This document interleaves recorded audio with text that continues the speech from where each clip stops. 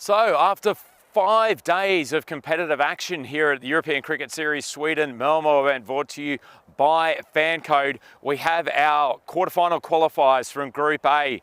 Come Saturday, it's time to introduce you to 5 new teams who make up Group B, who will all be fighting hard for their place in the quarterfinals. There's some explosive hitters amongst you, plenty of action coming up. Group B starts today. It's the European Cricket Series by FanCode, starting right now.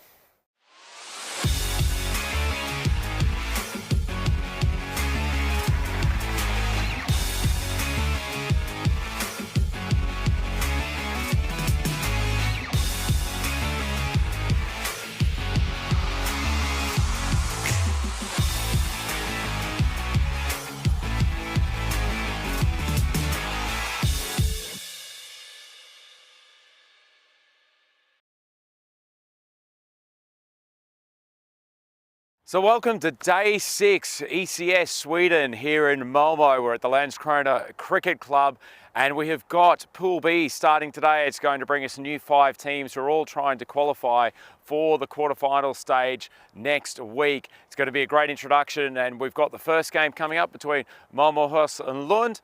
Switch over to Sir Rob Kemming for the toss. Heads, tails, heads, tails, your call. Yeah. Tails? Tails is called. It's heads. We will bowl. So there you have it. Lund Cricket Club has won the toss and they have chosen to bowl first here in Game 1 of Pool B. Few thoughts on these two sides. Lund Cricket Club, they've been up and down over the last couple of years. They have qualified for the European Cricket League from the Swedish domestic structure twice in the last 2 years. But last year they managed to qualify for that event despite it being their only win of an interrupted season. Nonetheless, they have still got plenty of players who are considered some of the best in this region. Debashan Dash, he was a man we became very familiar with during the European Cricket Series Malmo event last year. He was the most valuable player and he also smashed 26s during the course of that event. They'll be relying on him to get them off to some strong starts and we all know how important the openers are for this event. Oktay Galami is also another one to look out for. He's a left-arm spinner who's just made his way into the Swedish national team setup, so they have clearly got their eye on him as a developing player and he will provide them some change of pace in the middle overs. Their opposition, Malmo, well, they're a strong outfit who managed to go through the entire preliminary stage in ECS Malmo last year undefeated before their run to the final was stopped by Ariana O'Keefe, who we saw in Pool A earlier this week. Their gun batsman, Dheeraj Malhotra, he was second top scorer at ECS Malmo last year, and if he can replicate that sort of form, the Malmohus will be a few steps closer to reaching the finals stage. Their skipper, Ankit Gupta, is also a key man when it comes to the bat, and he'll need to provide some runs for them to just take some of the pressure off Dheeraj Malhotra across this strong batting lineup. As far as the conditions today, we had quite a deal of rain yesterday, although the skies have cleared somewhat this morning. As we can see though, it's very, very dark here at the moment. That's as a result of some heavy clouds that have come overhead of the Landskrona Cricket Club at the moment. We also have a forecast. There may be some showers throughout the morning sessions in particular. Hopefully by the afternoon, it will start to clear up. The players will also notice a discernible difference in temperature. It's around the mid-teens at the moment and it's probably not likely to get to 20 as we go throughout the course of the day.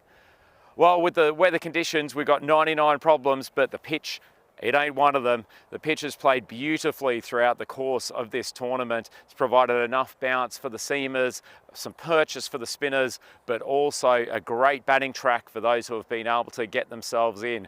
Should continue to play that way for this Group B, although it'll be interesting to see if the water that it's had overnight from the showers will do anything to change its behaviour. All in all, this Group B looks very, very open. Aside from the 2 teams we have this morning, we have Gothenburg City, we have Hisingen, and also the home club, Landskrona Cricket Club. And they will know these surroundings very well and be looking to put on a strong showing in front of their home fans. Plenty to look forward to as we go through Group B across the course of the next week. Should be a fascinating series of contests today. I'll hand back to the commentary box, Mr. Maximo Vidi Sandu, to take you through the opening exchanges. Thank you very much, Andrew Ryan. Welcome to all of our viewers, whether you're watching on FanCode in India or whether you're watching on our YouTube channel, ECN European Cricket Network. It's wonderful to have your company this morning. It's day 6 and we are looking forward to seeing Group B for the first time. And we're going to start with this clash between Lund and Malmo. Well, Lund, of course, it's a very famous city in Sweden, Lund. And we'll get to see them. And finally, we see them on the European Cricket Network. We've been waiting to see them for a while because they were meant to play in the European Cricket League in 20 and 21. Unfortunately, of course, the pandemic scuttling the plans there to see Lund out there in the middle, and they will be here to take on Malmöhus. And Malmöhus had some success last year. They topped their group in Malmo, but unfortunately they lost their semi-final. So it's Malmöhus, who I think are one of the favourites in Group B. Dhiraj Malhotra, you heard Andrew talking about his importance to their lineup, but also Ankit Gupta. I think that he's an important player for them. And as we head into match 21, the next 20 matches will all be Group B matches, and we'll find out exactly who will meet the 4 Group A teams in the quarterfinals. And yeah, Andrew mentioned also the weather. It's slightly overcast conditions. We're expecting the threat of rain fairly persistently as this day goes on. And hopefully it stays away as long as possible. As we see Debachan Dash for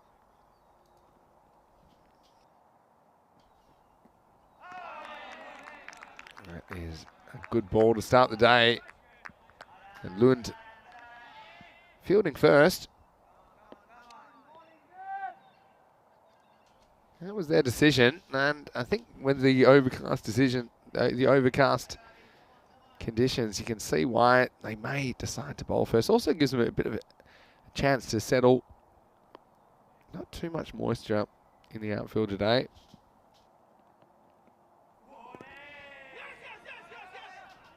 This one beats the bat, but also beats the keeper. This will be the first run of the day. I fancy that it would be a bye. But umpire no signal, so maybe it was a little edge on that one.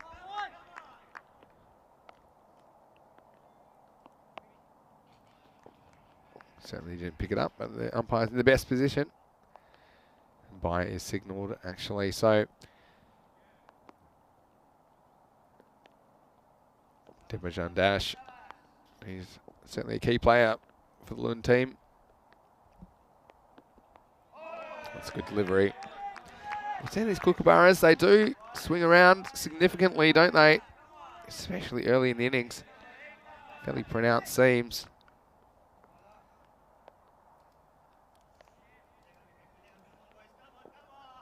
And a bit of chat around this morning, as you'd expect. These teams are very, very keen to get going. That's a good delivery. Takes the outside edge of the bat, but stopped in the circle. It'll just be the one.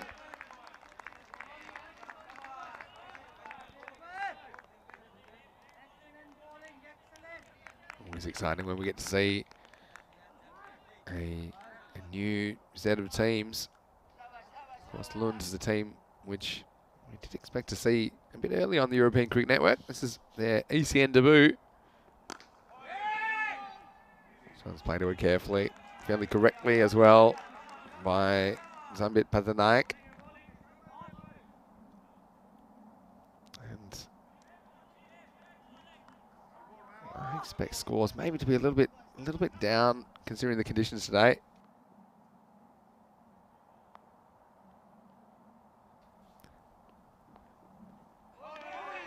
Swing and miss, but this one will be called wide. Just a little bit too wide of the offside wide indication line.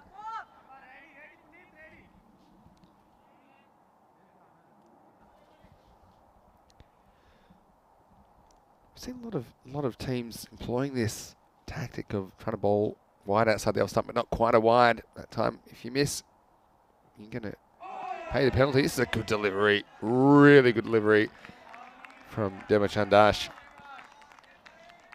Actually doesn't get too much better than this. Batsman just wasn't good enough to nick it. See it shapes in, then moves away. I mean, that's an outstanding ball.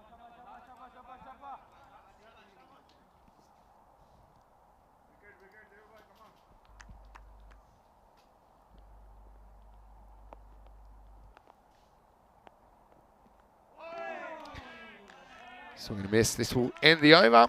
And after one, Malmahus, it's 4 for no loss as I welcome into the commentary box for the first time this morning, Andrew Ryan. Good morning, Andrew. Thank you very much, Vinny Sandu. Wonderful to be back on the coverage for day 6 of this European Cricket Series event here at the Landskrona Cricket Club in Malmo region of Sweden. And as much as we've enjoyed having 5 teams from Group A, it's wonderful to get a whole new suite of local clubs into the fray today.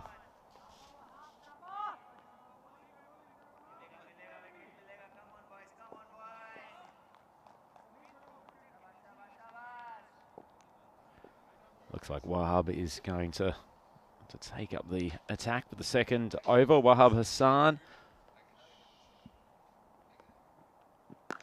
Good length ball. Continuing on the trend of Devashan Dash, who bowled an excellent first over. He was right on the money.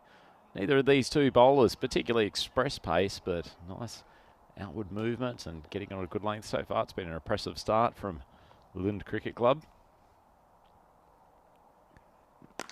Goes over the top this time, and this is going to be the first boundary of the day. That's well struck, and we talked about the importance of boundaries in the power play. This one was well struck. Just goes through the line, doesn't he?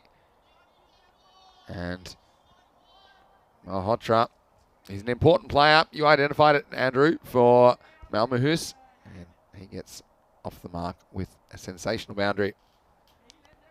Obviously, we've been doing a fair bit of scouting of these teams over the time leading up to this ECS Malmo event, and he really has had frequent reports coming back of putting together some good scores in Swedish domestic cricket, just all round looking like a good bat. And once again, comes up with second consecutive boundary. That was just a little bit short of a length. Wasn't a bad ball, to be honest, but he's heaved it across the leg side for a second 4. Yeah, so back-to-back boundaries. Pretty handy start to the over. When you get 2 boundaries in the first half of the over, I think you're feeling pretty confident. And Malhotra, we're seeing his significance to Malmahus straight out the gate. And now they're going to keep the deep square leg back on the boundary. And that last ball went.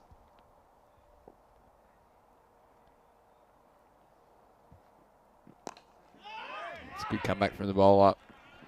Malhotra just pushes defensively, gets 1.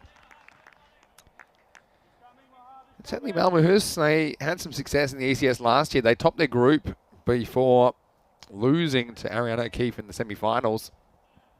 And I'm sure that Malmahus would be keen to go a little bit further this year. And a fairly confident start to this one. Hassan in again. Thick outside edge, and this one is going to run away, and it's going to run away for 4. So a third boundary for the over. This one not particularly intentional from the batsman, Patanayak. He gets off the mark with a 4. There's a full toss, though. And just enough bat on that to take it away, the third man boundary. Yeah, good start for the 2 openers. Got through that very, very good opening over from Devashan Dash. They've started to cash in against Wahab Hassan, who's just lost his length a couple of times. Bit of pressure back on him now, early stakes. Swing and a miss to finish the over. 2 overs down. Malmahus, it's 17 for no loss. Well, Vinny, we saw with one of your pitch reports or match reports earlier in the week that that you were able to camouflage yourself against this this pitch, given the combination of the royal blue surface and the orange FanCode stumps. I wouldn't be surprised if we lost vision of a few of these Lund cricket players throughout the course of the match. And not often you turn up to a match where both teams have orange in the outfit. It's a nice bright colour for this slightly dark and shady day, given the heavy rain clouds that are sitting overhead. Fortunately, they aren't dropping any rain on us at the moment. We'll keep our fingers crossed it stays that way. We need some brightness, don't we? Because the weather is a constant threat, I think, today. And both teams with a bit of orange. Plus, we'll be in Holland in around about a month's time for the ECS. This one is on the leg stump and is punished. And this is a really good shot. All the way, Maximo!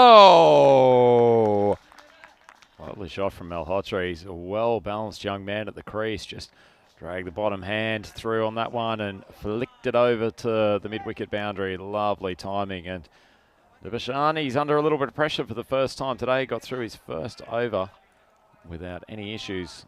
Only went for 3 runs, but getting hit from maximum first ball has put him on the back foot. Certainly has.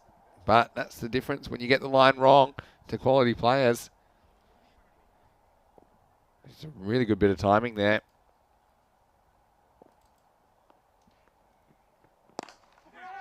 This one's hit reasonably hard to mid off. They'll take the one. Good backing up as well by Inder Singh. Interesting to see how Group B approach the first few games in the tournament, because I think that we saw ball dominating bat in Group A for the most part, with a few exceptions, notable exceptions. We saw typical run rates around the 9 mark. In the air, but this one's going to go all the way. How about this? This is a great shot by Patanayak. Maximo! The second one of the day. Goes after it and just gets just enough to get it over the line. 6 more to Malmo's. Different beasts, these two players. Vinny Malhotra is pretty much a very, very straight technician. It looks like his partner, Patanayak, loves to whip the wrist. Great shot there.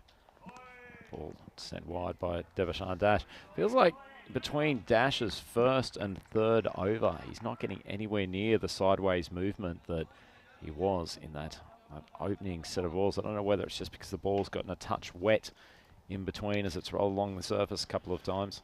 Yeah, it could be. It's one of those things. The movement is a bit of an inexact science, I suppose. It's pitched up and driven down to long on. But at the moment, we're seeing a pretty good power play from Malmo, who's, I think, about 30 as par in the power play on this ground. They've gotten there and not lost a wicket along the way. So, fairly confident start from Malmo's.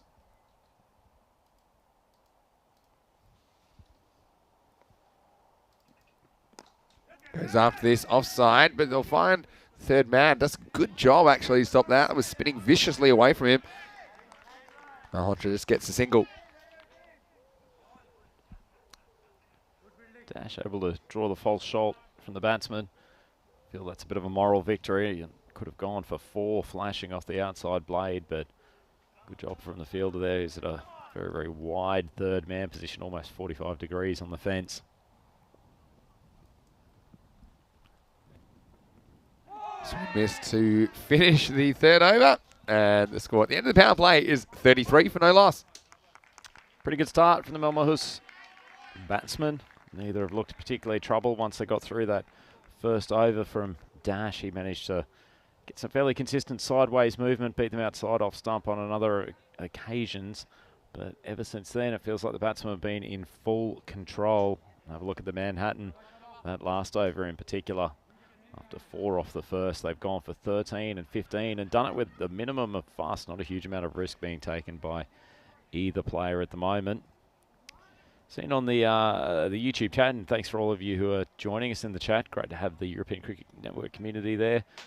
Question from Keanu Nolan.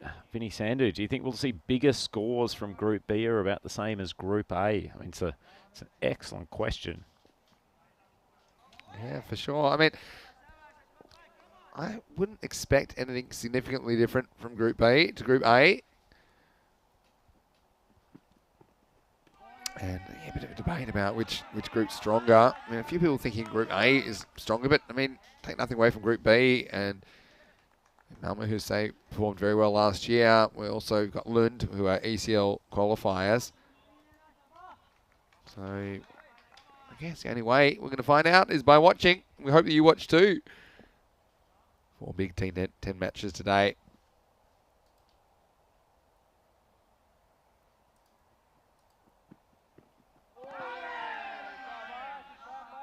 Another one that beats the bat. So this is pretty good bowling at the moment. It's Ashfaq Ali that's taken over. And just pushing it through. I'd love to neutralise the threat of Malhotra at this stage.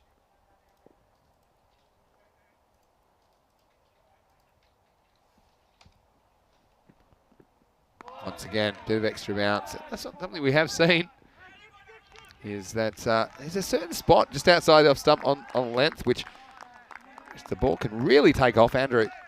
Really has popped up on a couple of occasions. It's got an interesting action. Ashfaq Ali pushes it up to the crease, reasonable pace, gets a big jump and launch of the arms in, and then just seems to lose a little in his last stride. Nonetheless, he's setting it down at reasonable pace and beating the bat 3 times in succession, so it's a good start from him.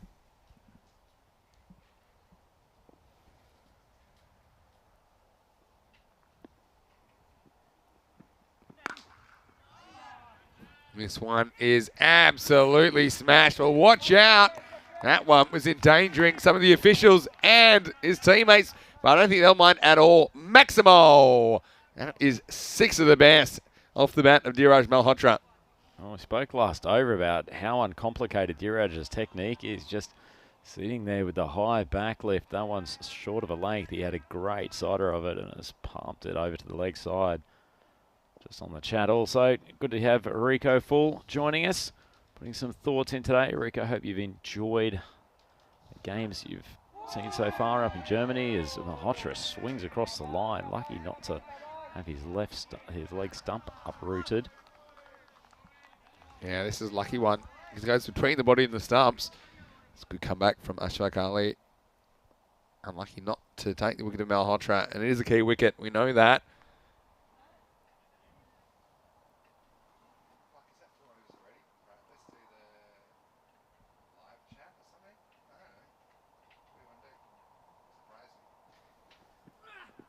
Well, it goes high.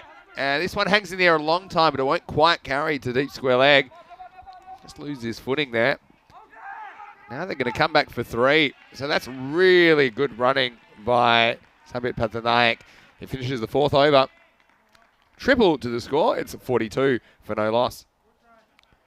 Good example there, Vinny, of the fielder who went over on his backside, showing that it's a little bit slippery out here this morning. There's been some additional light rain, I'd say, for the first couple of hours today, and great to have everyone, as we said, in the YouTube live chat. Rico's in there at the moment, Keanu as well, Love Moments, Dream Home, all the big names of the chat group.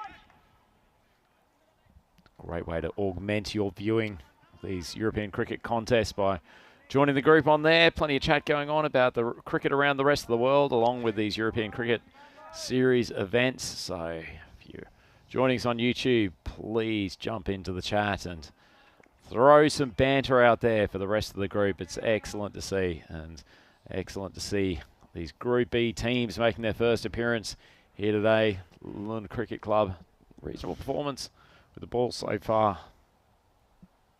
Manzia continues. Starts with the wide down the leg side. Also, Keanu mentioning that congratulations to the Bangladesh viewers for Bangladesh's win against Australia in the T20 International Series, and very warm welcome to all of our Bangladeshi viewers. We know there's plenty of them on the YouTube channel. Yeah, well-deserved victory. Sensational moment for Bangladesh cricket. Well, this one gets big on him. Now they're going to get a run here.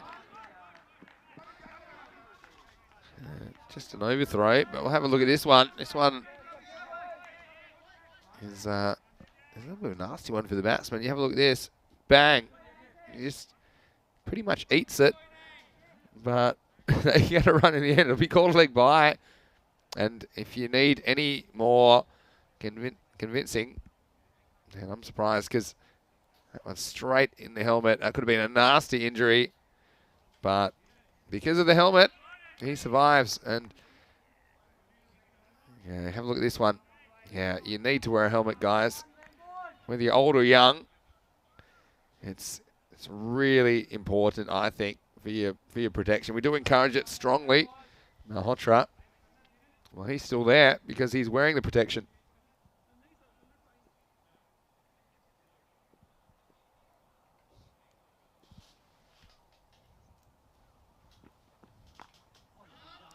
This one's going to be 4. And there's no fine leg in place. So anything in this area is always going to run away to the boundary. It's banged in. And Patanayak, he just turned on it and he gets 4 for his team.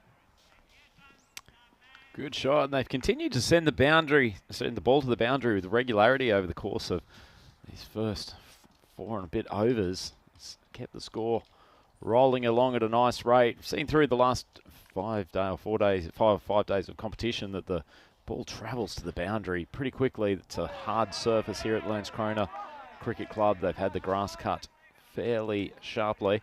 And so the ball travelling to the boundary once it beats the infield. Yeah, so we've seen average run rates around the 9 mark so far. But I guess time will tell what the pass score is here in Group B. It's called a wide. It's banged in by the bowler. Of course, they're pretty consistent on these wides. Anything that gets a bit of that wide line as it goes past the popping crease. That's a pretty tight call, but I judge that one to be a wide, so that'll be 1 run to the total, and the ball will have to be rebowled.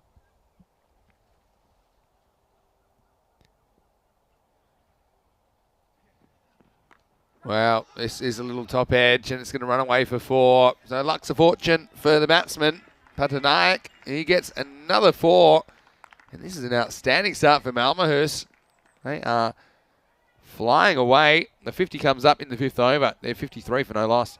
Well, probably haven't seen 2 openers in Group A who have shown so much control of the bowling attack as these 2. They've really gotten Malmo off to a wonderful start, and they are on track for a pretty significant total in this opening game of Group B. There's been a few balls beating the bat, but they haven't quite got the edge yet, have they, Lund? And they're certainly one team that we're looking forward to watching on the European Cricket Network for quite some time. And at the moment, there's just a little bit behind the running early in this match 21 of this FanCode European Cricket Series. The first match of Group B. And grunted slower ball. Oldest trick in the book. Gets past the batsman for a dot. It's the end of the 5th over. Halfway through this innings, Malmo, they're 53 for no loss. Nice bit of audio deception from the bowler on that occasion, Zia. It's gone for 10 and an over, which is continuing a unfortunate run of double-figure overs for a number of the Lund bowling attack. And manages to get a dot on that last ball. Have a look at the Malmohus batting card. Not too much work for the middle order so far. The opener's still out there. Sambat Patanayak, he's on 19 off 14. Diraj Malhotra identified him as the undoubted batting star. The Malmohus team. He's up to 27 off 16. Malmo's 53 for none. They've still got 30 balls left in the kit bag. And they are well on the way to a strong first innings total in this first game of Group B. No doubt about it. And we're going to see Inder Singh with the ball now. It's turned to a bit of spin. Oh, it's in the air. This is a chance. Should be taken. Usman Zia. He drops it eventually. Well, can you believe it? I mean, they really need a wicket at the moment. Lund, and unfortunately for Usman Zia, this one just pops out. I thought he might have had a chance to take it on the second attempt, but just out of his grasp, and a chance goes begging for LCC. Pretty important chance to be dropping as well. They desperately need one of these two openers back in the pavilion. Well, this time it does take the wicket, and there's no doubt about this one. It's Pathanayak who swings right across it. So spin does the trick into Singh. Picks up the first wicket for LCC in this tournament. And Malmo who's there, 54 for 1. Yeah, good captaincy from the Lund skipper. He's brought on the leg spinner after 5 overs of seam up bowling and extracted a catching chance on his first ball. Nicely flighted leg break that second one, and has beaten the batsman in flight. Pathanayak back in the pavilion, and that's a very, very helpful wicket for Lund Cricket Club. They'll hope to be able to capitalise on that breakthrough, maybe create a few dot balls over the course of the remainder of this over and just get this game back on track. So often you see change of pace that brings the wicket, and so proved into Singh in the first breakthrough for Lund.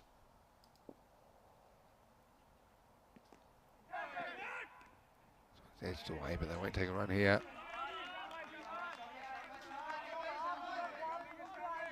Nicely flighted leg break from Singh. He's got good control. He's kept the ball on an X length. Haven't given the batsman any freebies as yet. And spins across the pads. Well bowled again. Yeah, really good bowling.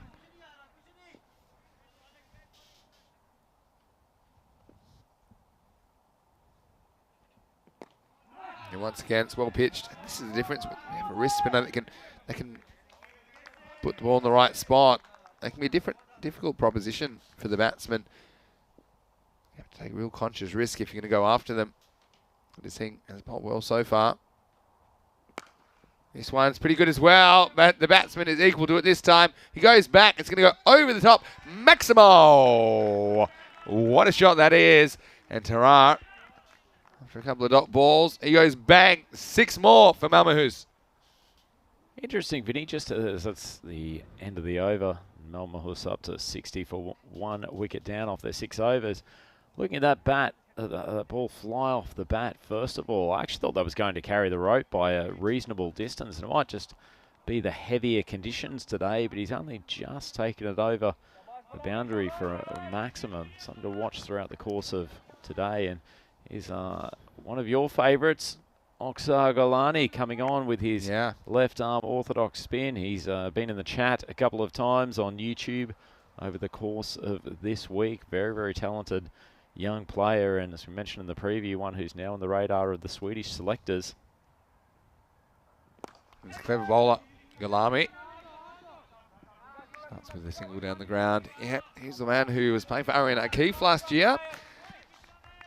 Bowled a very, very good last over. And a golden ball that really probably should have been a victory for the fielding team, but it was a fumble by the keeper that allowed a second run.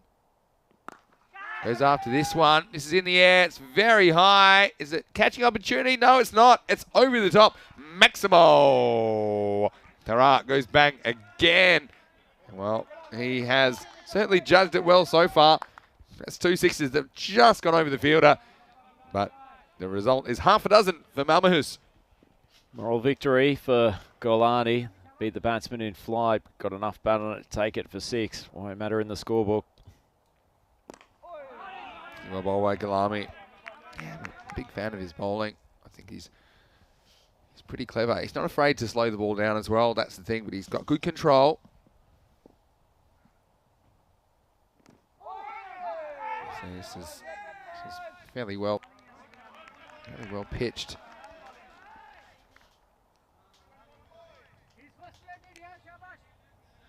And Tara just getting back in time before Adi Björk takes off the bails.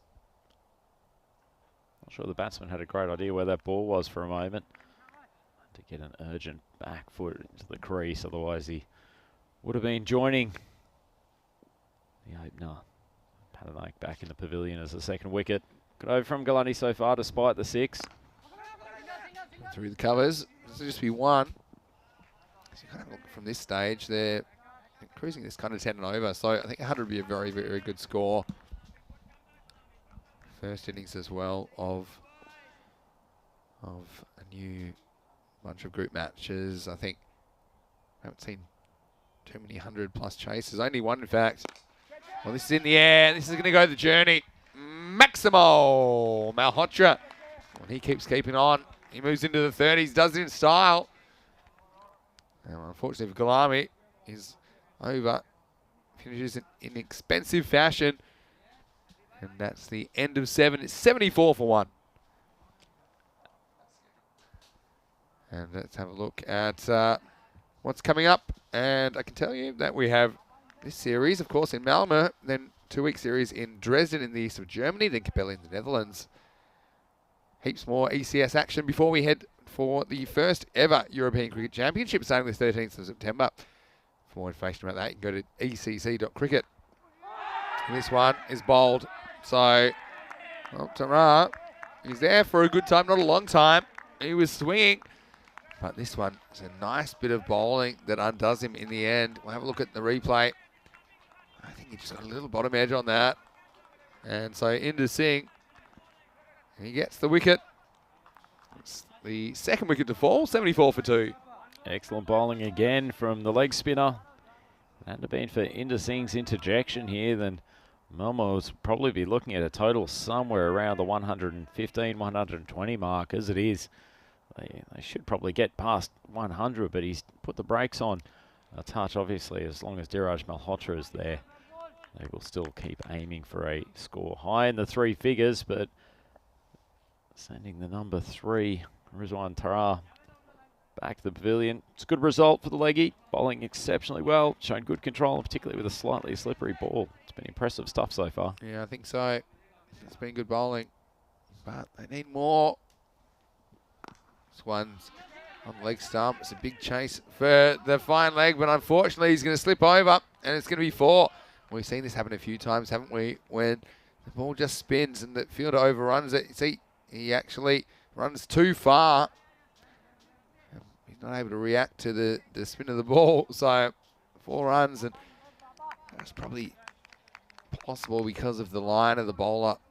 Was able to, he just put it a little bit too far outside the leg stump. The batsman was able to swing across the line fairly comfortably. 4 more for Malmo, who's good start for Gupta. Second time that field has slipped over in the backward square leg region. Obviously doesn't have the rubber spikes on today. Could do with them. This top surface, it's a little bit slippy.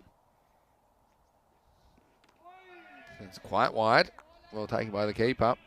But it will be judged a wide. Have to roll that one again. I think he's bowled pretty well though. Inder Singh. Hasn't bowled too many bad balls. It's another good one. Batsman's forced to defend. They'll just get a single here. Good batting from Gupta. Had the full first ball. Forced the bowler into a change. Ended up with the leg side wide and then just takes the single. He's got Malhotra, who's in a red hot form so far today. Want to give him as many balls as possible in these remaining overs. Really tossed this one up and beats the bat. And yeah, sometimes slowing the ball down can be pretty effective. The batsmen are going at you, and guess that one past Malhotra. Wonder if he'll be as lucky this time. Well, this one is driven away, and this is a really classy shot. No one back in deep cover, and he goes through the line of the ball. Beautiful off to cover drive. 4 more runs to Malmahus. Great shot from Malhotra. Clever piece of batting too. He had a fair idea of where that ball was going to be pitching. He was clearly trying to push him outside of off stump. Just spun his body around. Was always looking to that cover region for a boundary. Excellent batting, showing his class, Malhotra.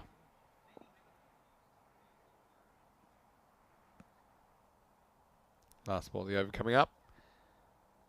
Malmahus showing some of the form that saw them top Group A last time in Malmo. He's on the back pad and he's gone this time. And so a well-needed wicket for Lund. Look at this on the replay. Yeah, it looks pretty adjacent to me. Back pad. Hits him in line with the stumps. I feel like that was going on to hit. You see, he's just caught in the popping crease, wasn't he? So That's an important wicket, I think, at this stage. Malhotra, he goes, but not before a good contribution of 39. The score after 8 overs is 84 for 3. Yeah, really good innings from Malhotra. Stamped his authority on this Group B part of the tournament already. Nicely bowled pair of overs from Inder Singh, 3 for 17 off 2, and considering the bowling figures of some of his teammates, that is a stunning pair of overs from him. 50-50 call from the umpire. The ball was pitched on leg stump. He'd spin back across the batsman to touch, but in the end, he got the decision being hit on the back pad. Always one that gives the umpire much more confidence in raising the finger. Galami continues. It all happens in the 9th, and he's got the 9th here. Starts with a wide. Comes after this one and gets it good. Wow, Gupta. He absolutely nails this one over long on. Maximo! 6 more runs to Malmo, and he might have lost Malhotra, but Gupta is not concerned. He goes large. Goes large, goes very easy too. I'll start calling him the Big Easy. That was a wonderful strike and not a huge amount of risk in it. Just use the feet, get to the pitch of the ball. Galami goes slower. It's clever bowling, and it should have brought a wicket, but unfortunately for Galami, it falls into a gap, and that's good running as well. Get back for a couple, and now they're thinking about a third, but they'll be happy with 2. That's why I think Galami is quite a clever bowler, because he's not afraid to take the pace off. And that one popped up, but unfortunately for him, didn't go to a fielder. Got to be willing to use the changes of flight in these late overs as an orthodox spinner. Gupta goes straight down the pitch. Another easy swing. It's like he's turned up to the golf range first thing in the morning and he's pulled the 3-wood out for a few easy strikes. Excellent batting from Ankit Gupta, the captain, coming through with the goods for his team. Yeah, the Big Easy. I like it because he makes it look easy, doesn't he, Gupta? That one was absolutely smashed down the ground, but economy of movement, economy of effort from the captain. He's been a revelation since he came to the crease. He's 19 off 5 deliveries. Time for Think Music. Galami's been pretty expensive so far in this spell. Oh, this one's a misfield, and I think it costs them 1. Well, it's a double misfield. Well, welcome to the FanCode European Cricket Series. And just when you think you've seen it all, this one got through the infielder. He misfielded it. The outfielder, unfortunately, couldn't do any better. There's the first one. And here's the second one. Straight through the Jake the Pegs. 4 runs. Malmo's keeping on in the 9th. It all happens in the 9th. Well, nervous times for the outfielder this time. And that's Javed Mohammed, who does field this one and keeps it to 1. I think he'll probably be out here. Well, I think this is gone. Yeah, the umpire gives it. So I was very surprised here. You saw there was a chance of an overthrow, and Gupta, he just overcommitted. So that's actually a wicket from nothing. Yeah, no doubt about it.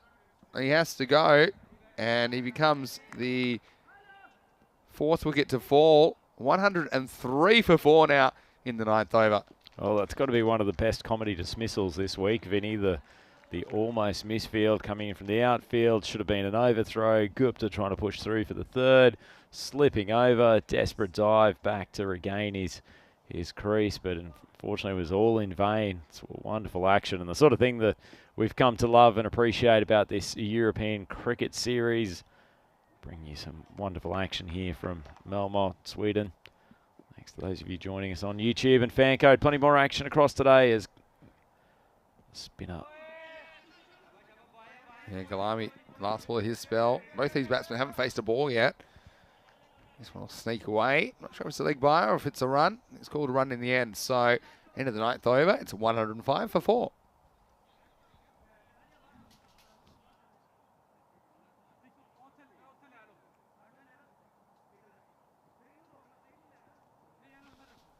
One over to go. 10th overtime. Strap yourselves in. They've got 6 wickets in hand. So I think we're going to see some action from Malmo's. He's put a good score on the board here in match 21 of this FanCode European Cricket Series. Yeah, 105 for 4. It's a position of ascendancy. 6 balls to go. It's Wahab coming on to bowl the final over. He went for 13 in his first attempt at the crease.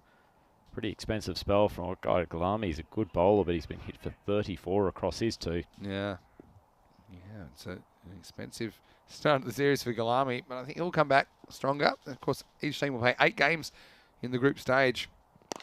All right, 10th over. This one is banged, and it's going to go all the way over the fielder. What a shot this is. Sensational shot by Safi first up. Maximo!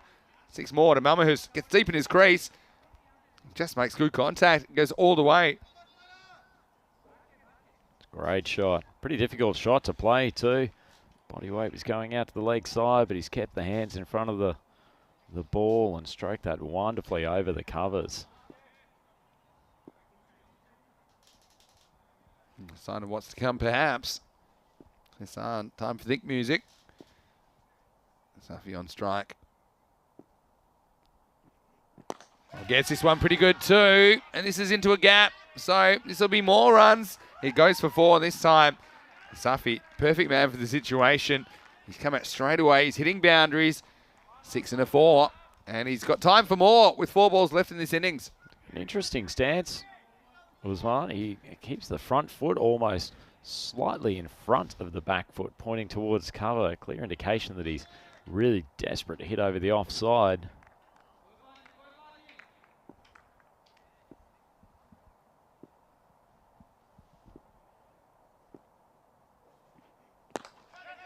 In the air. And this one is taken. It's a nice catch by Ashok Ali. Had to go all the way back and was conscious of the line. And he does take the catch. And a dangerous hitter is removed. Safi goes for a useful 10. He becomes the 5th wicket to fall. It's 115 for 5. Great interjection from Safi. It's a tough place to come and bat in those final overs where you've just got to thrash from ball 1, but he's done it very, very well. Added some, I wouldn't say much needed runs to the team's total. They're in a good position as it is. Still a couple of balls to go.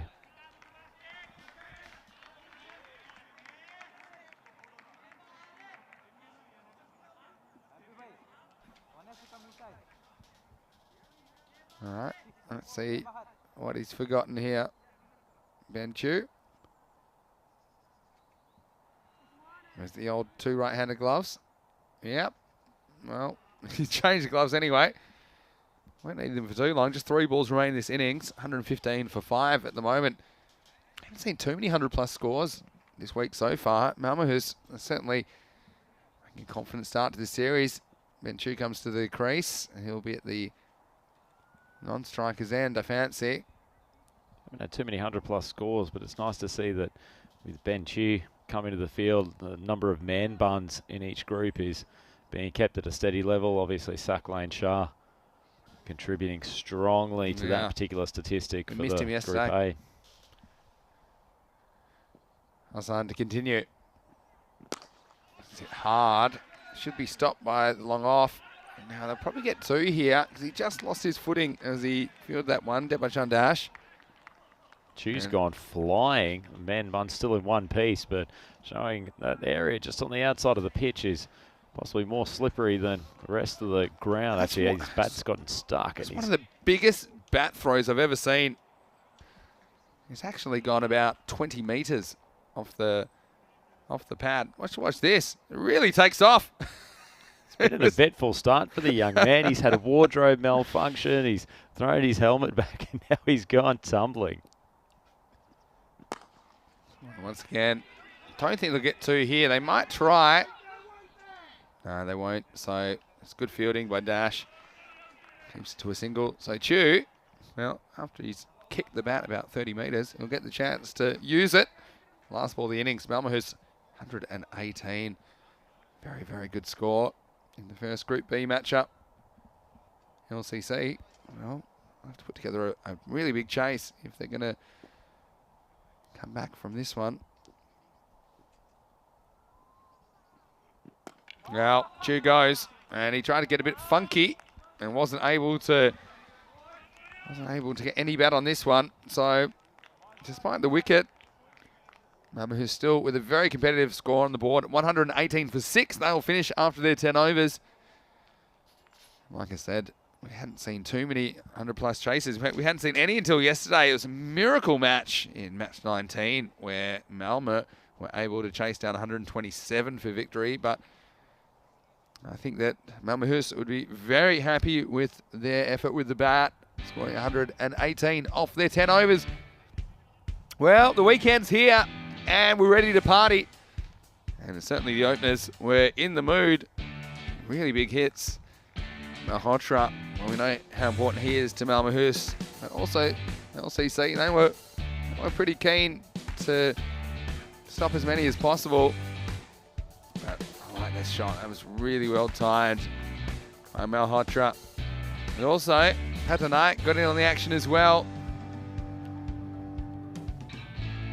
And Lund, former ECL representatives, they had their work cut out from this morning. One that got big on Malhotra, and we're lucky that he was wearing a helmet. He was able to continue his innings. A couple of lucky ones as well. This one, well, Zia, he wasn't able to hold on the second attempt. Ultimately, the wicket did come, and it came as Patanai swung around that one. Clean bowled. I actually think that Inder Singh bowled really well in his 2 overs.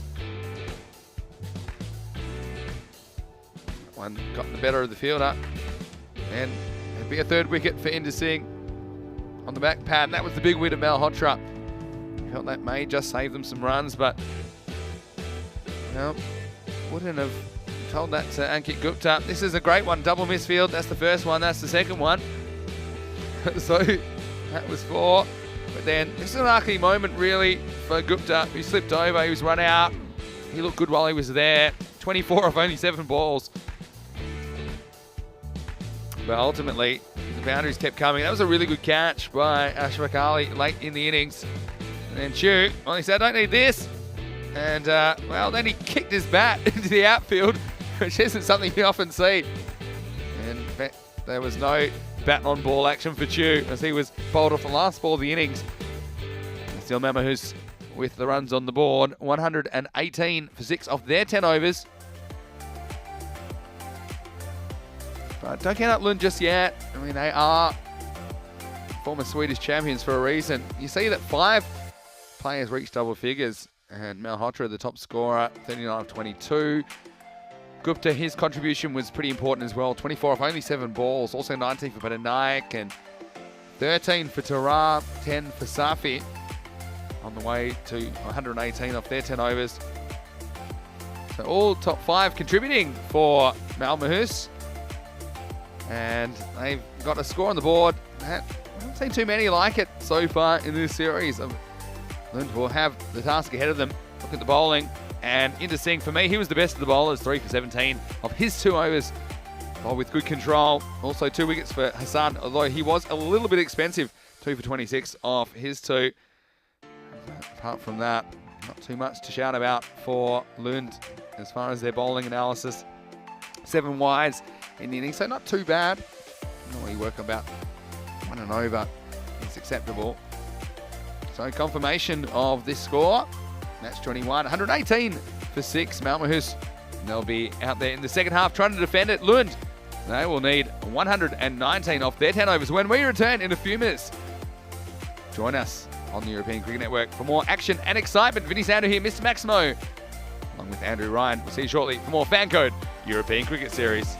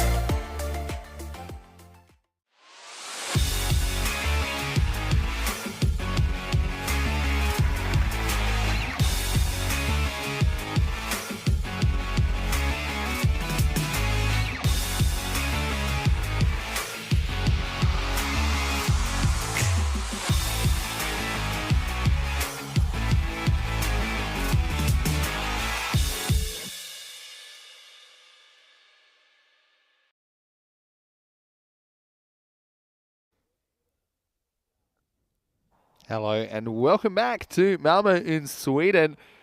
It is match 21 of this FanCode European Cricket Series. It's the first day of Group B action. We're seeing Malmohus taking on Lund, and in the first half of this match, it's Malmohus that have the advantage. They scored 118 runs off their 10 overs. It'll be a big chase for Lund. We haven't seen too many 100-plus chases on this surface so far. Just the one. It's a miracle match yesterday. The impossible chase as Malmo chased 127 against Jönköping. As it is, it will be a big task for Lund if they're going to chase this down. Malhotra was important, but actually all of the top 5 contributing for Malmohus in the innings. And Lund will have to make a very good start, you'd think, if they're going to threaten this total. It looks like it's Debajan Dash and Oktay Galami that are going to open the batting for Lund. And we mentioned the importance of Dash. He's certainly one player that can take the game away from the opposition. And Malmohus, they do have the runs on the board, but they'd have to defend it, and they'll have to bowl with discipline, I think, and keep this Lund team at bay. And Lund, we know that previous Swedish champions and a very decorated club, but they've certainly got the task ahead of them here.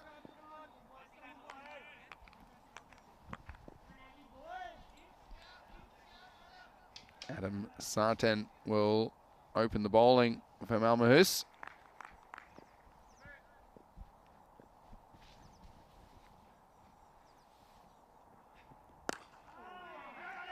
Fairly good start. In swinger from Sarten. I'll get a run here, and so certainly appreciate your company, no matter where you're watching around the world, whether you're watching on FanCode in India or whether you're watching on our YouTube channel, ECN European Cricket Network. It's a super Saturday, first day of Group B action.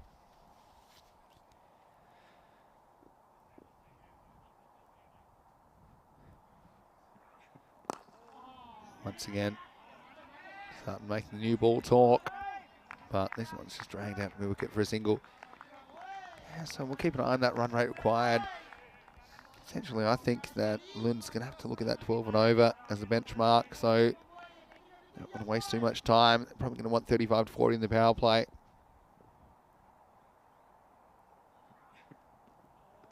This one doesn't really swing, so umpire calls wide. Good call by the ump. It's a lot of runs to get. You always need everything to go right in your chase. I think if you're going to chase the score like this. Well, this one's hit pretty well, but straight at the infielder. And, well, this one, can you believe it? He's going to be on his way, and it's an excellent piece of fielding. I mean, the ball was absolutely cracked. And you can see the non-striker. He kind of went with the hit, but that's also really good work by Sarten to get back to the stumps. And just like that, the first wicket falls, and it's 3 for 1. Great start for Malmohus. And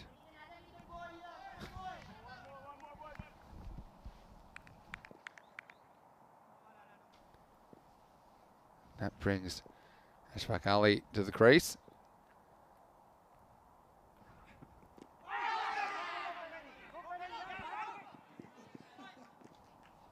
Bit of acrobatics from the keeper.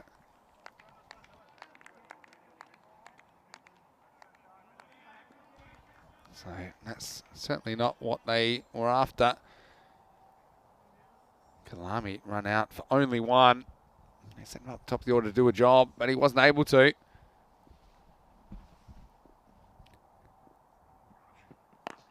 And it goes over the top this time. And this one will be the first boundary of the innings, and it's just lifted over the leg side. And this is the natural in swing that Sarten gets, and was whacked away. 4 to the total. They're going to need basically, I think 6 to 8 runs in boundaries and over if they're going to be able to keep pace with this chase. Keep an eye on that run rate required as we go through the second half of this match 21.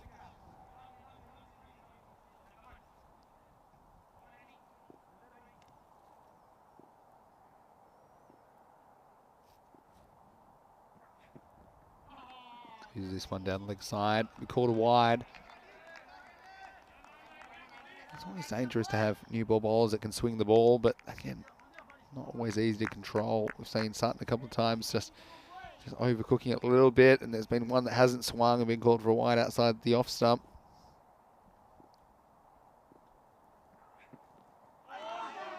Gets this one right, and a good piece of bowling. As we get to the end of the first over. Very interesting one. It's 9 for 1 after 1 over. As we welcome back into the commentary box, Andrew Ryan. Thanks, Vinny. As you say, interesting over, delivered by probably the tallest bowler that we've got at the competition. Sutton's got a fair bit of height on him to start with, but he also gets a very, very high arm position, so the ball's coming down at a different trajectory than you have from most bowlers in and around these parts in Sweden, but provides an extra dimension to the attack of the Malmo House team. Unfortunate wicket lost in the first over, but Dash is still there. He's the MVP of the European Cricket Series Malmo tournament last year, and he will be every bit as important for Lund Cricket Club. So make their way through this Group B tournament, and Dheeraj Malhotra's taking the ball for over number 2. Malhotra, important all-round contributor, isn't he? For Malmo House. And electing to go with a slow option in the second over.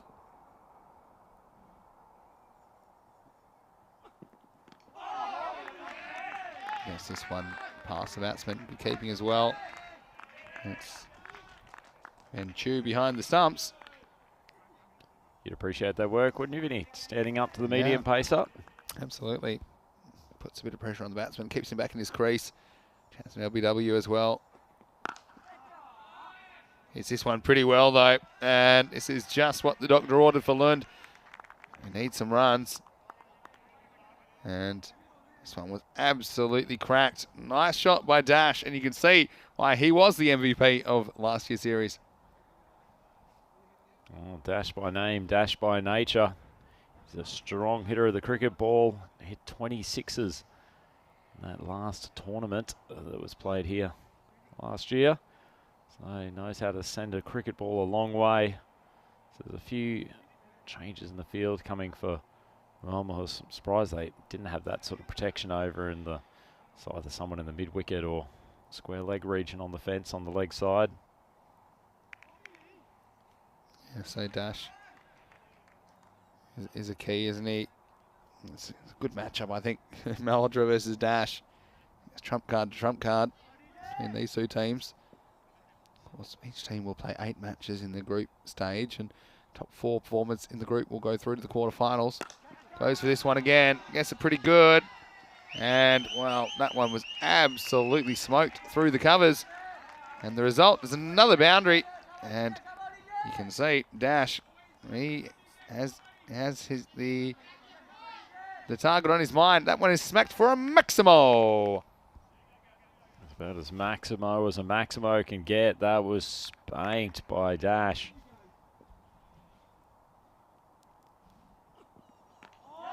Yeah, good comeback from the bowler. That's why I love these matchups, when you get the best players playing against each other. Also, nice bit of keeping again by Chu. He wasn't able to repeat the dose. Oh, we had the very pertinent question from Keanu Nolan in the chat earlier today about whether Group A or B will have more runs scored. From the look at the batting lineups for these two teams, there certainly won't be any shortage of runs scored in Group B. That should be a music to the ears of European cricket fans everywhere. Plenty of explosive hitting to come. Slow ball there. That's well kept out by the batsman. Just one, so Keanu in the chat saying Yeah, hopefully they watched Malmo yesterday to see how to chase 100 plus. Well, it wasn't just 100, was it, from Malmo yesterday? 127, what a chase it was. With over to spare. They provided plenty of entertainment during this series, Malmo, and they are through to the quarterfinals in third place in Group A. Oh, this one felt like it might have taken a little bit of an edge. I'll have a look at this one on the replay.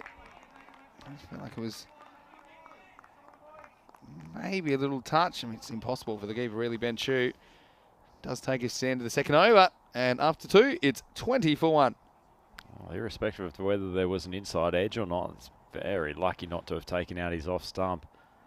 Would have been a tough position to come back from, losing 2 wickets in the first 2 overs, but as it is, going at 10 and over, target 119, so there's still a very long way to go.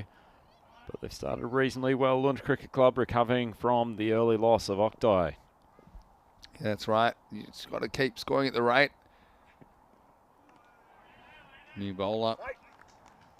It's not a new bowler, it's Zartan actually, who's going to continue. And you mentioned his height is certainly a weapon that he's able to exploit, I think. Especially on the artificial surface, you can get a lot of bounce. Starts with a wide though.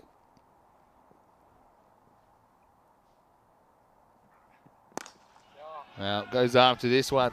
Watch out, Maximo!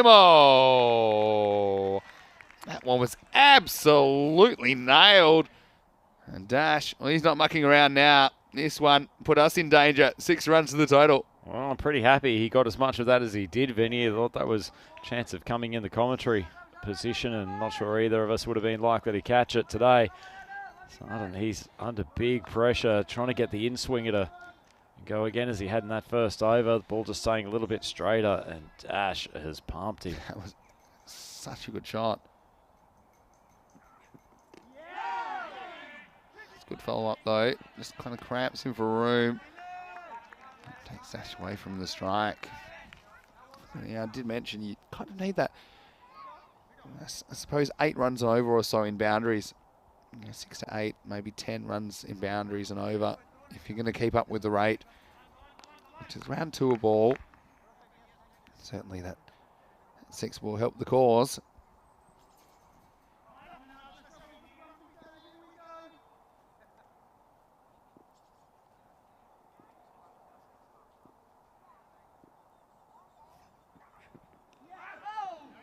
This one just evades the keeper. Only get 1 here though. So Adam Zartan just essentially kind of cramping the batsman for room. And seeing Dash, if you allow him to free his arms, he's a very dangerous player. But it's a risky strategy, I suppose, as well, because you risk opening up the leg side for the batsman when you try and spear the ball in. Goes after this one, and well, what a shot that is. It's another one. Maximo! Dash absolutely smoking that one. The third 6 of his innings. He's raced to 24. His score is up in the 30s. 35 for 1 now in the 3rd over. Oh, dashing stroke play from the Lund Cricket Club superstar. He's giving us an early glimpse as to why he was MVP of this ECS Malmo tournament last year, and for so long as he's there, Lund Cricket Club will think that this total is more than reachable. Dash 24 off 11.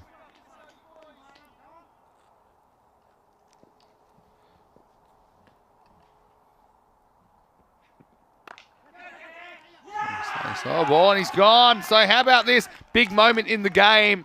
It was outside the off stump. It was wide. Dash went after it, and all he did was just bunt the ball to Raseka Dhanasekara. Can you believe it? Just like that. Lund, spanner in the works. They lose their 2nd wicket. That's a big one. Dash is gone for 24, and it's 35 for 2. Well, he's been pretty expensive so far, Adam Sartan. He's gone for 21 off almost completed 2 overs, but he might have taken the biggest wicket here today. Devashan Dash, he was pumping the ball to all parts. He's back in the pavilion now though, out before the end of the power play, and that's a huge, huge scalp for Malmo. They'd feel pretty confident now. There's some batting left in this Luna Cricket Club squad, but Devashan Dash, he's the man they desperately wanted to see back in the sheds, and they've achieved that with 1 ball to go in the power play. Yeah, big moment in the game. Vierick, the captain, takes over. Starts with a nice shot, finds the gap. This one's going to run all the way to the boundary. So, perfect start. And boundary to finish the power play. 2 wickets are a concern, but still the scoring rate's been very good from Lund. After 3 overs, it's 39 for 2. Oh, great. Great finish to that power play there, leaving aside the loss of the wicket of Devashan Dash. Look at the Manhattan, gently creeping up so far. Lund Cricket Club. Been an interesting start to the chase. Punctuated a few plays and misses by a number of boundaries. Probably not that drastically different to the first few overs from the Malmohus team.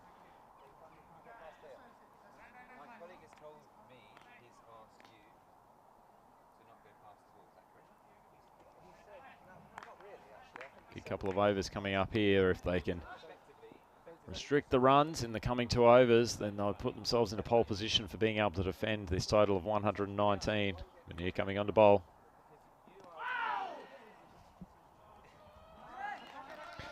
So the score rate's been good so far, but I mean the 2 wickets have to be a concern for Lund when you can see the players that are out, but they just try and stay above that at 12 and over, so they want to be around 48 after 4 overs. You have to be pretty conscious of it, because if you fall behind, it's not easy to make up at the end of the innings. Gets this one away though, and this one's going to be a boundary. So that's what's required at this stage. And this one wasn't a really good ball, was it? And Ashraf Ali, he takes full toll. 4 runs to the total. Yeah, pretty generous, Vinny. That was a dreadful ball from Faraz Munir, just when they'd started to put some pressure on the Lund Cricket Club.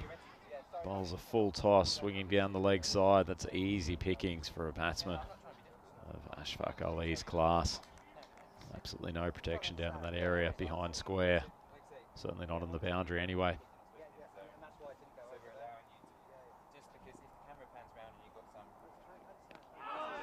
Beats him this time. It's a better delivery.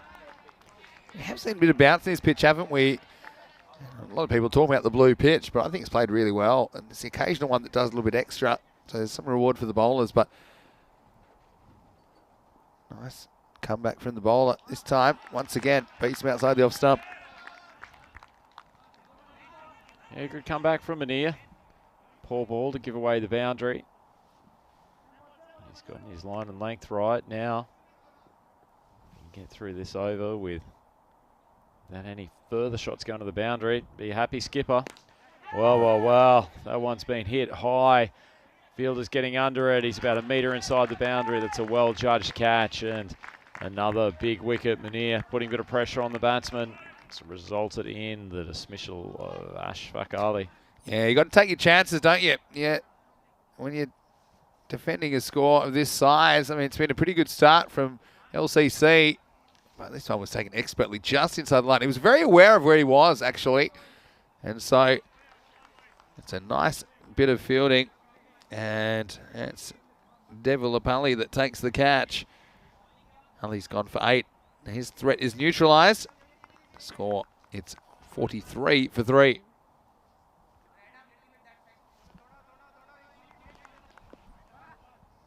Last wicket probably just putting Malmohus on top. Munir, final ball. Just pushed out to the leg side. It's going to be a fairly easy single. This will take us to the end of the 4th over. It's 44 for 3 after 4 overs. Very interesting match, and this will be very interesting as well. The first ever European Cricket Championship is coming. It's less than 6 weeks away in Khartoum, Spain. We have 15 European cricket nations going head-to-head in the T10 format that you love so much here on the European Cricket Network. We have 3 weeks of group action before the final championship week, the 4th and final championship week. And this will be all available on the European Cricket Network, on our YouTube channel, ECN European Cricket Network, and also on FanCode. For more information, you can go to ecc.cricket, find out how you can also get involved, be part of the fan zone, and the first ever European Cricket Championship. This next one is absolutely smashed, and that one is out of here. That's a no-doubter, Maximo. Lund bring up the 50 in style. That was a really nice blow over long on. And, well, Ardeep Virak, he's not messing around. He gets straight to work. What a shot that was. Yeah, great shot. Goes by the name Happy to his teammates, and that certainly brought a smile to his face. Lovely strike down the ground, and amazing. We talk frequently about these T10 games and how quickly they turn around. The wicket lost in the last over, and you felt like Malmo was getting on top. Now that mighty 6 from Virk has just given Lund a bit of momentum. Yeah, goes leg side again, and this one finds the fielder. It's a good piece of work on the boundary to keep that to 1. One thing you would say that Lund, what we're seeing from them is T10 specialists. I mean, they have qualified for the ECL a couple of times, although their tournament was postponed, so they'll have to do it the hard way again. But they've got batsmen that aren't afraid to play their shots. This one leg side again. This time, some thought of a second, but they won't take it. And back-to-back singles to start this 5th over. After that 6, so Lund, they're very much on track, but the rate's pretty much where it started at the moment. Still 2 a ball required. There's leg side this time, and the field's well placed, and this one will just be a single. It's always tough, these 100+ chases, Andrew, especially on this surface, as we've seen.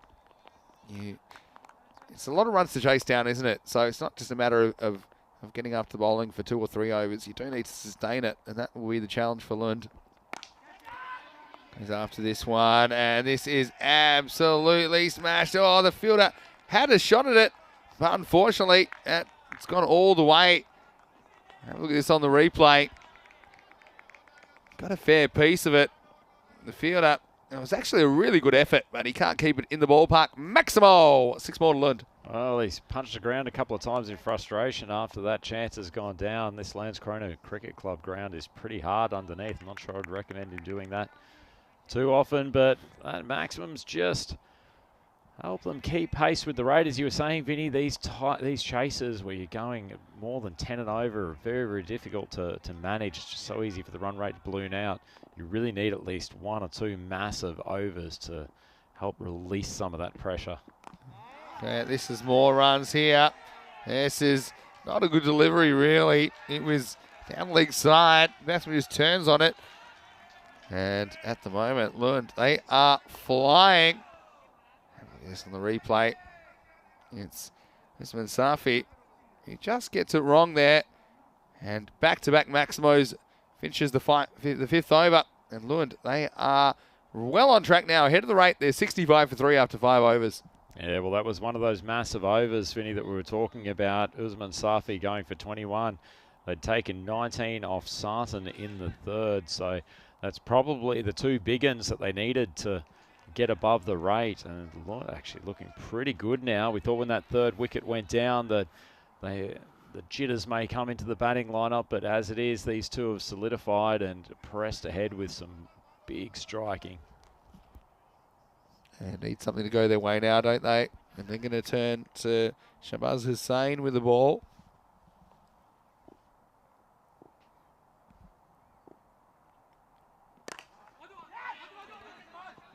Driven to the offside. They'll get a single here. So we could have a cracking finish, I think. What I'm seeing at the moment in this first match of Group B. Of course, Group A, we've completed that set of matches. We know exactly who's going through from Group A. So now Group B will play the next 20 matches. Too many other quarterfinalists. Well bowled by Hussain. Gets up in the block hole. It was the spin change in the first innings when Inder Singh came on. bowled 2 particularly good overs with his leg spin that changed the momentum of that innings. Perhaps it might be the same here with Shabazz Hussain. He's been pretty accurate, pretty tight with his first couple of deliveries. Just need a wicket here.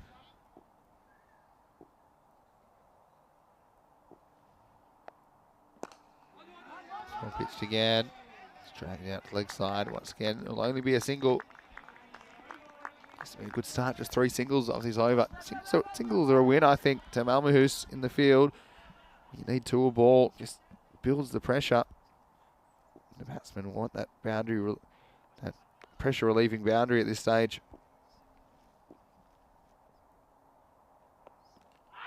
On the ledge, gets away from the keeper. And once again, only a single though. It's been a good over so far from Hussain. Maybe that was the chance, Vinny. Hussain floated it outside off stump. Edge, tough one for the keeper.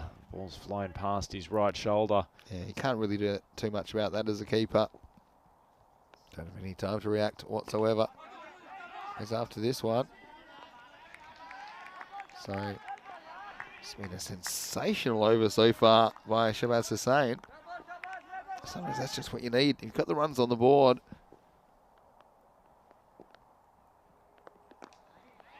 He lets himself down here though. Gets 2 legs stumpish and disappears to the boundary. Cuatro carreras, and the over finishes with a 4. After 6 overs, Lund, they're 73 for 3 and they require 46 off the last 4 overs. Well, in the context of this chase so far, it's obviously poor ball, the final one from Hussain, but he's only gone for 8, so it's at least stemmed the bleeding a touch after that 21 run over from Usman Safi. We'll have a look at the bowling analysis now. That good first over from Hussain. Safi, very expensive. 21 from his. Sarton at the top, bowled some good balls, but in amongst it was slapped over the boundary a couple of times, and 19 coming off his second over, which certainly gave them some momentum. Lund Cricket Club 73 for 3 after 6. Rasmini to bowl. And this one is hit pretty well. It's hit very, very well. Maximo! What a great start to the 7th. And Lund, well, they're not too fussed about this chase. 119 is a big chase. They are right on track. They move up to 79 now in the 7th over. Not too much pace coming in the ball from Rasmani. Needs to get his swing happening. Come back this time. And a lot of chat from the batting dugout as well. They're acutely aware of the significance of this partnership, I think.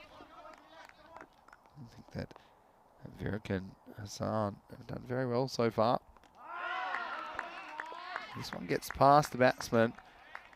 Hassan just able to catch up with that one. It's a quicker ball, I think, from the spinner. Again, very, very good wicket keeping from Benju.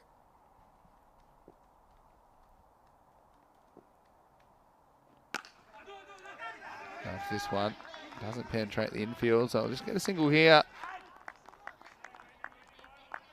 Looks like it's going to be a big finish to me. I think the key is these 2 batsmen staying at the crease as long as possible. We've seen new batsmen have struggled to pick up the pace typically in this series. It's hit pretty well. It's going to get away from the fielders. It's going to be 4 more. So just give a bit of width outside the off stump. He just went with it, and there's a big gap back there on the boundary. So 4 more to the total. And Lund, they are flying at the moment, up to 85. Oh, wow. Hassan in particular, he's up to 25 off 8. Still 1 ball left in this 7th over. Work this one for a single down the ground. Takes us to the end of the 7th. Lund making a real fist of this chase. 86 for 3 after 7. And coming up next, we have these 2 teams going head-to-head again in match 22, the second Group B match. You see the news from the toss. Malmo, they've won the toss and elected to bat first. So once again, we'll see Malmo setting the target. And of course, we see these players that we've seen so far. that are quite important. Debishan Dash obviously is a big one. Galami as well with his bowling, and as well as opening the batting. We'll see if he stays up there. But for Malmohus, you look at Malhotra, he's important, isn't he? Ankit Gupta as well has really impressed me with the bat so far. Shahbaz Hussein's bowled a good over, so see that match coming to you in approximately 35 minutes time right here from Sweden on the European Cricket Network. New over starts, and this one is absolutely whacked down the ground. That was great contact, and Lund in the box seat now. Maximo, 6 runs to start the 8th. I was about to say this partnership's worth 43 already. With that 6, it's been taken up to 49. It's been in double quick time. Wahab Hassan, one of the most destructive innings that we've seen here this week. Yeah, he's absolutely flying, isn't he? That's a great shot. 32 off 10. Just what Lund were after. He goes again, he goes straight. And this one's going to be more runs. So 4 runs this time. It was a flat shot. It was a laser down the ground.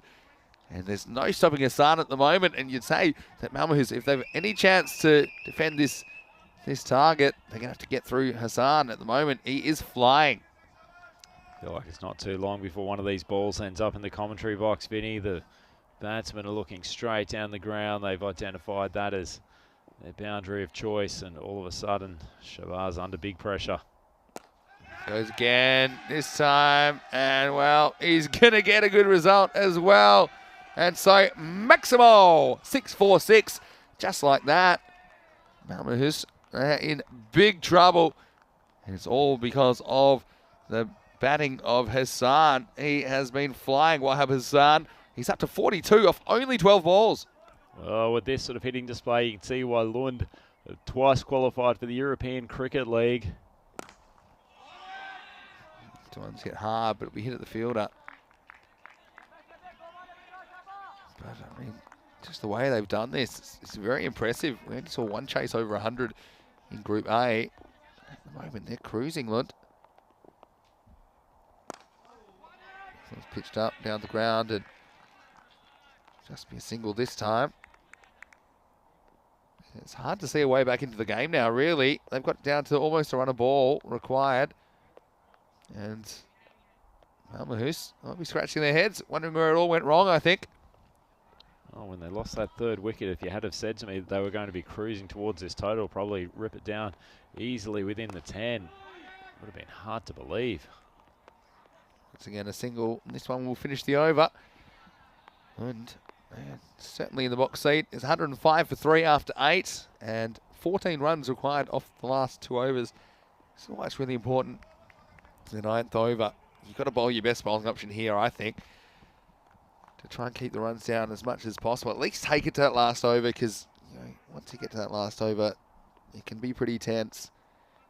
But if you lose it in the 9th, it could be all over.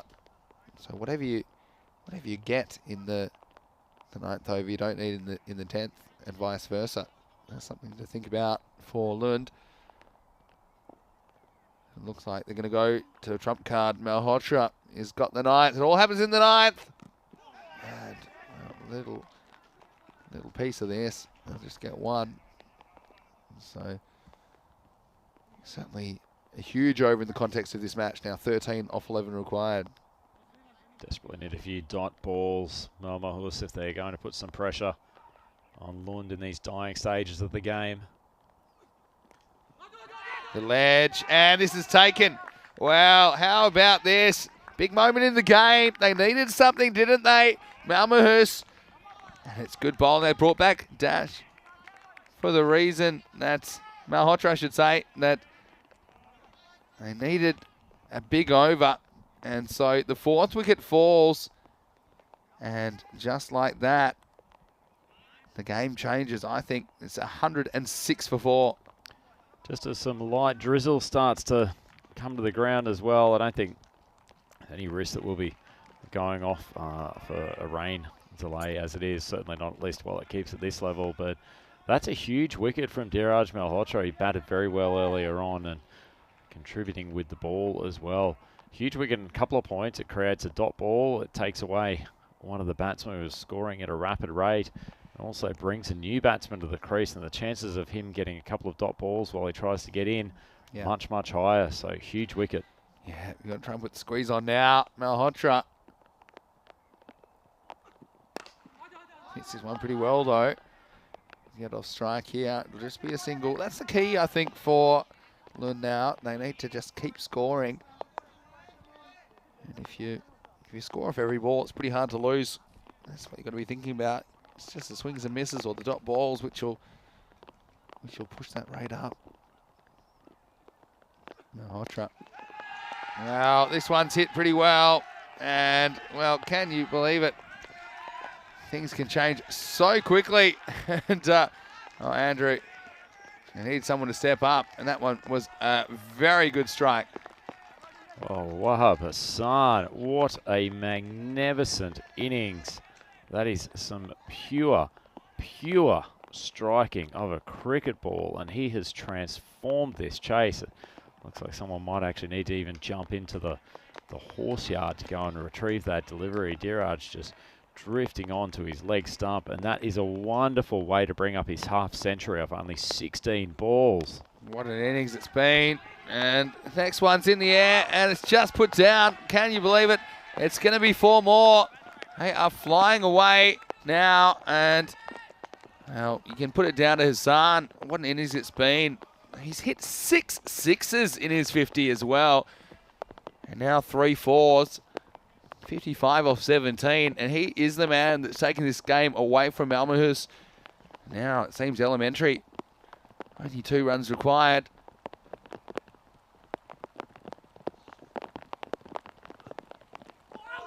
Swing and a miss to finish the 9th. And actually, he's gone. So, a bit of a twist in the tail. He's going to have to jog off. We'll have a look at this on the replay. And I thought originally it was a swing and a miss, but Malhotra,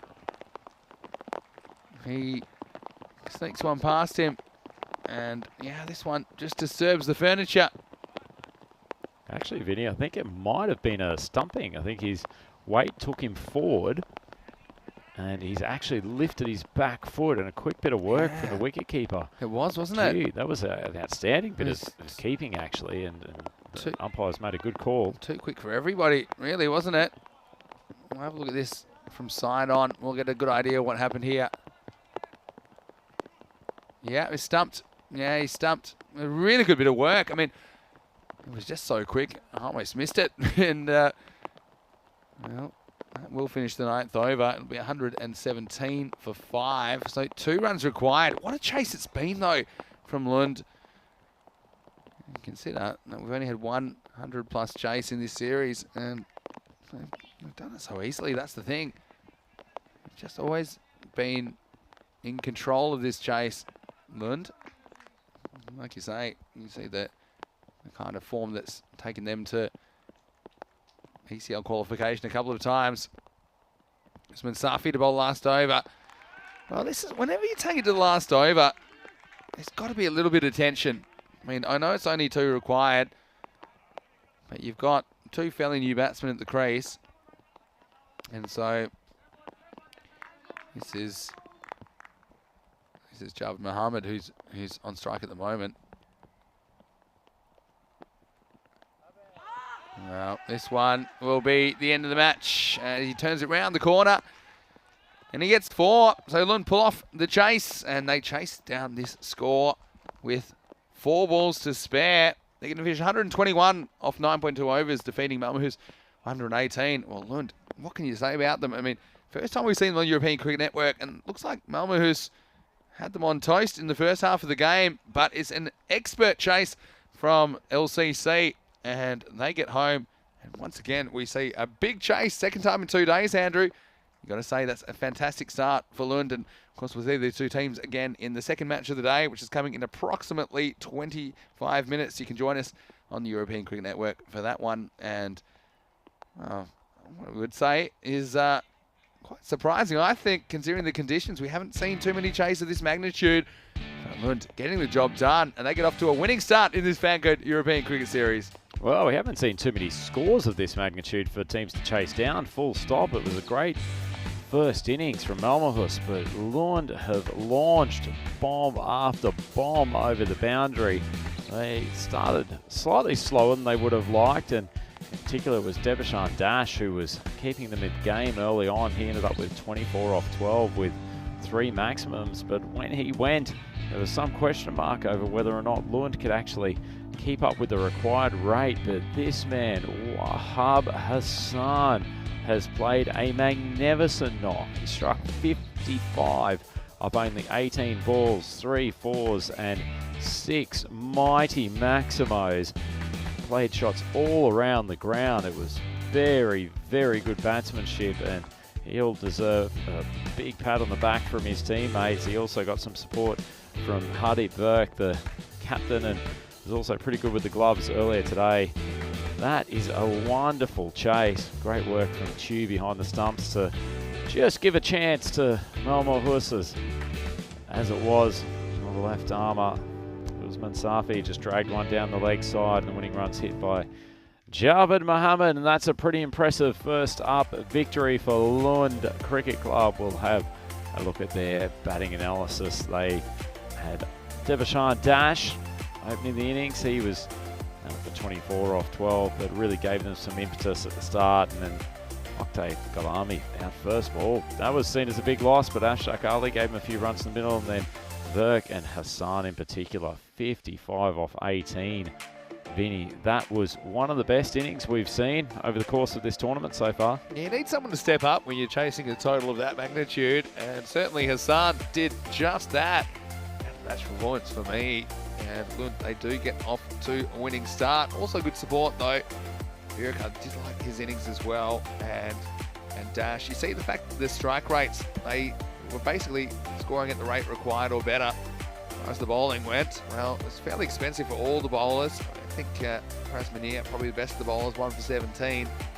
It's 2 for 23 from Malhotra, came back at a key time, just kept his team in the match. Also 1 for 25 for Sartan. But learned it's a very impressive chase from them, and we'll see plenty more of them, I'm sure, as each team in Group B will play 8 games in the group stage. Confirmation of the result of match 21, and it's Lund that get over the line, 121 in 9.2, defeating Malmo's 118. Quite a high scoring game to start Group B, and Keanu was asking if we maybe we'll see some higher scores. I guess we'll have to wait and find out. Join us in around 20 minutes to take you into the second game of the day. 4 T10 matches here from Malmo in Sweden, as well as 2 T20s from Krefeld, Germany today. So heaps of cricket action on the European Cricket Network today. Join us when we return. We'll be coming into match 22 of this FanCode European Cricket Series. Vinny Sandy, Mr. Maximo, along with Andrew Ryan. We'll be having a fantastic morning. We are having lots of fun here in Sweden. See you shortly for more FanCode European Cricket Series.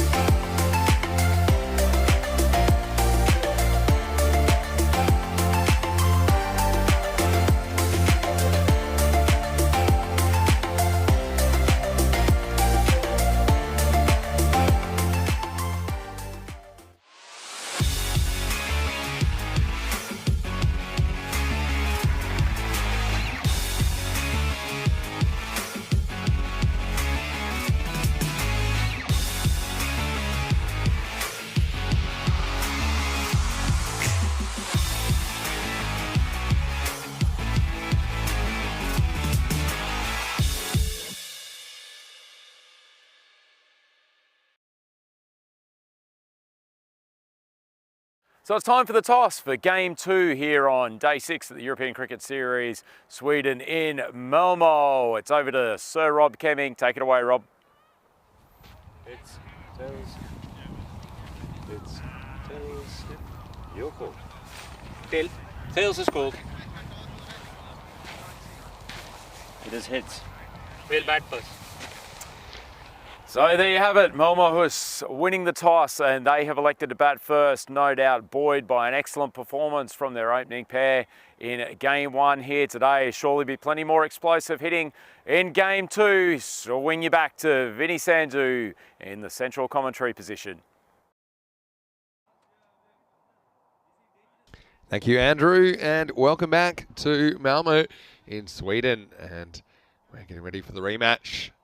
And same order of innings in this one. It's Malmo who's winning the toss and electing to bat first. And they put a decent score on the board in the first game, but just weren't able to defend it because of the chasing of Lund was too good. And have a look at some of their key players.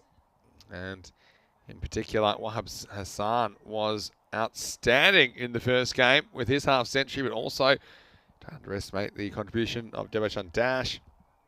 For Malmahus, though, they've got some key players. Malhotra in particular, always looking out for him. Ankit Gupta was impressive as well. While he was at the crease, he was run out, unfortunately. So I like the wicket-keeping of Ben Chu in the first game of the day. Vinny Sandhu here with you. Mr. Maximo for the European Cricket Network. And we are getting set for the second match of the day. Devachan Dash going to open the bowling for Lund. We'll be hoping to make it 2 for 2. Malmo, who's had some success in last year's ECS. They topped the group before losing to Ariana O'Keefe in the semi-finals. Unfortunately, they weren't able to make the big dance last time. And already we're seeing a lot of skill in Group B. Of course, this afternoon we've got more action for you as well. But right now, here's the first ball of match 22. And no fine leg in place. So this is going to be 4. So this is an ideal start. And it's Dheeraj Malhotra that gets off the mark with a boundary. Took this one from outside the off stump. But like I said, with no fine leg in place, it's a bit of a risky strategy because anything in that area does run away pretty quickly to the boundary. 4 runs to the total.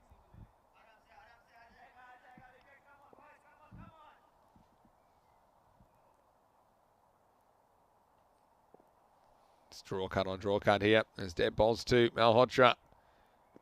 Oh, that's a good comeback. This is Fuller. Just misses the stumps. I didn't miss by much at all. You see him there pulling his hair out. You can see why. This one beats the batsman all ends up. I think that's a good length. It gives you an opportunity for the ball to move around sideways.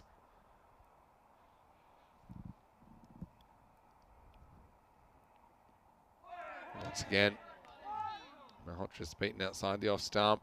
Try and drag that one away to the leg side. Malhotra opening up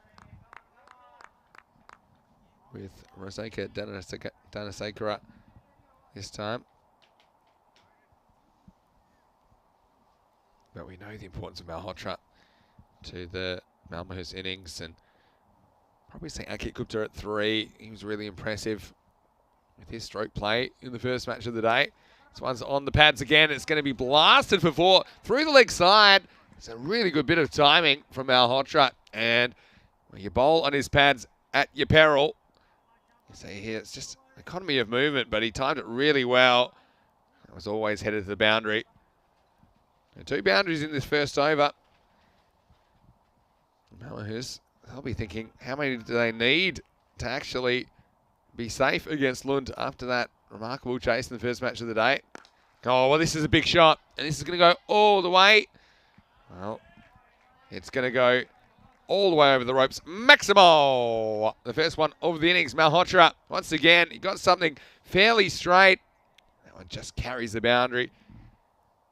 So it's been a very good first over for Malmahus, hoping to avenge the loss in the first match of the day.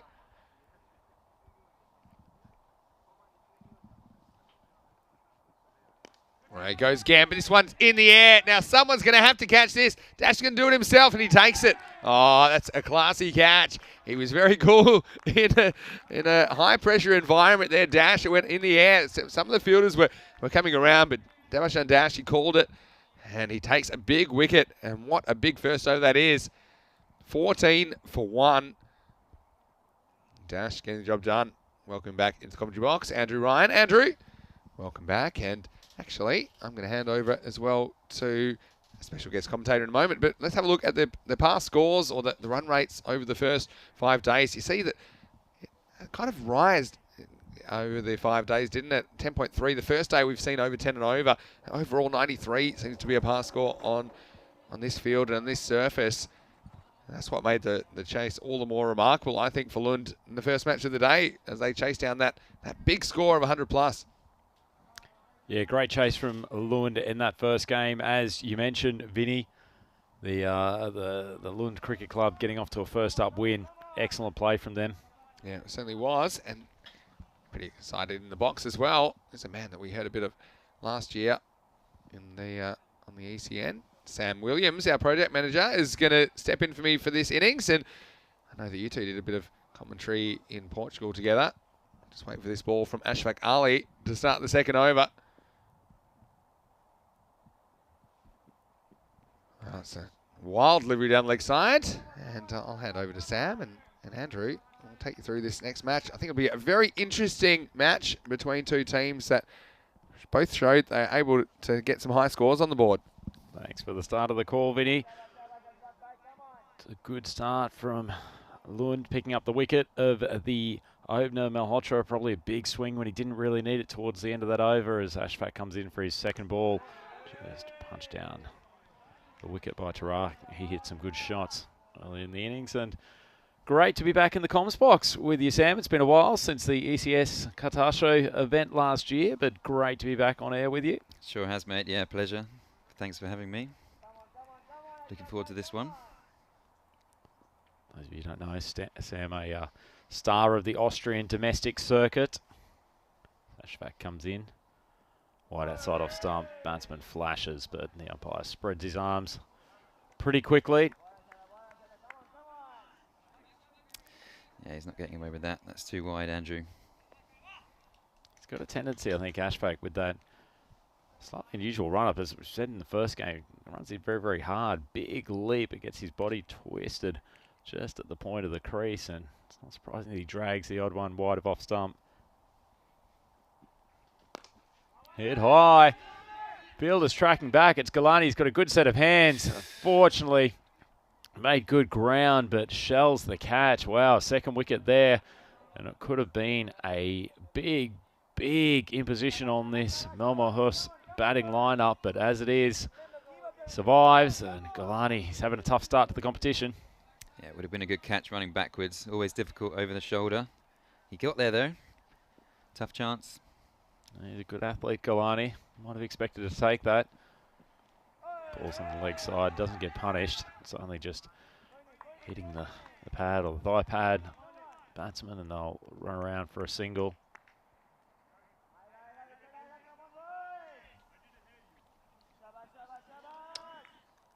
Pretty standard start. 18, not too bad. Wicket could be important. Just sense that something's going to happen here in the power play. Batsman certainly looking to take the attack up with only 2 fielders allowed outside the circle.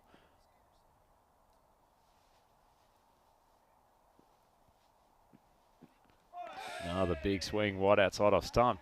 Unusual moment just before that ball, Sam. Actually, the fielder, who was a deep backward square leg, started to creep in as though he should have been moved inside the 30. Bailed out at the last moment. He was still about 15 metres outside the 30-metre circle. He's just been kept there by the captain now. Would have been a intriguing moment if the ball had gone over his head at that point. Short, jams the batsman up, tries to pull it, but no contact. And that is a good comeback from Ali after a couple of poor wides. Yeah, you mentioned those 3 guys there. You got one at cover, one at backward point, and a sort of short third man there. With the width he's giving here, any bat on it's going to fly down to third man, deep backward point. Got to get his location together, Ashfaq.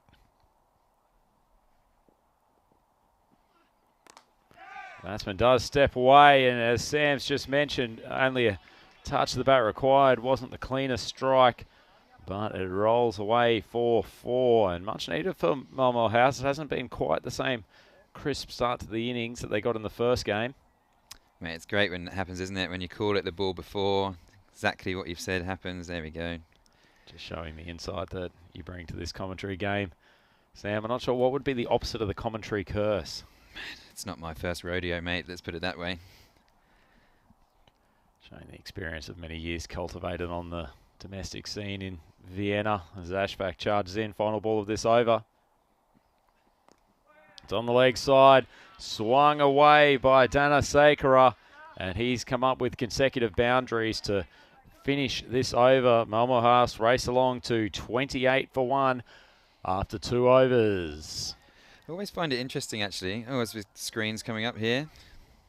You want to talk us through that one, Andrew? Yeah, it's ECN Saturday. It's a great day for cricket. We've got 4 matches here from the ECS Sweden event in Malmo. As you see these two combatants, Lund and Malmo House first up. Then we've got Gothenburg City and the home club, Landskrona, to come up in the final 2 matches, matches 23 and 24. That final match started at 12:30 GMT, 1800 Indian Standard Time, and the Germany T20 International Tri-Series. 2 games there today.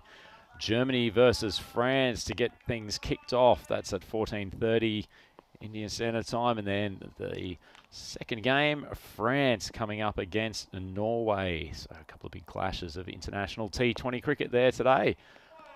As new bowler Wahab, who did so much destruction with the bat in the first innings. He's been given the pill for this third over. It was some brutal hitting, wasn't it, Sam? It sure was. That's not a bad start to his spell either. Straight on the money.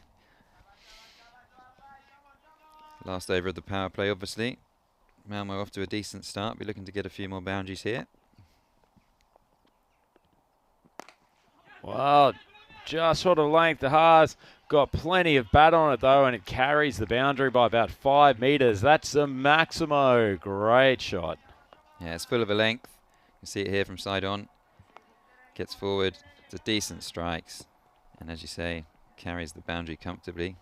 So you're a power hitter, Sam. You've got to probably prefer that ball that just allows you to get underneath it rather than the very traditional half volley. Yeah, for sure. Exactly. Let's see what he comes up with here. That's a better length from the bowler. But yeah, you're right. You just want it, you know, you can get it on the up. And with these boundaries set here at probably around 55 metres, probably back yourself, especially within the power play, to clear the ropes. Power, I'm not sure, power hitter. More of a classical player, Andrew, to be honest. Like to play in the V, along the ground if possible. Wahab comes in, 4th ball of the over. Just short of length, bat swings hard, and it's a flashing outside edge in between the keeper and that fielder. Javed at what was a fine third man, but he's inside the 30-metre circle. No one was cutting that off, and it flashes away to the boundary. Yeah, a lot of runs go to third man, but as you say, in the power play, only allowed 2 out, of course. There is a sort of wide-ish third man outside the circle, but that's gone super fine, so that's always going to race away down there. Very fast outfield here at Landskrona Cricket Club. Frankly, one of the fastest in Europe. Wahab charges into the bowling crease. Full ball. Cut back into the batsman relatively late. He squeezed it out for what should just be a single. It's well fielded. Yeah, that's that sort of wide-ish third man that I mentioned. So he wasn't able to cut off the boundary, but is there to cut that one off. Seen an interesting array of fielding approaches in terms of the third man, whether it's been on the boundary or within the 30-metre circle. I don't necessarily mind this approach at the moment with a very, very fine third man, almost standing where you expect a 4th slip, just much, much deeper. That wide third man, however, it almost feels like it's hedging the bets a little bit between traditional third man, in which you're never going to stop a ball that's flashing on this sort of surface, and the traditional deep point. Yeah, it's going to be some grab from the guy at sort of 4th slip as well. If it's flying, that's going to go super quick to him there. Ooh. Big appeal. Umpire not interested, and that ball flies away to the boundary. That's a good over from Malmo.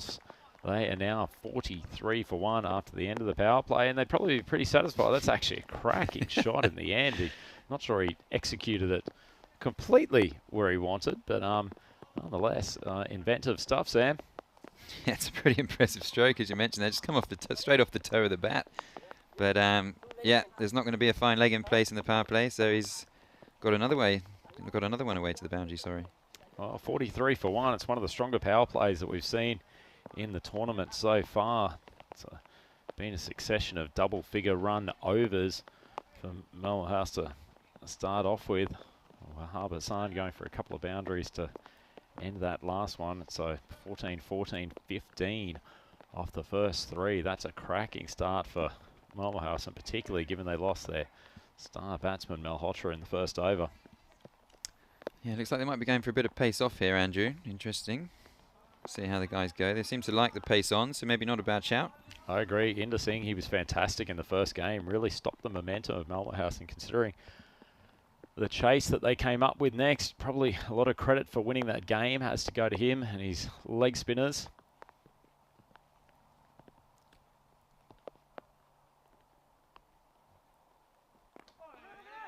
Yeah, it's a good start. That's on a good length, just tickled around the corner. They're going to take it 2. Fielding was a bit slow to start with, but that's a suicidal piece of running, and that is an unnecessary dismissal to Ra, who was going pretty well at that time. Just tried to push the fielder, and I think Javed Muhammad, who was, I was going to say running out there. He was sort of shuffling towards the ball, but it lulled the batsman into a false sense that the 2 might be on offer, and he was well out of his ground. You just wonder whose call that was there, Andrew. I mean, if it's his partner's called, he's fully barbecued him. And if he's run himself out, then, well, it's his own fault. But yeah, interesting second run. Never on, in my opinion. No, not at all. It's an unnecessary second wicket, but it does bring Ankit Gupta, the skipper, the big easy, to the crease. Got a luscious bat swing and hits the ball a fair way based on the evidence of game 1. Malmo House now 44 for 2 after the first ball, the 4th over. Just interesting note, Sam, for the leg spinner. We've had a little bit of rain. It's been falling the last couple of minutes. It suggests it might get the odd one to just skid through a touch. No one's just poked to the fielder at that fine third man position. Yeah, good call, mate. It's also often a dangerous one, that one that just slides on. Gets onto the batsman a bit quicker than he might expect. So just, my advice would be to just bowl stump to stump. If one turns, it turns. If it goes straight on, go straight on. Win-win.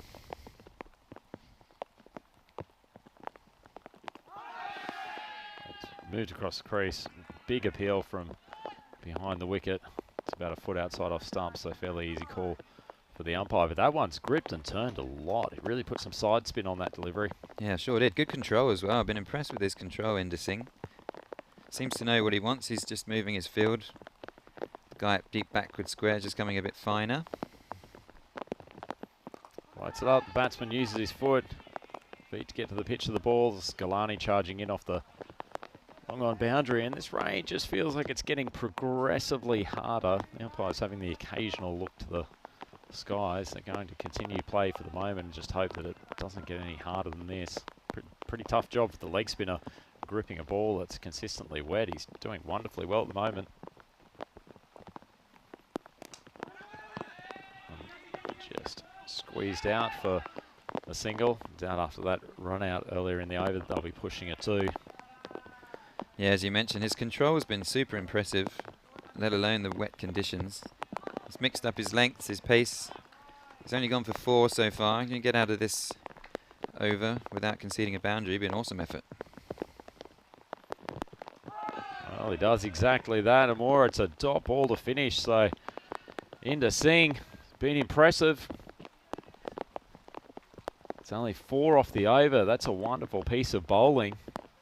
And Sam, great to have you in the commentary box today. It's the first time you've been behind the microphone for a little while, but you've watched a lot of these European Cricket Series events over the course of the last probably 12 months. Yeah. What's your take in terms of where Swedish cricket sits with the the other countries that you've seen across the European continent? Oh, mate, it's definitely going in the right direction. It's been a very competitive week so far. We've seen some good cricket. The bowling for me has been super impressive. Disciplined bowling attacks as we got a left-arm spinner coming in. Just drops a little bit short. Gupta's hoiked it around the corner. The fielder came around, thought he had it under control, but it's actually taken a skip off this wet surface and has shot past him, stuck the left hand out at the last moment. But I think the bowler, Galani, who had a real struggle in the first innings, not with his control, he was just attacked aggressively. And that goes for a boundary, but as it is, the rain has started to get much harder over the last minute or two, and the umpires have decided to take the players off the field. See if this is an extended break or not, but it is raining reasonably heavily at the moment, so it may certainly be a few minutes before we're able to return to the field. That's a shame for Malmo House, Sam, particularly if they have some reduced overs as a result of this rain. They were going at a rate of knots. Yeah, they sure were. There's been some good stroke play, actually. I was mentioning being impressed by the bowling discipline, but especially in this first 4 or 5 overs or so, what we've seen so far, there's been some amazing shots. Bowling's been okay, but the shots and the stroke play has been very impressive. We'll take this opportunity during the break to have a look at the fantasy dashboard. This is for the Germany v France T20 International that's happening at 9 o'clock GMT, 14:30 Indian Standard Time, so really not that far away. For the Germans, they've got a couple of bargains in there, or certainly well-reputed players. Venkat Ganesan, he's racked up some points. Ghulam Ahmedi. Also, Usman Shahid from France, pretty impressive from what we've seen so far. So there's some good players on display and really, really top-level cricket being played out there, which is what you'd expect from T20 International. So we see just a few highlights from the opening stanza here. Sam, they got off to a great start. Malhotri's an impressive batsman, isn't he? Yeah, he sure is. And as you say, they got off to a decent start. Ankit Gupta just came in, but he's another impressive operator. Played some lovely strokes in that first match. And as you mentioned, the rain is coming down pretty steadily now, so it doesn't look like we'll be getting out there in the near future. But hopefully it won't be the end of this match, because it's an intriguing contest. Malmo has off to a decent start, as we mentioned, but Lund will be hungry to pick up some poles.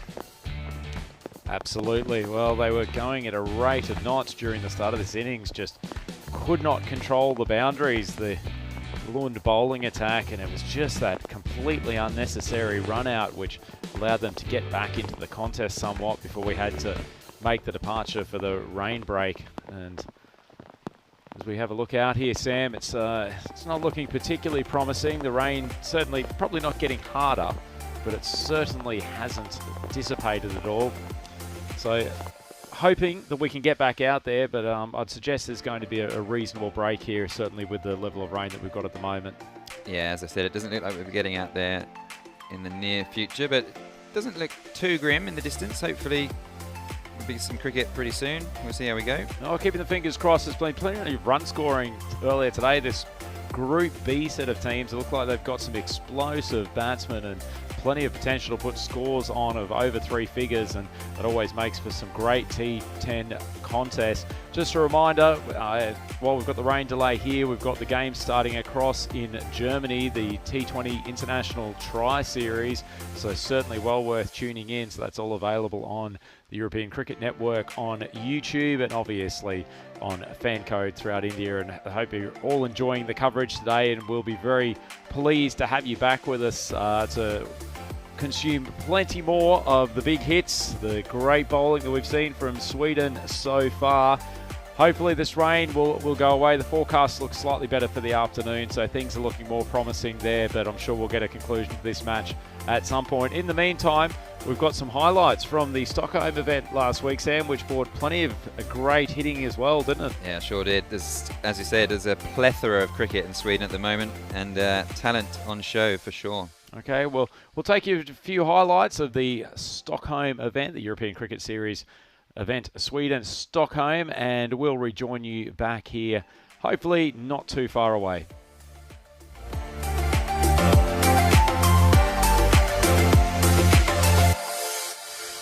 Partly adjusting to the conditions and also just working out your tactics. Backs away though. This one goes straight over the stumps.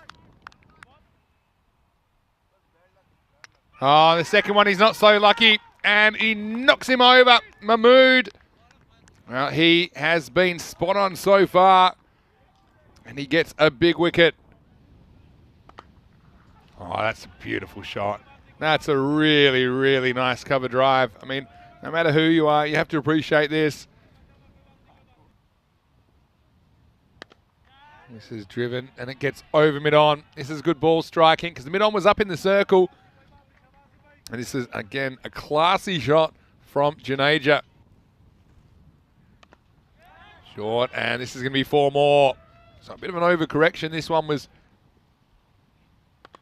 Oh, goes up and away. This is well timed. It's going to be 4. It's Faisal Mushtaq who comes in to the attack. There he goes this time. He's going to get plenty. Watch out, Michael. Bang. Maximo. He's got the target on his back today. He's just minding his own business. Come back to the commentary box. And this one, always took out the commentary box again. This one's hit very hard. This won't be an easy stop either. It's going to be 4 more. To do when he won the toss. I've never seen quite the reaction from a skipper.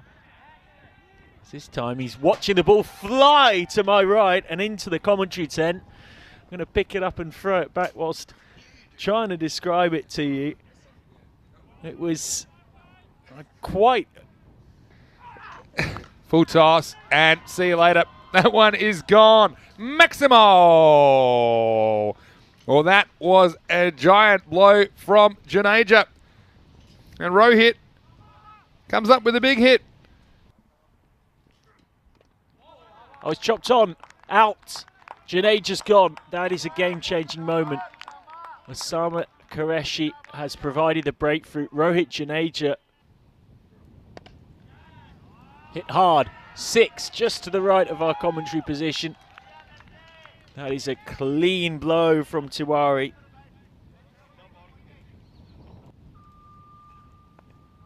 Short, pulled away, nobody out there. 4 more. It's well struck. Bit of a chase for Assad, and he's not going to be able to stop it. So 4 runs. Goes away on the offside. This one will probably be 4 as well. So in the air, it should be an easy catch, and it's taken this time. And Zishan Mahmood looked disgusted with himself as he took that. Probably still wishing they'd held on to the first one, but it doesn't cost him too many. Thanks, David Attenborough. This one's in the air. All right, someone's got to catch this. 10th overtime. And of course he doesn't catch it, and now they'll probably take 2 on the fumble. But it could be a run out. I think he's probably just gone. Well, umpire says, we'll have a look at it. Has decided that Suchi Sivaj, the 3rd umpire, who's watching the exact pictures that we're seeing now, should adjudicate on this. That's out. As I suspected. Last ball of the innings. Well, hit out here. I think they will get 2 here as well. They'll have to come. And this will bring up the 100 off the very last ball of the innings. So they're going to finish 100 for 4. And well, you'd have to say that is... Well, you think 100's par? I think that's the way we're heading. I mean, so far over the first couple of days, it's been... Because you have to think, scoring tends to be slower at the start of the tournament because batters have to find their... Here's a reply. 101 to win for Wachirka. It's out from Bishop, right up in the block hole. Down leg side. Looks like there's a little something on this. It'll race to the boundary. It's in the air, but it's going to fall safely. It's going to be a fair chase for the man in the circle. It's going to be 4 more. Well, this is horned away on the leg side. There's no one back here. This is going to be 4. This is in the air, and it's catchable. Won't be an easy one. And the fielder can't judge it.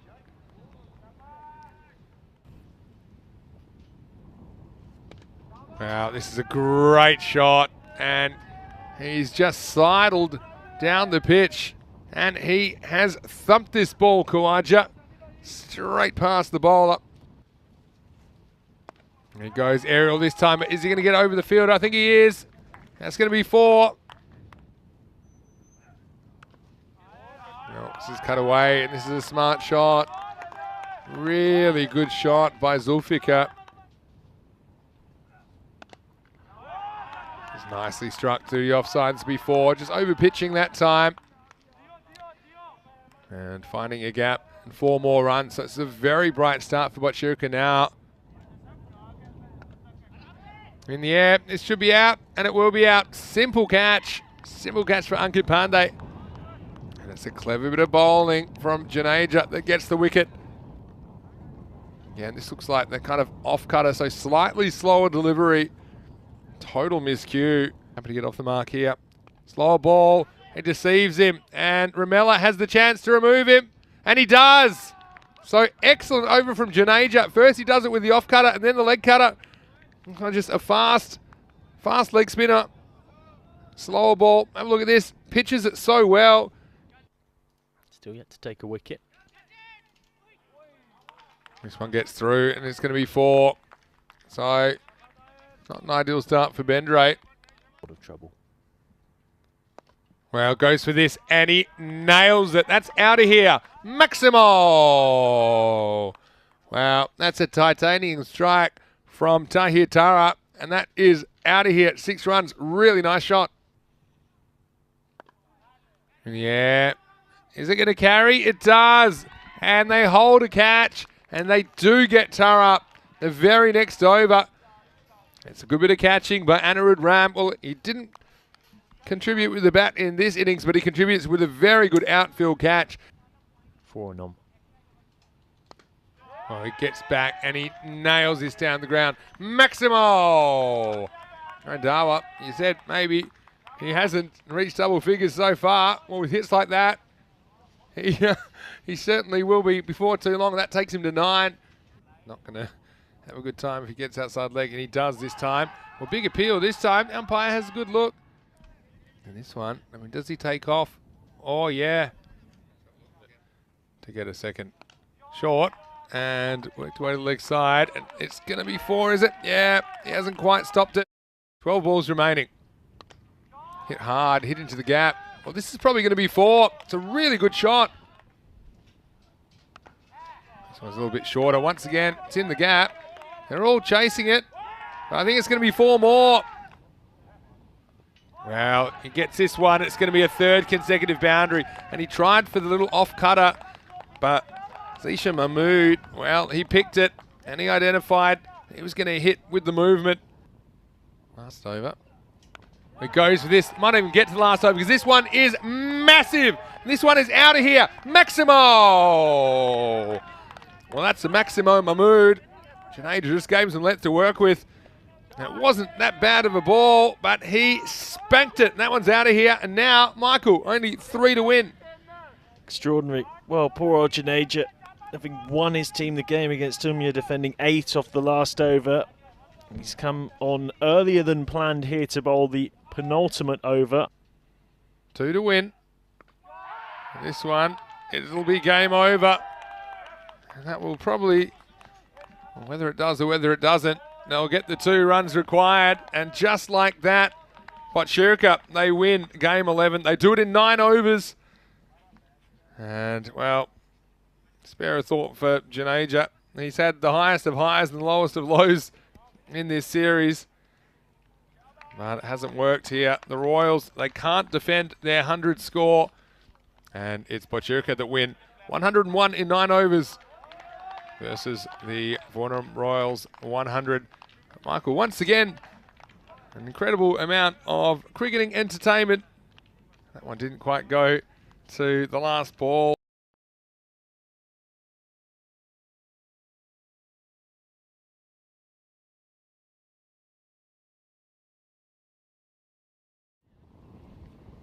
It's a big wide down leg side. Not handled by the keeper, so they'll get 2 runs here, 2 wides. Well, it goes after it, and this one is going to roll for 4. I say roll, it really skated away to the boundary.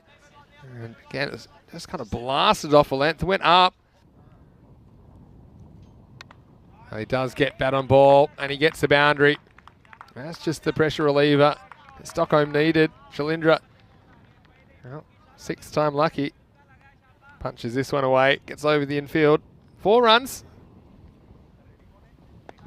This is a beautiful looking shot first up. That's a man that's been spectating for 12 deliveries. His first one he sends over cover. This is a really handsome lofted cover drive. This is edged, and this will be 4. It's just going to run away. Well, they do say play straight in cricket. Well, this is another tactic. Play straight behind you. It's the top edge. Oh, and this is what it's all about for the bowler. This is a perfect start for Mishra. And Shalindra, after hanging around, he just got going with a couple of boundaries. And this one makes a mess of the stumps. Inside edge. There's one. And, well, let's give it to him. You want one? You got one. That's a big Maximo. So first ever ECS 6 for Kaushik Vats. And that's surely going to be more runs. Yep. The pain is getting piled on. This is a big, big over. 6 more to be precise. Kaushik Vats is having a lot of fun. He's This one, well, he sent him back, and he's got a long way to go. Wow, I think they might be out, and he's gone. That is an awful run out. Just as Kaushik Vats is getting going, Vijay, well, it is Vijay's call, to be fair. Yeah, it is, but also he never looks at his partner, you know, and I think... Just does the old big stop sign. This one's another one. I think this one's out of the ground. Another Maximo, and that one, Michael, brings up the 50 for Stockholm. Yeah, they're flying along. So Vijay into the 20s.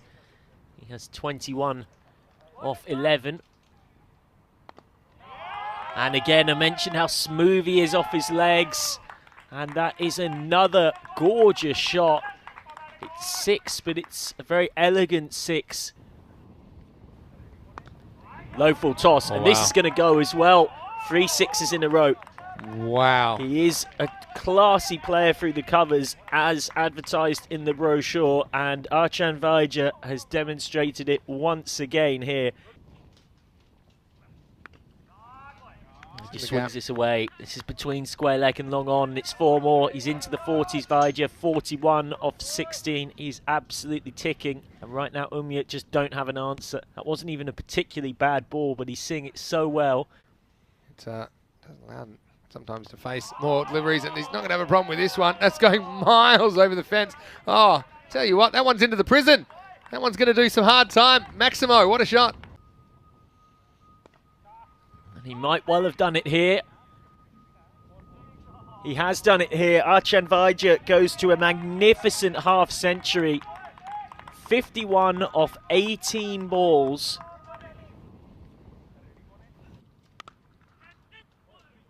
Just over the man at cover, and that was just a bit of a finger-tipper, and he gets 4. First boundary for RC.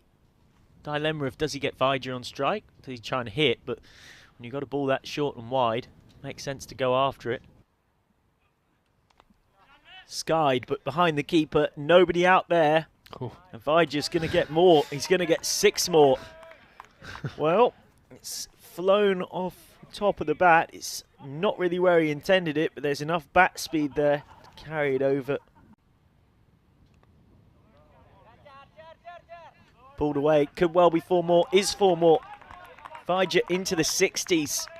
Well, this is an extraordinary assault. 5 4s now to go with 5 6s. It's not the best ball. Will do. Well, that's me told. Nope. Nope, he said to Archan Vijay, just walked down the pitch, he said, no, mate, you're not having the strike. You might be scoring an almost freer ball, but I can hit them too, and I want some value for my match fee, because I pay my subs as well. And Shivarasi smashed that through cover for 6. Don't think he's going to be looking for the single. That's what we found out there. Flays away. Good catch at short third man. It was dipping late. Needed a dive as well from Mahmoud Ahmed nicely pouched. So 111 for 3. Narsi's cameo ends with 6 and out. He goes for 11 off 9. Pulled away by Tuwari, straight to square leg, who's had a bit of a nightmare there. Well, no bad bounce to give an excuse on this occasion. It's landed generously towards his hands on the half volley, and yet somehow it's got through them. Well, that could help, or it could be out. It's out. They've held on to one while they're catching. Has not been great, but that is a nice grab from Abdullah Abrar out on the deep mid-wicket boundary. It was hit hard by Tuwari, but he is 4 and out, gone for 4 off 2 balls faced.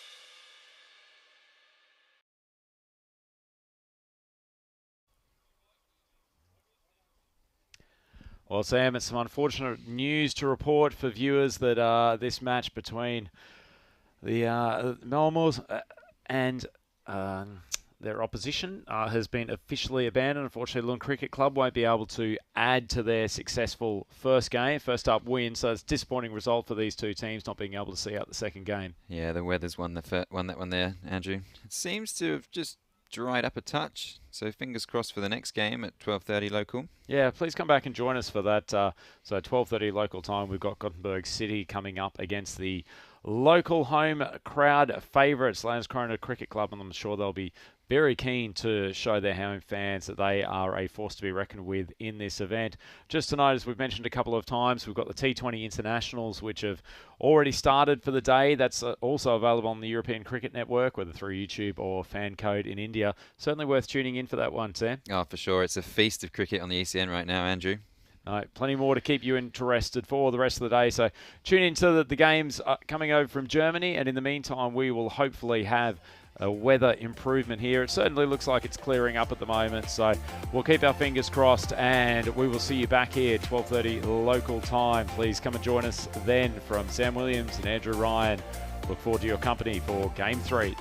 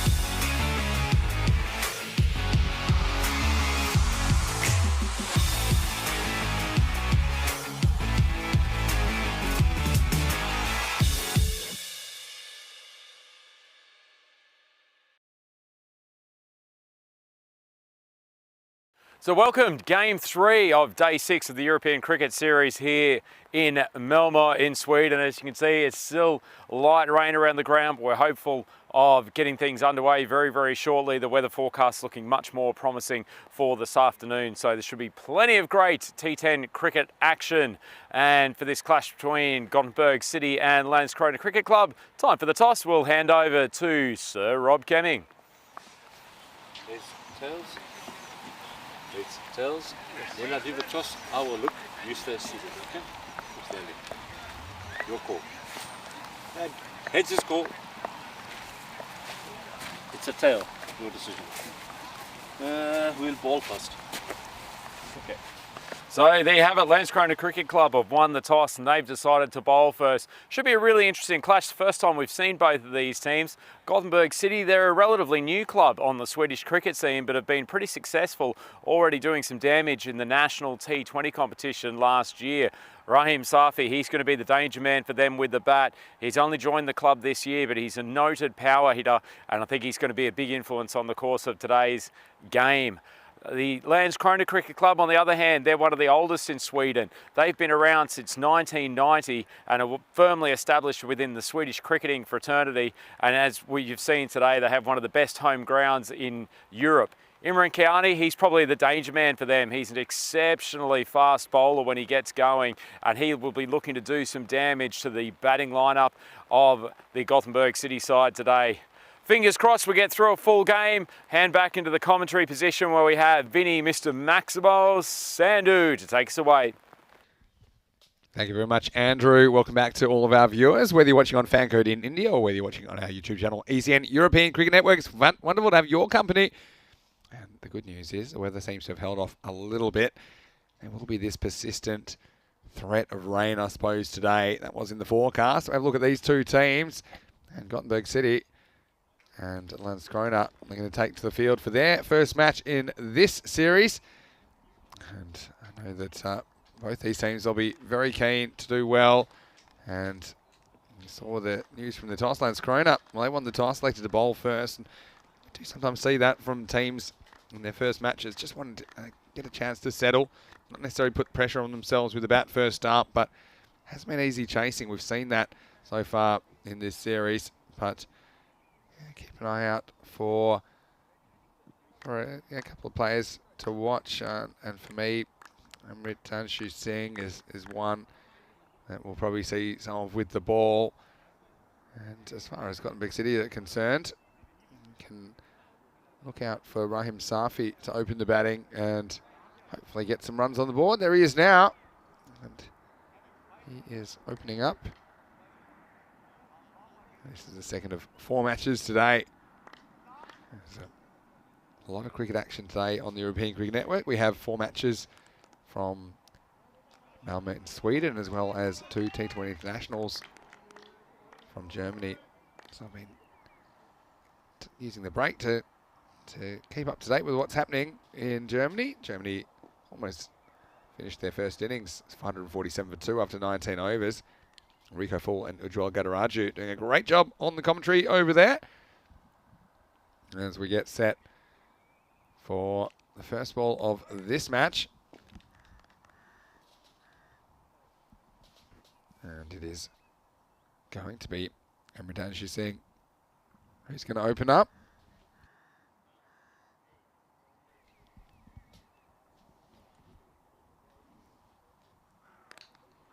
All ready for the first ball of match 23. It's a big swing, isn't it? Huge swing from Rahim Safi. And, well, making his intentions very clear early in this one.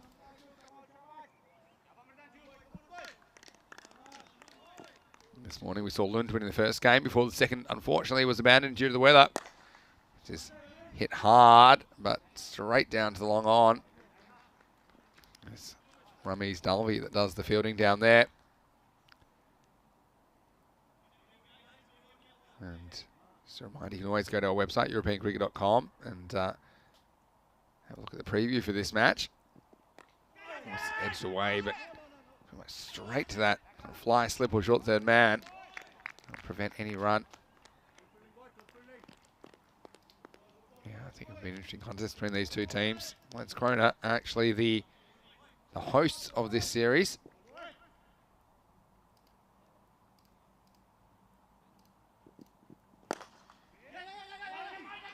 Well, this is good running because it's going to be 4, but this was created by the urgency, and we'll have a look at this on the replay.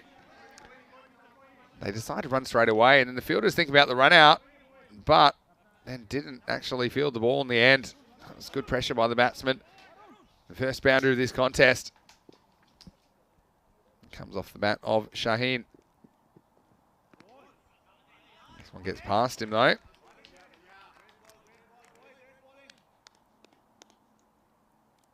so we know the average score here has been somewhere in the 90s. It's a very high scoring first game of the day. Another one gets past the bat, it's called wide. So let us know your thoughts in the YouTube live chat, ECN European Cricket Network.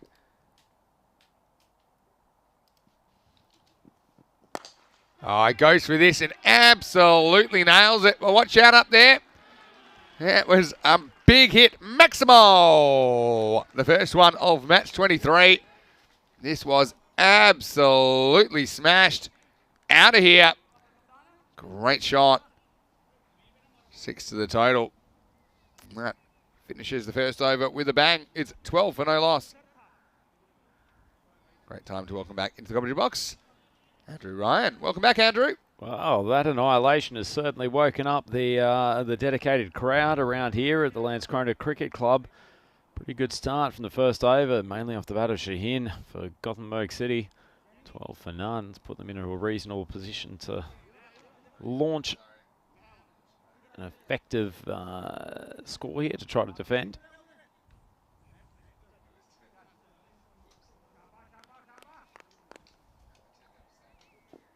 Right here, it's going to be Dingra who is going to bowl the second over for Landskrona. Starts with a wide. Varun Dingra. Andrew, I'm sure that Landskrona will be keen to impress. I probably have them as slight underdogs in this contest against Gothenburg City, I should say. It's an interesting decision to bowl first. I'll get your thoughts about that in a second. Well, it's pulled top edge, goes straight up. Two fielders converging. The keeper actually does very, very well. Must be some nervous moments as the fielder started to come in at the same time from square leg, but it's well taken from the keeper in the end. Nadeem Khan, that's a good grab. And an important wicket for Landskrona Cricket Club. Yeah, well, this one, social distancing out the window. There's a bit of the old limbo about this one. Nadeem Khan does take the catch. It's the first wicket to fall, 13 for 1.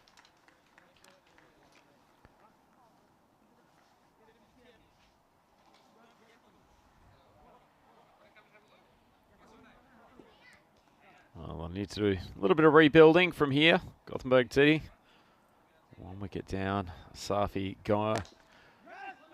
Talked about his importance to the batting lineup in the preview. So probably would have preferred not to lose him so early in the game, although Shaheen, who's managed to get himself back on strike after they crossed during that catch, has started well.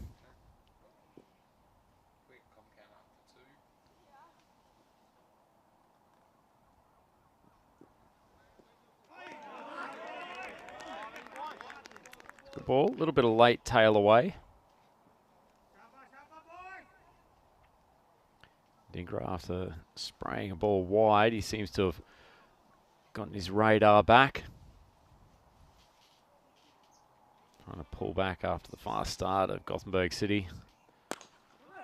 Well, a decent ball. Stumps do the fielding, do it pretty effectively, but they're going to take a single, irrespective. Dingra won't mind that. Just the one isn't going to trouble Landskrona too much at the end.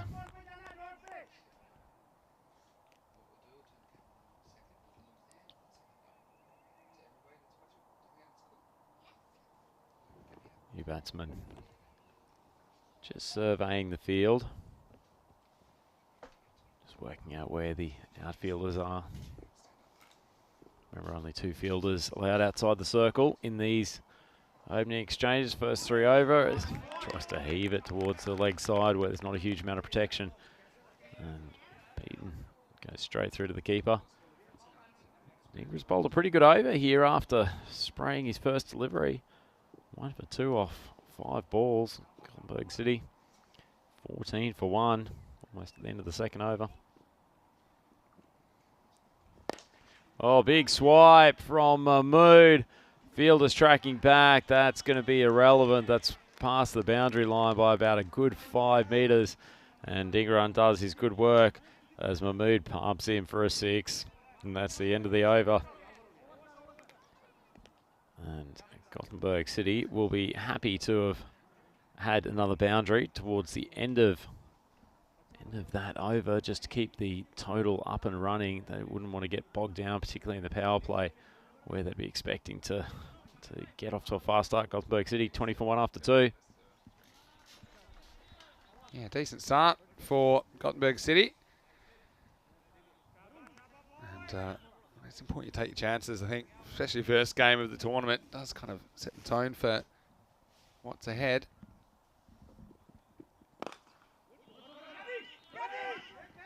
Oh, trouble. Oh, this is really close. My instinct was he's gone. I'm a long way away from it. Wait for the umpire's decision. He says not out. I think is the decision. Good decision from the umpire. He's just home. Great call from the umpire, Vinny. That's an excellent decision, particularly when that's happening at full speed. Really good dive as well, wasn't it? Very tough call, but he's got it right. They've done well, the umpires, this week. Yeah, they have done a good job. And in real time, that's a really tough call, but he gets it right.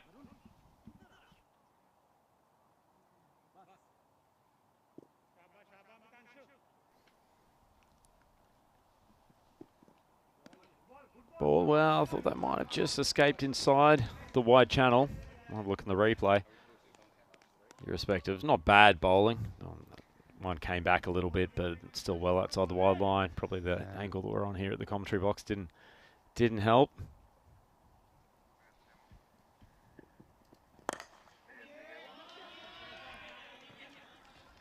Nicely struck. Looks like it's landed just inside the boundary. Gothenburg City just enough boundaries through these first couple of overs. They're working their way up to a fairly reasonable total. Shaheen and Kasir Mahmood. They've got a good appetite for this Landskrona bowling attack. Shaheen makes his way up to 15 off 9. Short of length ball, tries to flash it through the covers. Is a big appeal. The keeper was moving forward as though it was a fait accompli, but the umpire doesn't have any interest, and certainly no audible noise, at least from what we can hear.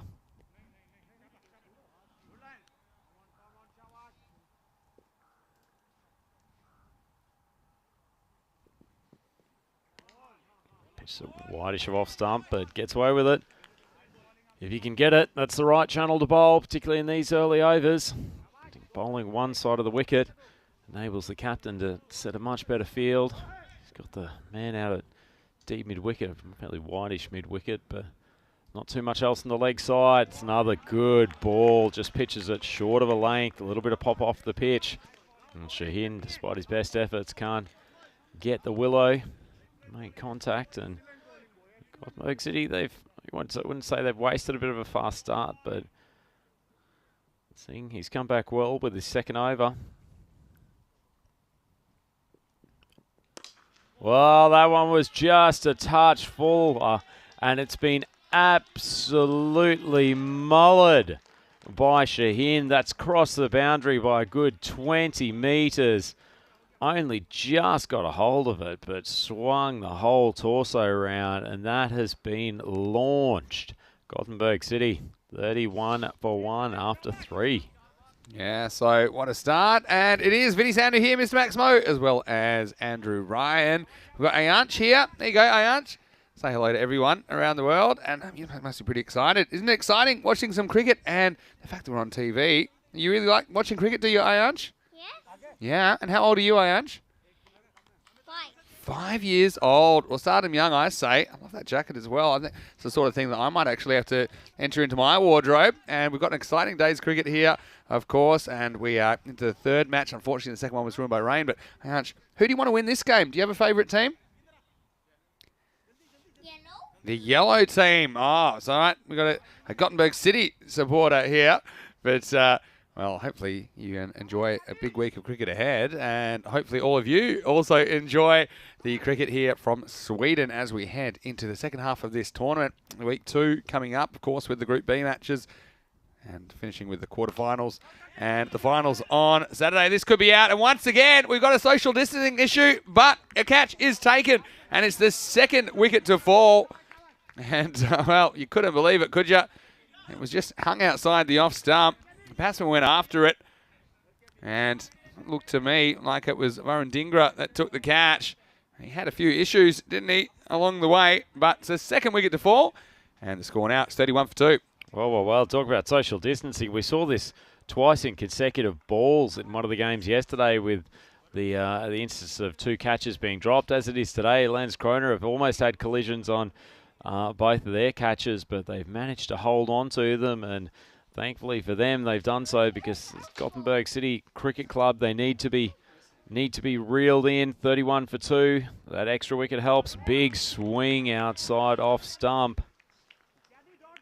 Good piece of bowling. Bowler keen to get the ball back and maybe hustle through this over, see if they can roll through 1 or 2, only go for 4 or 5 runs if possible, and just start to get Gothenburg to feel like they've lost some momentum. Gianni, we talked about him in the preview. He's a good bowler.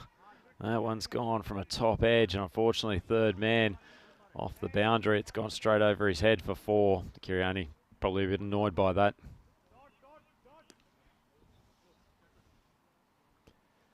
It's unfortunate, but if you're going to put a ball as short and wide as he just did, gives the batsman something to swing at. Shaheen still at the crease. He's been joined by Abuzar now, but he's becoming the main obstacle for Landskrona to remove. Full ball from Kiani. Big swing across the line from Shaheen. Makes no contact, and Kiani continues to bowl a pretty effective over here. Should be a positive day for Landskrona Cricket Club playing in front of their home fans. It's been a nice turnout of the game to support them. Well, that one's just sat up on a slightly short of a length, and Shaheen, when he goes hard, he goes big. That ball has rocketed off his bat. Outstanding cricket shot. And Gothenburg City, well, 41 for 2.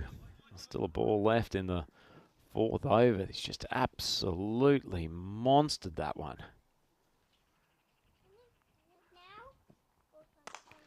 Well, Shaheen swung it hard, straight down the ground. Fielder's coming around from the long on position. Secures it well, and that'll be the end of the over. Gothenburg City, 42 for 2. Shaheen races along to 32 off 18, and Zar still hasn't faced a ball. Kiani going for 11 off his first over. Tough introduction to T10 cricket.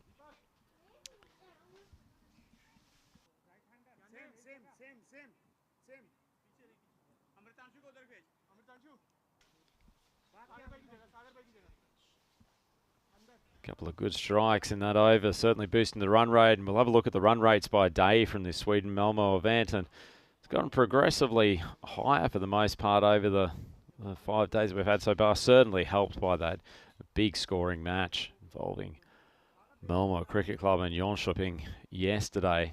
Overall run rate 9.3, so sort of expecting totals around the 90 to 95 mark. Had a couple that have reached much higher, certainly in the first game today. Malmo was put on a big target and it was unceremoniously chased down by Lund Cricket Club, so they got their tournament off to a winning start.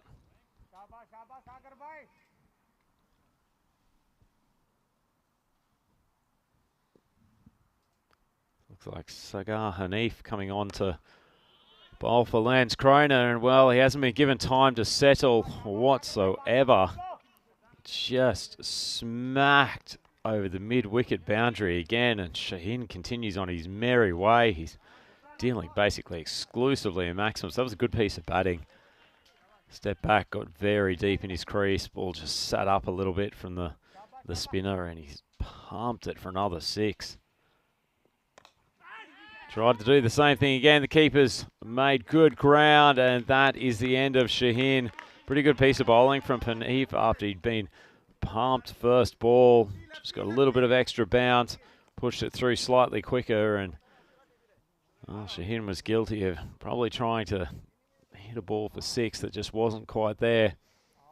Great innings from him. Out for 38 off 20. He's been the main contributor to this Gothenburg City total, when they're up to 48 with 3 wickets down now. So into the middle order, a little bit of pressure. They've got the new batsman coming in who will be joining Zar, and Zar still hasn't faced a ball. So 2 fresh batsmen to the crease, which is probably just going to result in the run rate dropping for a moment or two as they get themselves settled.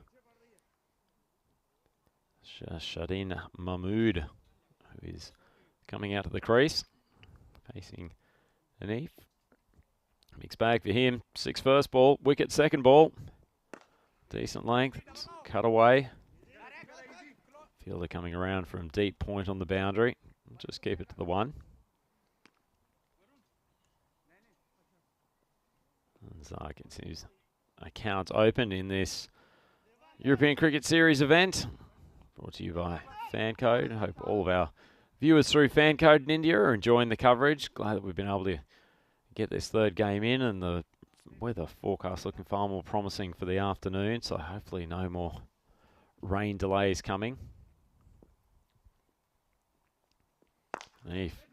Short and wide, outside off. Fielders converge on it. There's a man just behind point and also one in the covers. They'll keep it to just a single. Good for the Gothenburg City team to have the right and left hand combination in at this point in time, forcing Hanif to bowl different sides. There's always an extra bit of difficulty for a bowl that they don't appreciate.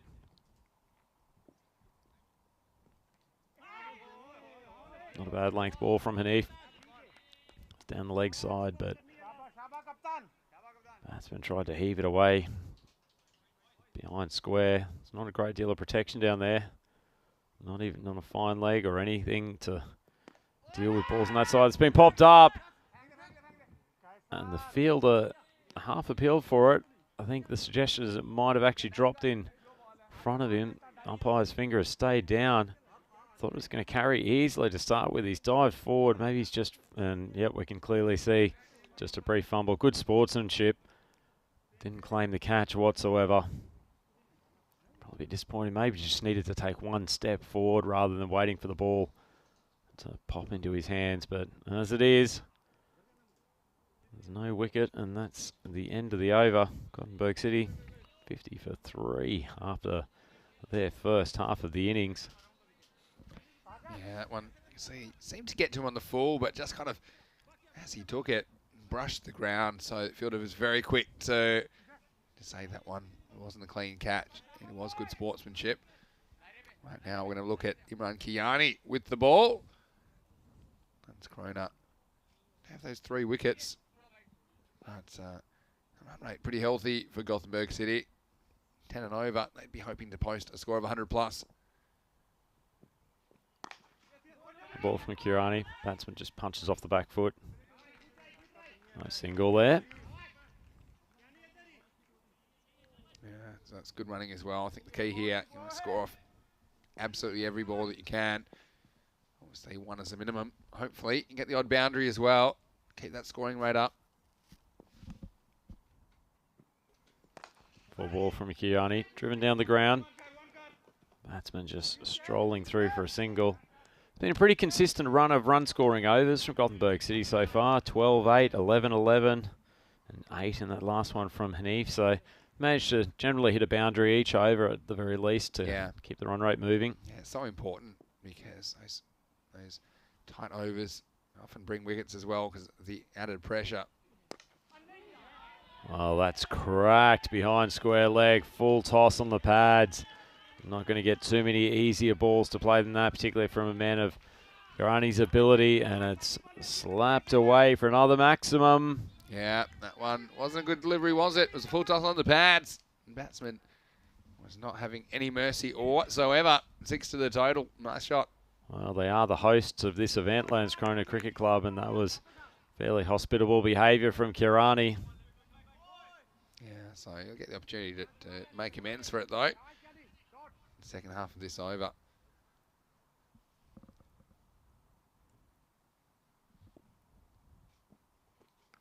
Shorter length, that's an edge. The umpire's finger goes up. The batsman's already walking. And Mahmood, he's back to the dressing sheds, out for 7. And Gothenburg City, after a fast start, just losing wickets at regular intervals. They're digging themselves into a little bit of a hole here. They're 57 for 4. Yeah, 6 and out for Mahmood. And once again, tight keeping from Nadeem Khan behind the stumps. He's been very solid back there. So the perfect reply for the bowler. Kiani gets his revenge. Score now, it's 57 for 4. Probably wouldn't be particularly happy with his spell so far, Kiani. He's been a little bit errant in line and length at times, but nonetheless, he's picked up 2 wickets and 2 very important wickets. It's allowed them to make some inroads into this top order.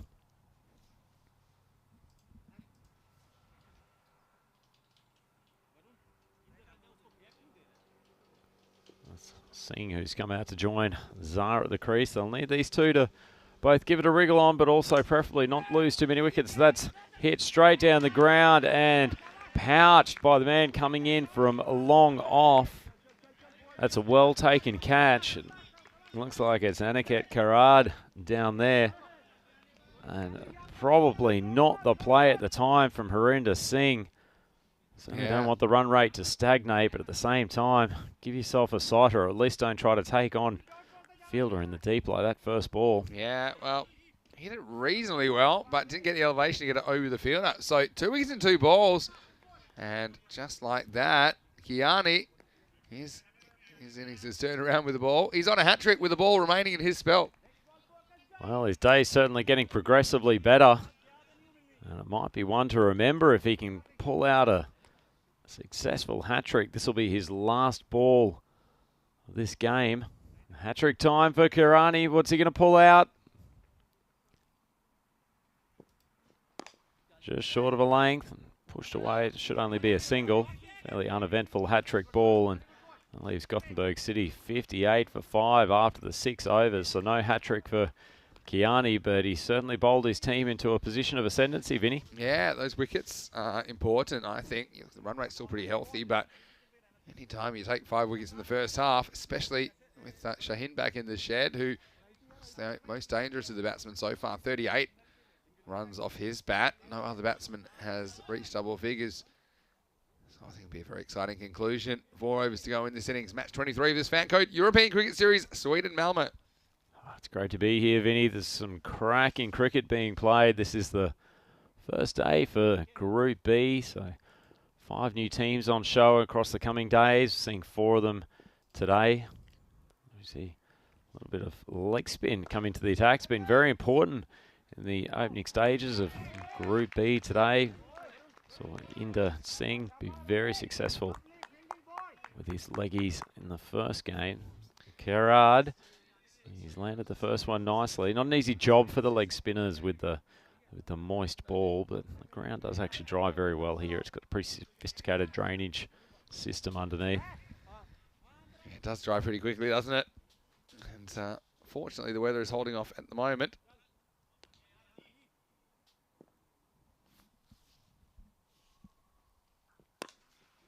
Pulled away.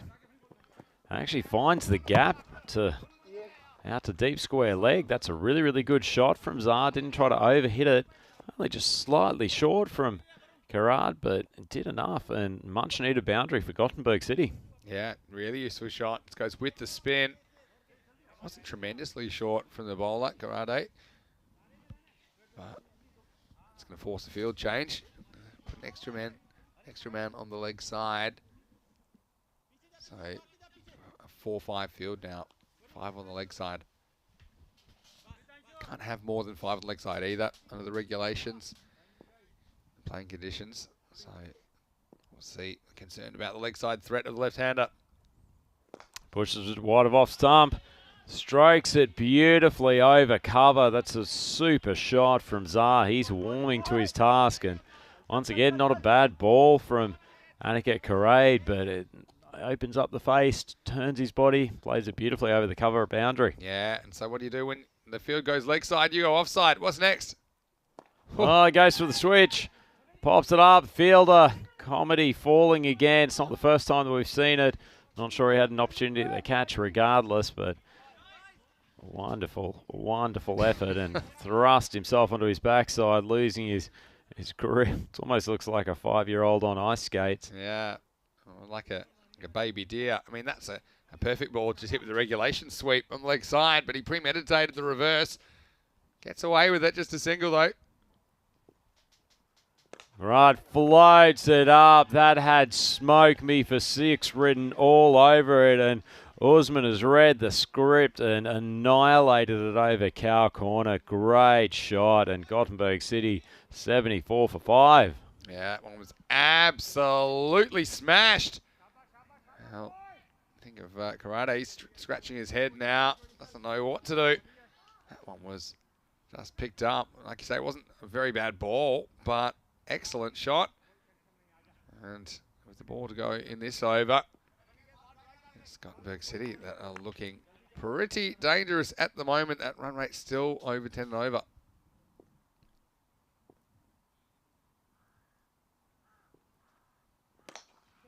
Has to use the feet again, strokes it straight down the ground.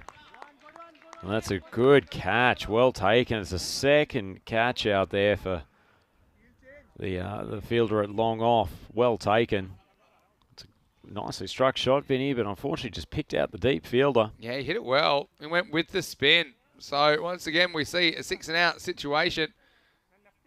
We'll have a look at this one. It certainly went very fast to the fieldsman. But unfortunately for Usman, he's got to go. It's the end of the 7th over as well. 74 for 6. Just a reminder, we have 2 games running simultaneously at the moment. We, of course, are in Malmo, Sweden, but you can see France in response to Germany's fairly sizable total of 164. They've made a less than ideal start. They're 16 for 2 after 2 overs. So you can tune into that one as well. Or you can stay with us. You can watch both if you can. As we see, Sagar Hanif continuing with his spinners. Yeah, Germany, they've struggled a bit with the bat, I think, compared to what they would have expected so far in that tri-series, but getting the job done so far in the first inning of that T20 against France, who did push them yesterday, but plenty of action on ECN on a huge Saturday for cricket, 6 matches across all formats. Think of a better way to spend the Saturday than tuning in to the European Cricket Network for the buffet of cricket that is on show here. Hanif just dragged that ball down a little bit, called wide. Very, very short run-up he's got. It's basically 4 steps. Pops it outside off stump. It's going to be a catching opportunity. It's just flown over the head of the fielder. Short third man uses his feet to attempt to keep it in, but he's signalled for. Once again, great sportsmanship from the Landskrona unit, but that's an unlucky boundary for Hanif to concede. I think he was hoping that when he turned around he'd see the ball off the rope, but I think that when he turns around here, yeah, you can see it hits the rope there just before the foot comes down. And so the correct decision is made. Charges at Hanif, gets a little bit top edgy, but it's going to fly away for a boundary. It's hit this hard Landskrona surface. Jumps away and causes the fielder to have no real play on the ball. It's a handy boundary as Zah continues to swing hard. Yeah, well, expect it all to happen in the last quarter of this innings. Loves the switch. No contact on that occasion. Yeah, so if you do basically play a reverse, and you basically have 2 offsides as far as the wide rule is concerned. As the next one is played away through backward point. They should probably get 2 here. They will. It's good running by Abu Zar. Played some decent shots, Zar, and he's brought a bit of industriousness to the target setting here from Gothenburg City. Bit of pressure on Hanif. It's the final ball of his spell. He's gone for 19 so far. Drifts on the leg stump with a full toss. It's been swung around, and remarkably, he's found the only man in the boundary in that part of the ground. That's not a bad over, though, for Gothenburg City. Zar goes up to 21, and Gothenburg City are 86 for 6 after 8. This is well positioned, Vinny, for a reasonable total. Yeah, certainly looks like they're heading for 100 plus. And they haven't been too stifled by the wickets. That's what's been surprising for me. We saw 6 wickets go in the first 7 overs. But despite that, all the overs have gone for at least 8. And it's a fairly consistent incline. And the 7th over was particularly 116 off that. But like I say, when you have no overs under 8, then typically you will post a score in the triple digits. Great to see some fans of the Gothenburg City team in the chat on YouTube. Welcome to Shazizba Rahman. Great to have you with us, and always great to see fans of the team give some thoughts to the YouTube group. You see Dingra, he's coming in for his 2nd over. Pretty important one, actually.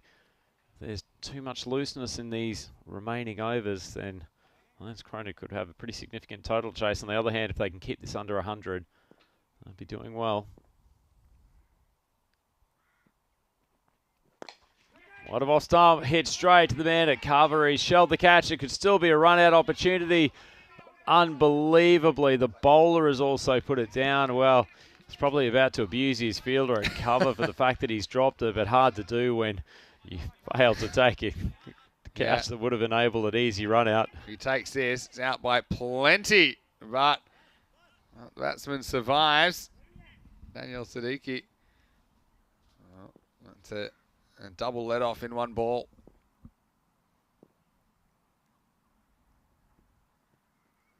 Once again goes wide off stump, plays with that fielder at cover again. He's not going to have an opportunity on that occasion, but ball's fired in. They'll take a second as it makes its way out near the cover boundary. Yes, that's important from here on to try and make the most of these last 9 balls. They look unlikely to be bowled out now. That was a bit of a concern earlier in the innings.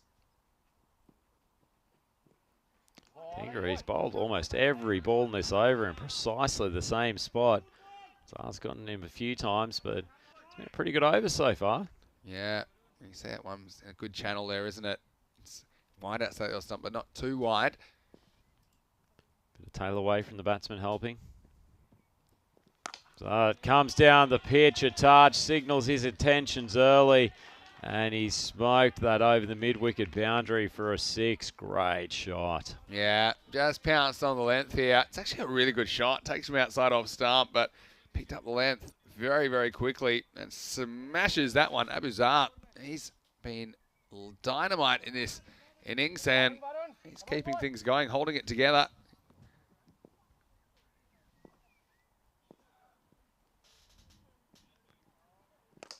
Well, returns to his length outside off stump. That's going to be caught. Well taken down there by Ramiz Dalvi.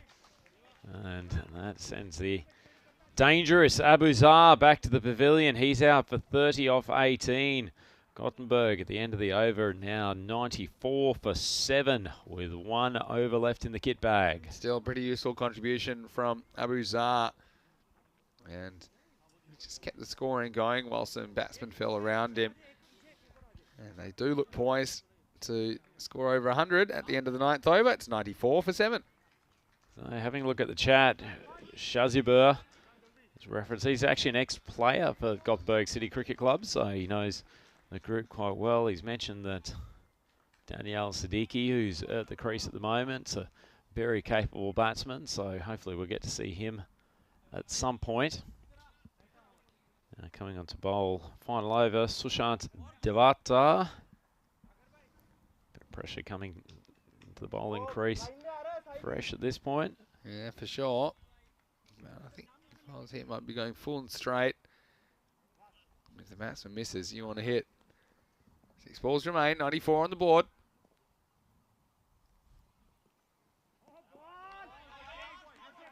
Well, Ball wide of off stump, just tailed away from the batsman. No contact in it, the umpire doesn't signal wide, so it's an excellent start from Devata.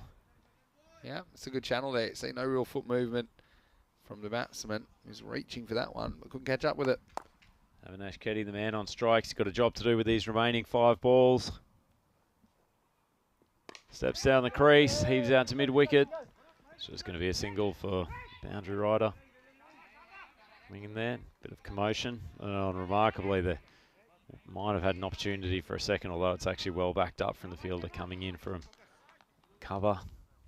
Seen a lot of overthrows during the course of this tournament. Yeah. Yeah, it's also partly because the batsmen are looking for them, I think, as well.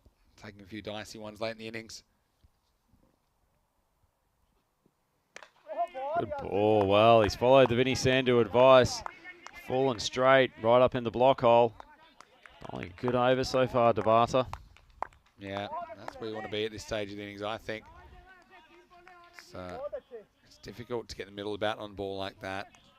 You have to dig it out, and very hard to send that one to the boundary. No fine leg, so it's a bit of a risk, I suppose. But at the moment, he's doing a good job, Devata. Lights it up. Keddy can't do any more than just swing it down to long on. It's excellent death over here from Devata. Yeah. Only gone for 3 so far. 2 balls left in the innings. They look destined to get over 100, but now they're going to have to work hard for it. 97. 2 balls remaining in this innings. Just drops a little bit short. Siddiqui swings it around. Man coming to backward square in the fence. Well, it's probably worthwhile running for 2. Yeah. There was no intent from Keddy. He's decided he wants the final ball. Siddiqui was pretty desperate to get back on strike. Yeah, I think at this stage you got to push for this one because, look, if it's a run out, it's a run out. And I think he was certainly looking for it, wasn't he, Siddiqui? But Keddy said, well, I'll stay right here, do the business. 98, last ball of the innings. Well, Keddy has it tossed up. He's opened the wrists and he's only succeeded in finding the fielder on the point boundary. That's a well-taken catch. They've been pretty good with their hands for Varun Dhingra, who took some of the early overs. It's well taken, and it's a pretty good finish to the innings for the Landskrona Cricket Club. Great job from Sushant Devata. He's come up with 1 for 4 off the final over in Gothenburg City and proceedings 98 for 8. I think Landskrona would be pretty happy with that given where it was a few overs ago, Vinny. Yeah, I think so. And I mentioned there were no overs in the innings that were less than 8. Well, that was until the last over. Devata only going for 4. Whereas it looked as they would be scoring well in excess of 100 at one stage. It was a good rescue effort from Landskrona to keep this to 98. So 99 for victory. Well, Andrew, I know that we are very excited to be here and back on the park. And let's have a look at some of the highlights of this, the 3rd match of the day. And how about that? Some great keeping from Nadeem Khan. Punctuated this innings. And you saw there, there's a bit of a social distancing issue a couple of times, as there was with this one. And that one was well held by Varun Dhingra. We saw just a moment ago taking catch off the last ball of the innings, but in amongst it, there was some pretty good batting, and I thought Mahib Shaheen was pretty good with the bat. And he contributed 38 to the total. It's important they just kept taking wickets. Abuzar was pretty good as well, as see Shadin Mahmood nicking off. Another good piece of keeping by Nadeem Khan. And in amongst it, outfielding was important, wasn't it? We saw a few balls flying to that long off position, and Gothenburg City, they were scrambling for every run possible in the last few overs. The wickets were a concern. It was a nice effort from Hamrit Chansu Singh, but wasn't quite able to keep it in the field of play. This was double let off, wasn't it? And, well, what can you say when you're Varun Dhingra? He was in amongst the action all the way. And when it came down to it, some really good death bowling. Dhingra takes the catch off the last ball of the innings, just keeps them at 98. So it will be a double-figure chase for Landskrona, the hosts of this FanCode European Cricket Series. And what a good last over. Only 4 singles off. And let's have a look at the scorecard. And Shaheen was the best of the batsmen, 38 of 20 balls, but Abuzar with his 30 of 18 deliveries. Don't underestimate his contribution. No other Gothenburg City batsman was able to make double figures. A pretty disciplined bowling performance as well, I think, from Lance Corona. Only 4 wides in the innings on the way to that score of 98. 8 wickets fell during the innings as well. And you can see that every single wicket was caught to 8 catches taken. Let's have a look at the bowling figures, and Kiani will get the plaudits. 3 for 19 of his 2 overs. Also 2 for 16 from Dingra. But have a look at Devata, who came in to bowl the last over. He was a real find, I think. He did what I suggested, kept it full and straight, took 1 for 4. Maybe that could just be the difference in this game. So fascinating first half of match 23 as we look at 2 new teams in this FanCode European Cricket Series. Join us in a few moments when we return. It will be Lance Corona, who required 99 for victory in match 23. They'll have 10 overs to do it. Vinny Sander here, Mr. Maximo, along with Andrew Ryan. See you shortly on ECN for more FanCode European Cricket Series.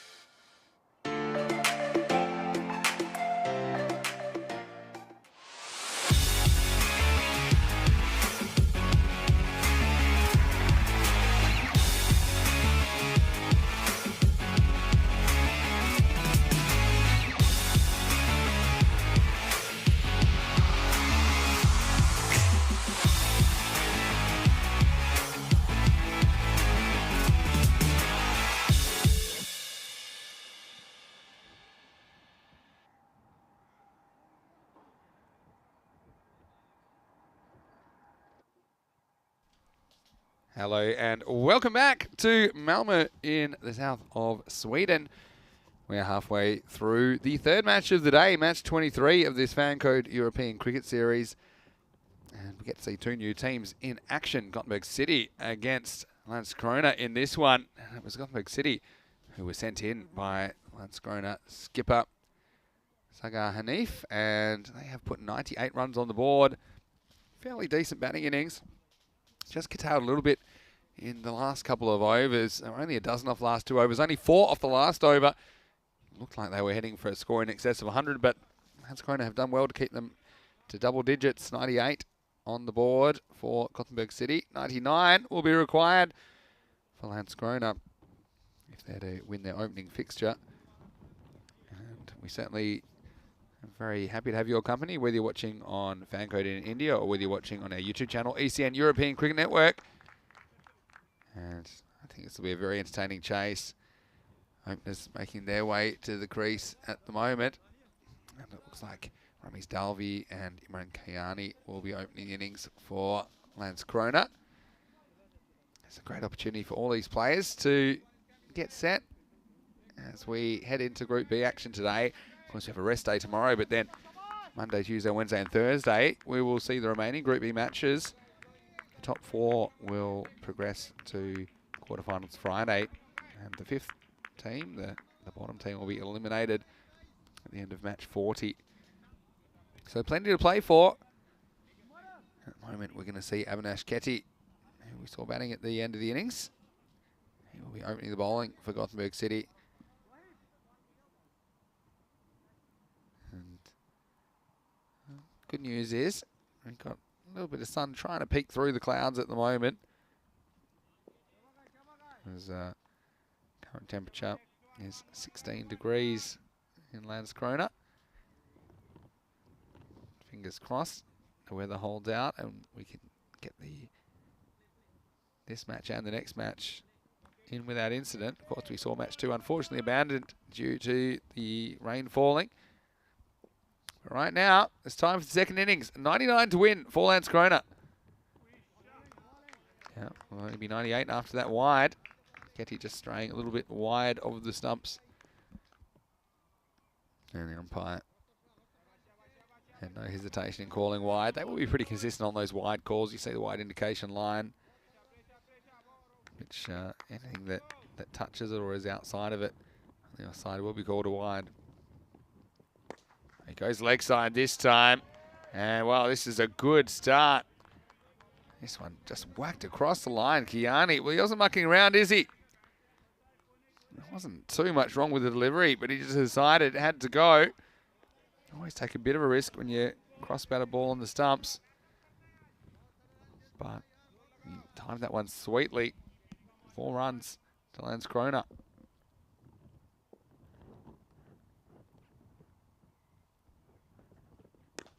That's good outswing this time. Well, he sends him back. Could be trouble. And there will be trouble. And, well, that's unfortunate for Dalvi. He's going to be run out without facing a ball. I'll be interested to see this one, because it did seem like Dalvi was pretty keen for the single. And it was actually really good work by the bowler. He decided to take the throw. Let's just see what happens, though, at the start of this run. County hits it. Quickly says no. Dalvi was off, and he got over halfway down. And it was smart work by the bowler to take the throw. Made the decision to take the throw. I think he knew how far Dalvi was out. And then from his position, it was a fairly short throw to hit the stumps. So a bit of drama in the chase. It's 5 for 1.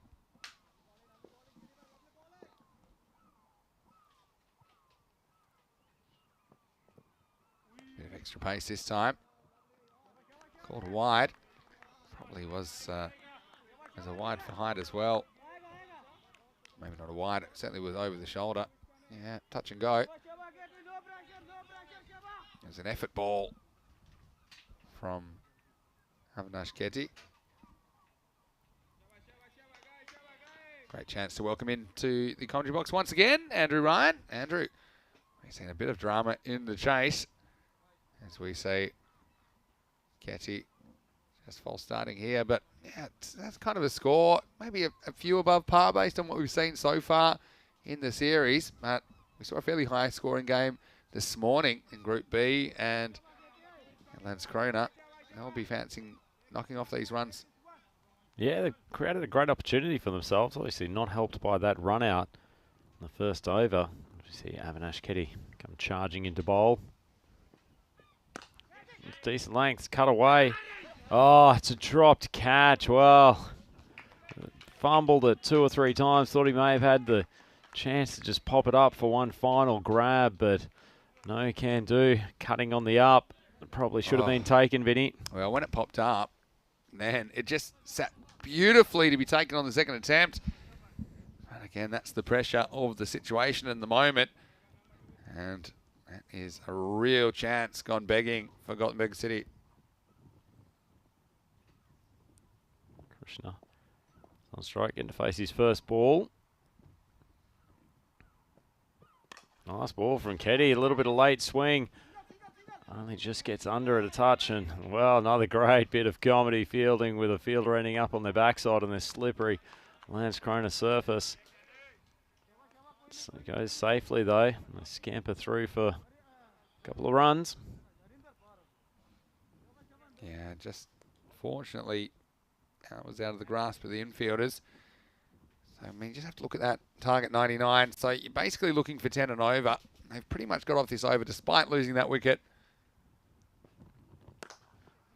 Another foolish ball from Keddy, but Krishna decides he's going to take him over the covers. Only 2 fielders in the out for the power play overs. It's a good time to go and hit in the air. Goes the aerial route. That's a 4. And Landskrona start moving towards this total. They are on 13 for 1 with 1 ball remaining in this over. Yeah, they've been flying. So,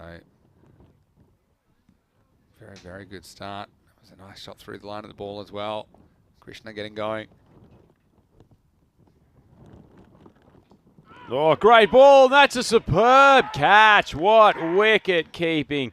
Absolutely wonderful work from Shardin Mahmood. That was a cracking ball from Keddy. Just took off a good length, a little bit of late swing, but magnificent catch from the wicketkeeper. Vinny Sandu is the doyen of wicketkeepers. You would be very happy to see that. Oh, that's a brilliant catch. I mean, the thing is, he's so well balanced, Shadid Mahmood. You see, he has good base and he stays low and he has the power in his lower body to be able to kind of jump sideways a significant amount.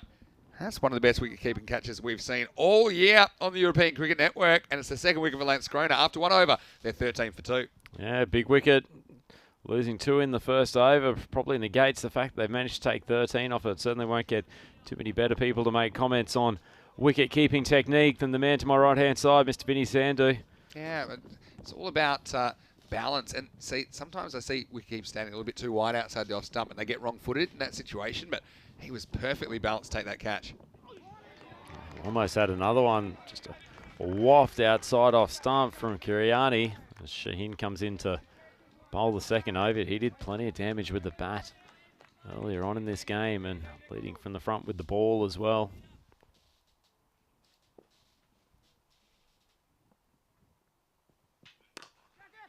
Kiani steps down the track, thrashes it over cover. He's going to plug, and I'll only just come back for 2. Didn't quite get it off the meat of the bat.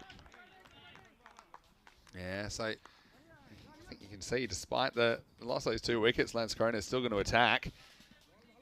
It's a typical ECS over, wasn't it? There were 13 runs and 2 wickets off the first over. That's why you won't see kind of pound-for-pound cricket action anywhere else quite like the FanCode European Cricket Series.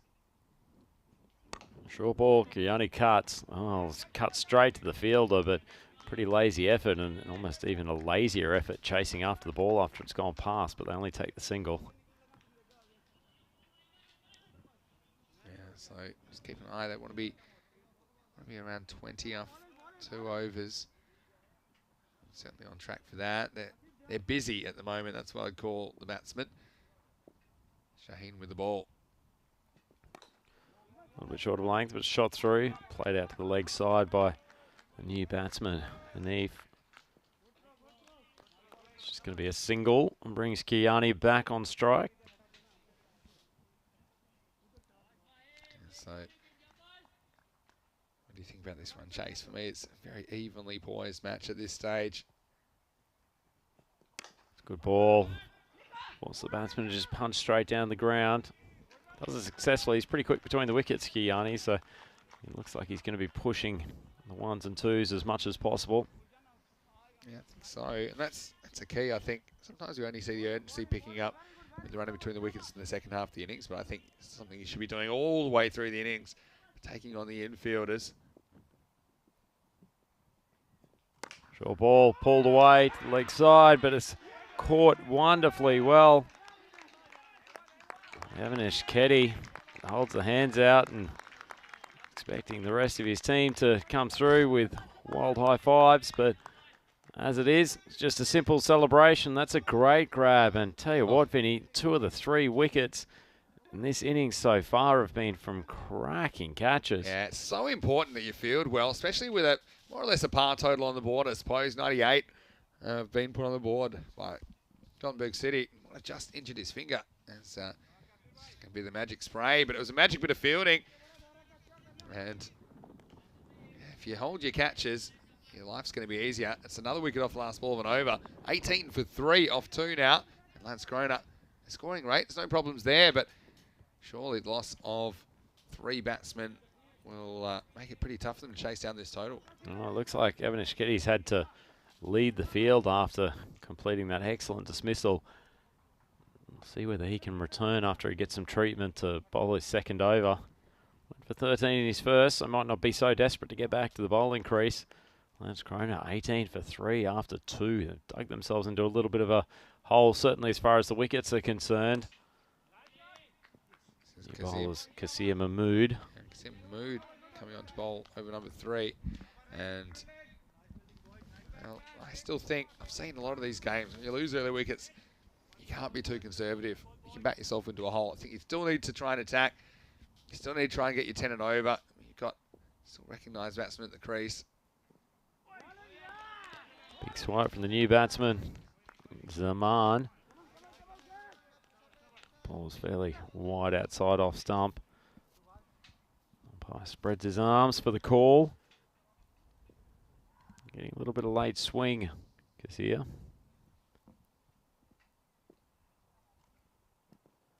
Well, that one's just outside off stump. Lucky he didn't get castled. Just a little bit of late tail away saves him. It's a great ball. Yeah, it's a good area. Just kind of angles in and then gets a bit of movement away, I think. Just a bit of late shape. And so, certainly seeing a few attacking strokes. We're still in the power play till the end of this over. It's very, very wide. Will be called as such by the umpire. Just don't need to be donating these extra runs at this stage. Gothenburg, they're certainly in control of this innings at the moment with the 3 wickets down. A few balls left to go on the power play. I'd love to thrash a boundary or 2. 4 ball, well, he's certainly gone the aerial route, and the fielder slips as he's tried to take the catch. That's unlucky. He just lost his footing at the crucial time, Harinder Singh. Hopefully he hasn't done himself an injury. He's still down, but I think it's more the disappointment and probably a little bit of a shaky hand. Yeah, this ground actually drains pretty well, but you see just meeting that ball on the move. Wasn't able to hold on. So after a couple of really good bits of fielding, unfortunately that one goes begging.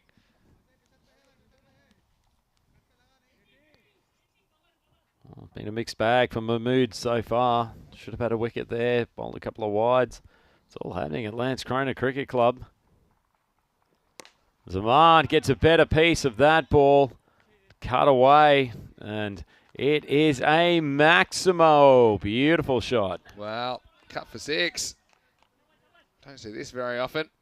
Gets plenty of the bat, and it's all timing, really. It's good back foot movement as well. Back and across, got in a good position to play that shot. And like we said, despite losing those 3 wickets, Lance Kroner, they're going to keep attacking. Not too many players these days, Vinny, taught to roll the wrists over the top of the cut shot, are they? It's all about opening the bat face and cracking it upwards and over. Yeah, well, I mean, especially if there's no fielder back there, backward point on the boundary, it's a fairly safe shot. And sometimes it's easier because the ball is rising, so you can just kind of help it on its way up and over. Nice shot. I can see there's a man that's got his innings moving.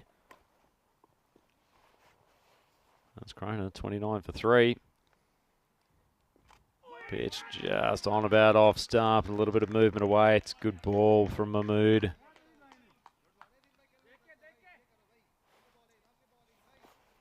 Yeah, it's a good comeback. But yeah, look at that run rate. They're right on track at the moment, aren't they? Going to be about 30 after 3.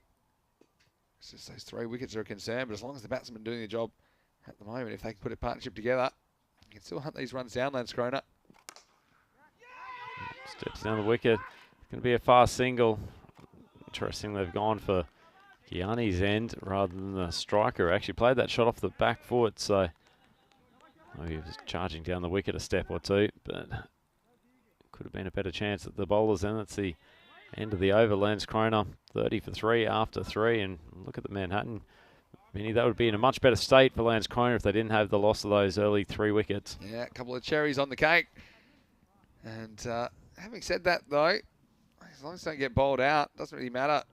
But normally we see the top 3 batsmen being crucial, especially when you've got a chase on your hands. And this one, like we said, is a few more than par, I think, on this field, based on what we've seen over the first 5 days of action.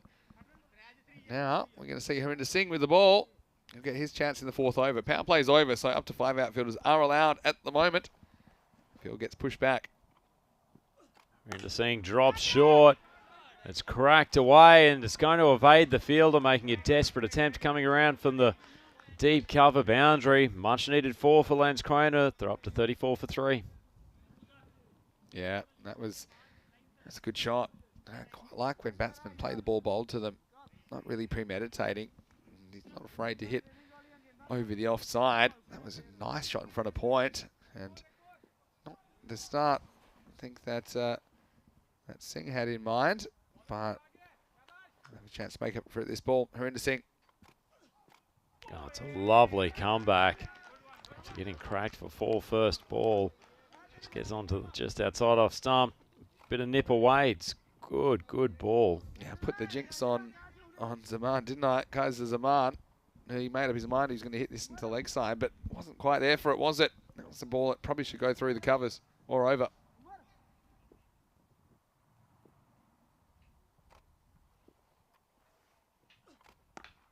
Oh, it goes short again.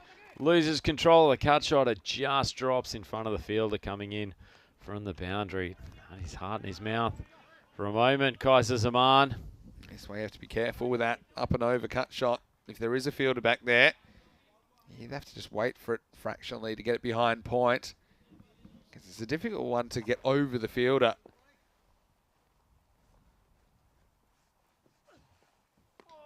Oh, a good ball. Just a little bit of extra zip outside off stump. Zaman takes a big swing, trying to cut it hard. Sorry, Kiani, I should say. Yeah, Kiani, 10 off 9 at this stage. Well, it's heaved it around the corner. Fielder's going to have no chance of tracking down that ball. Excellent shot from Kiani. Just helps it around the corner. Wasn't a terrible ball from Singh, but taken for another much-needed boundary. Great shot from Kiani. Yeah, great shot. Does a couple of times. It's a little bit risky going across the line, but you can normally trust the bounce on this wicket. Last ball, the 4th over coming up. Good call from Kiani. Took off quickly. No chance of a run out. And Lance Croner, 4 overs down. They're 40 for 3. Tracking the run rate at the moment, Vinny. Yeah, they just keep moving, and that's what it's all about. You can move about the European Cricket Network today, back and forth. You can go and have a look at what's happening in Krefeld. You can see France in a bit of trouble. 71 for 5, chasing 165 for victory against Germany. The Germans, they're undefeated in the series so far, though they were pushed by France in their previous meeting. France also had a win on day one against Norway. It's that tri-series. It's 2 matches today coming to you from Krefeld in the west of Germany.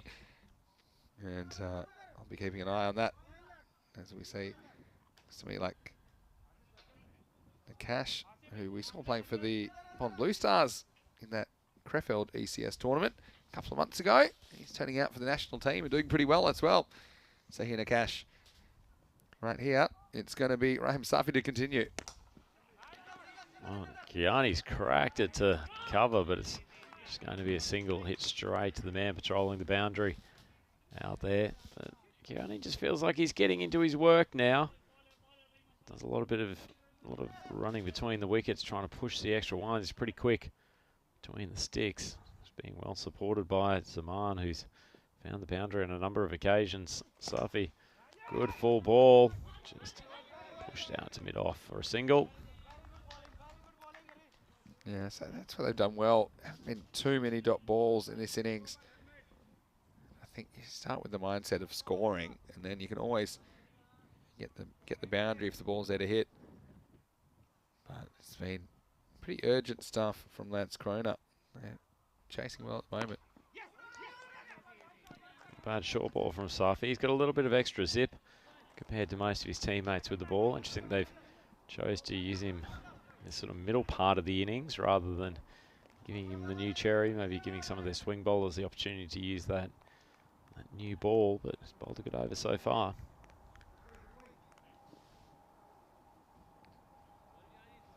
Yeah, I mean, for me, Golden Big Cities need to break this partnership. I think they'll be on top in the game if they do. Oh, this might be the moment where they do break that partnership. It certainly is. Safi come to the bowling crease, and that's a pretty important wicket. Zaman had been hitting boundaries with regularity. Just gets into mistime a shot, angled in. He's come from slightly wider at the crease on that occasion, and the angle has done Zaman. Yeah, it breaks the handy partnership of 25 between those two. Lance Kroner, they lose a 4th wicket, and it's 43 for 4. Well, that 4th wicket down, Vinny, that just makes it all the more harder for them, doesn't it? It's certainly not terminal by any stretch, and still got some batting to come, but it's been a good over from Safi. Hits the pad, going a long way down leg side. Kiani doesn't choose to go for the single. Being joined in the crease by Khan. Yeah, it's interesting that Lance Kroner, they chose to bowl in this match. What are your thoughts, Andrew? I know you've captained in the ECS before, back in the Swiss tournament we had last year. Do you have any particular preference? I'm asking after this ball with regards to bowling or batting first. Good Yorker from Safi, and it's just dug out. Will probably be the single. I think it's very much match-up dependent for me, Vinny. I think it's always an interesting discussion point, and probably also a little bit comes down to psychologically how the team's feeling, particularly as we see the end of the over. Lance Kroner 44 for 4 after 5. If your openers feel like they're in the groove in terms of the opening batsman, then you might want to unleash them, because so much of this T10 success comes down to how well your openers can play. If they can bat through the first 5 or 6 overs and go at 10 and over, then they're creating a great platform for the rest of the side. On the other hand, if you get the sense that there's maybe some movement around, or the weather's just in a helpful spot, then certainly have no trouble sending an opposition into bat. And yeah, it just depends on the matchup on the particular day. Yeah, sun's poking out, which is nice. I've had a few issues with the weather this morning, but it's turning out to be quite a nice day. As we see, Nasib Rahman for the first time with the ball. Starts with a wide. Starts with a wide, but interesting bowling action. Always good to see a unique approach to the crease.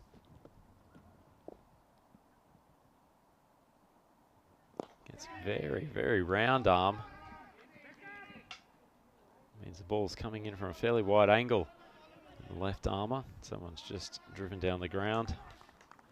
Pretty easy single. First time we see Khan come on to strike. Nadeem Khan, he took a couple of good catches earlier in the innings, or earlier in the game. Yeah, First kept innings very for well. Lance Kroner. Some good keeping today, haven't we? From all sides. Full and wide outside off stump. Actually well taken by the keeper. Game feels like it's precariously poised at the moment. Lance Kroner certainly close enough in terms of run rate if they're good enough, but key will be how much their middle and low order can contribute. It's a nicely pitched ball, just pushed away by Carnes, just giving himself a sighter before he starts to get into more attacking mode. It's the last over and a half. It's been pretty tight. Remember, they were 40 off 4. They were right on target. And after 5, they were 44. Only 4 off the last over. And comes on a little bit slower. Batsman heaves it around to mid-wicket. Just a single. Wonder how often we'll see the sun out from behind the clouds. It's had a brief moment of it. But good news is the rain is staying away.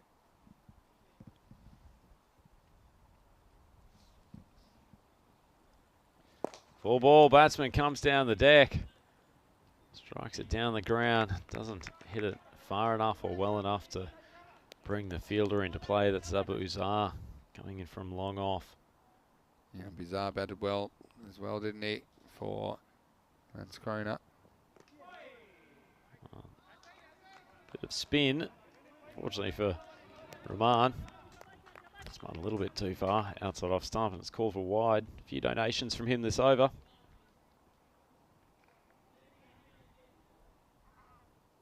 He's a pretty clever left arm spinner.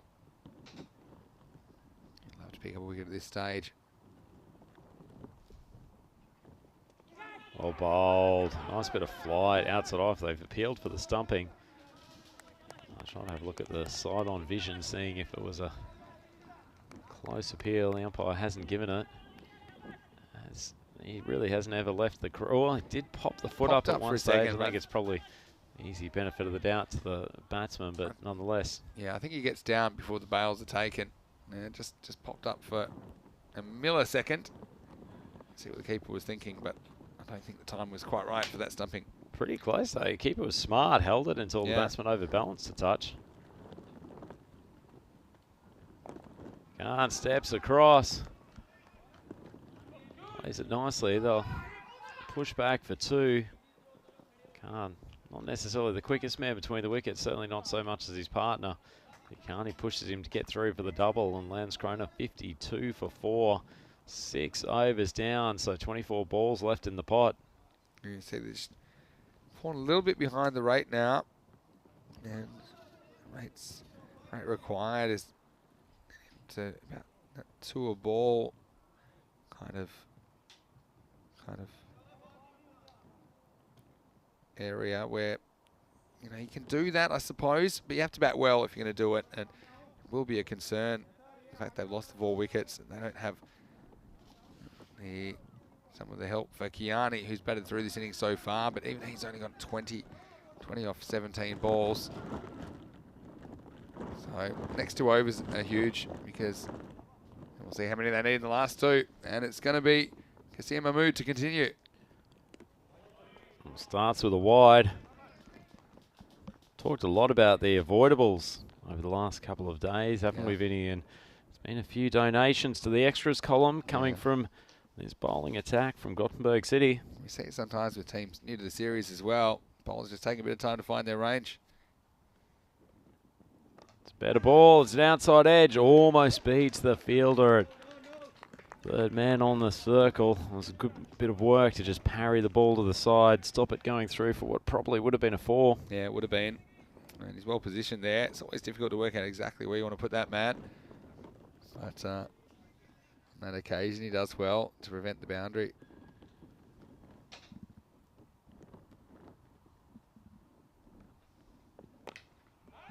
It's nicely cut. It's going to go all the way to the boundary. In fact, it's well placed. Didn't look like he thrashed it that hard. The keeper, Nadeem Khan, but he's managed to place it very, very well. Yeah. It's a handy boundary for Lance Kroner. Yeah, super shot, really. It was all timing. And you get an indication of how fast this outfield is, despite the bit of rain we've had, but it's been cut very short. Batsmen getting full value for their strokes. It's been a little bit expensive. Kasia Mahmood. Bit of pressure to try to get through this over without leaking too many more runs. Ball goes down the leg side. It's just shoveled around the corner. Just be one. Yeah, singles I think are a win to Gothenburg City at the moment because it's going to push that rate up slightly. Yeah, that 12 and over. Normally you do need one, probably two boundaries just to keep pace. If you don't get them, then things can get out of hand pretty quickly and that rate can spiral out of control. Yeah, he's been at the crease long enough. Probably needs to start finding the boundary a bit more regularly. Drive it down to fielder Rahim coming in from long on. Certainly wouldn't be taking on his throwing arm for a 2. Yeah, it's important you have your best fielders in those key positions as well. Long on, long off certainly are hot spots.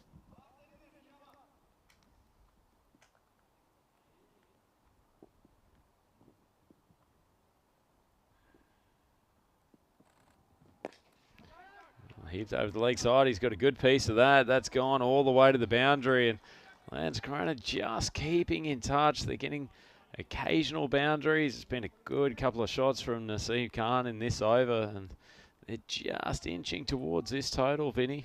Yeah, well, I said if you get the 2 boundaries in the over, you're probably keeping pace with the rate. Yeah, that's how it's worked out at the moment. There's been 12 off this over so far with the ball remaining. So that's exactly what they need. They've got a bonus ball here. Oh, nice ball. Unlucky Mahmood. He's gotten the outside edge. It's a good delivery, but as it is, it goes flying to the boundary. Lance Corona 68 for 4. And there's now 3 overs remaining. This is going to be a tight one, Vinny. Yeah, it certainly will be a tight one, I think. I mean, this is a similar sort of a ball that we saw actually caught by Mahmood earlier. This time, it just flies before he can move. And I think that was a case where he kind of got up it too, so he didn't really have the ability to launch himself. Didn't even dive at it. Let's have a look at what's coming up this afternoon. It's a rematch between these two teams. You can see they're pretty evenly matched from what we've seen so far. Gothenburg City versus Lance Corona in match 24. The final match of the day. The news from the toss is Gothenburg City. They won the toss and elected to bat first. So once again, they'll be batting first. This time it's their own choice in the first game. The game you're watching right now was Lance Corona. Yeah, skipper Sagar Hanif won the toss and sent in Gothenburg City. And this one, we got a chance and it's taken. So that's going to make things even tougher for Lance Corona. And so they needed a wicket and they got one. And Hasbur Rahman comes on. This one, didn't do too much wrong, but hung in the air. The fielder was well positioned. He takes a catch and it's 68 for 5 in the 8th over. Oh, he probably could have put that just about anywhere square on the leg side, Gianni, but he's managed to pick out the fielder coming in from deep backward square. It's an important wicket for Gothenburg City, although probably more importantly for Lance Corona, it wasn't Nadeem Khan. He's looked the more likely to find the boundary over the course of this innings, so I'll be happy that he's still there. Yeah, I agree with you there. Kiani had tried that a few times during the innings, pretty successfully actually. Just swinging across the line, but that one, he found the fielder. So this is a big over in the context of this match. Oh, struck in front, the finger goes up. It's a massive wicket from Rahman. It looked like he got a fair bit of sideways movement on that delivery, the left arm orthodox spinner. Yeah, the only thing for me was probably the height. I like the appeal though. You know, 2-knee appeal. To me, it probably hits him in line. Have a look at this. The height, you be the judge. Yeah, it's probably hitting the top of the stumps. Probably a good decision. So Nadeem Khan, that's a big one. Now Lance Corona in some serious trouble. They've lost a 6th wicket. It's 68 for 6 in the 8th over. Yeah, I'm pretty happy with that one. I think it was a good call from the umpire. Vinny's coming from a very low trajectory point, very sidearm type bowling action. So he's not going to get too much kick over the stumps. And that one just shot through on the batsman. He's been trying to find that square leg boundary on a couple of occasions, but that's a big loss. Can't have been batting pretty well up until that stage. Yeah, once again, we see the batsman cross-batting the ball on the stumps, and You do that at your own peril on any surface. Rahman, good contribution from him. 2 for 8 he has in his second over.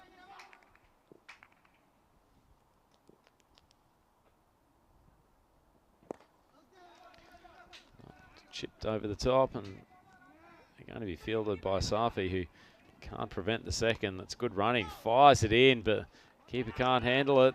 They're going to take a third.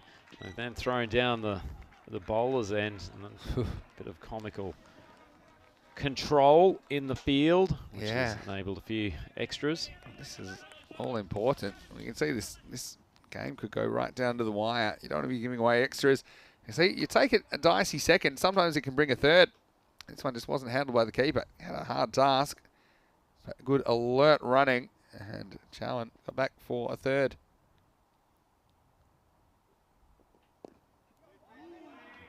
Wide ball in terms of the wide delivery points. Pretty hard to get away when the batsman's backing away to give themselves space on the leg stump. Yeah, so got to get moving. Makes a big swing. It's only enough to take it down to long on, and it'll be a single.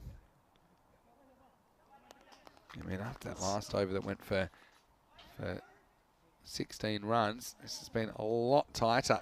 End of the 8th, and there were only 4 runs off this over. 72 for 6 now. Lance Kroner.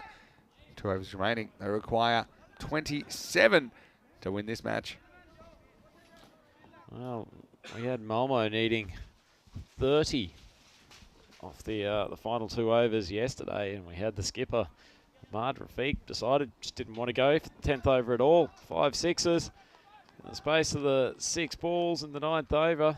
Took his side to victory. Could we see something similar from Lance Kroner? 27 required from 12 balls. Bit of a discussion amongst the Gothenburg team as to who's going to take responsibility for this over. So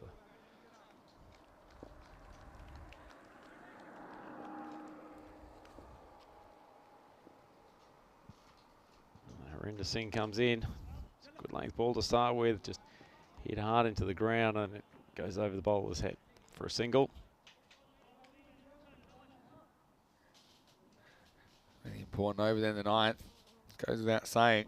It's whatever you get here, you don't need in the last over. Whatever you don't get, you'll need in the last over. They've brought back Mahib Shaheen to bowl it.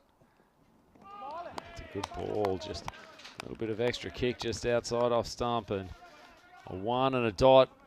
I'll be happy with that so far at Gothenburg. Lance Kroner, I need 26 from 10 balls, and all of a sudden this run rate required is starting to get quite out of hand. Yeah, this is where you're relying on your number 7 and number 8 to get you home. Needing 2.5 a ball. Swung away to the leg side. Fieldsmen are chasing after it. They'll scamper through for 2. Yeah, that's one thing they can do is run well. These two have shown that they're willing to push for the extra runs, running between the wickets. I think that's important. And, the difference between a 2 and a 1 is huge at the moment because singles aren't really good enough at this stage. You need to be getting multiples. Lofted over the offside. It's going to run all the way down to the boundary. They've had a few go through that region. Much needed boundary for Lance Kroner. Reduced the target by 4. Still a long, long way to go, but they're in it. Yeah, they needed that for sure. They probably need another boundary here before the end of this over. 2 balls remaining. 20 off 8 now. You wouldn't want to be chasing more than, say, 14 or 15, I think. Sheen comes in. Oh, it's popped out of the man at point, and he takes a really good catch, continuing. Pretty good fielding display from Gothenburg in this game. It's well taken by Daniel Siddiqui. Yeah, he's been an important player for them, hasn't he? This one just hung in there a little bit too long. Allowed Siddiqui to come in and complete the catch. So, more importantly, supposedly, for Gothenburg, it's a dot ball. 79 for 7. And 7 deliveries left. Still requiring 20. Just picked up wickets consistently throughout this innings, haven't they, Gothenburg? And it's enabled them to keep the run rate under control. Just no batsman's really gotten away from them at any stage. That's cracked through. Covers diving effort from the fielder, but unfortunately to no avail. He can't stop it, and the ball goes through to the boundary. So they've had the 2 fours off this over, which has once again kept them alive and breathing. That's the end of the 9th. 83 for 7. Lance Kroner from the final 6 balls. They need 16 runs. Vinny, are you getting a golden ball tingle at all? Well, it would be a sweet 16. I mean, for me, I do think 16 is probably beyond these two based on what I've seen. But I mean, having said that, we know anything's possible. They do have 3 wickets to play with, but I think the fact they don't have a top order batsman could hurt them. I mean, the best over so far in this innings has been 16. That was the 7th. It was bowled by Kazim Mahmood. And looks like they're going to turn to Raheem Safi, who bowled a very good 5th over. Only went for 4. He's got 16 to play with as Gothenburg City look to try and close out match 23, the first match for these 2 teams. Come off the pad, keepers sprinting up, trying to affect the run out. Now it's a bit of an appeal, and well, we'll wait for this one, because I thought he was a long way out for a long time. Did he get back in time? And yeah, I thought probably fractionally out. I mean, the umpire only gets one look at it, but again, maybe won't matter in the scheme of things. The main thing is it's a dot ball, and that's going to really hurt. Now 16 off 5 required. Well, how do you get 16 off 5? You need to send 3 balls to the boundary or over. As we see, the run out has indeed been given. So, unfortunately, they lose a wicket. So that's 8 down now.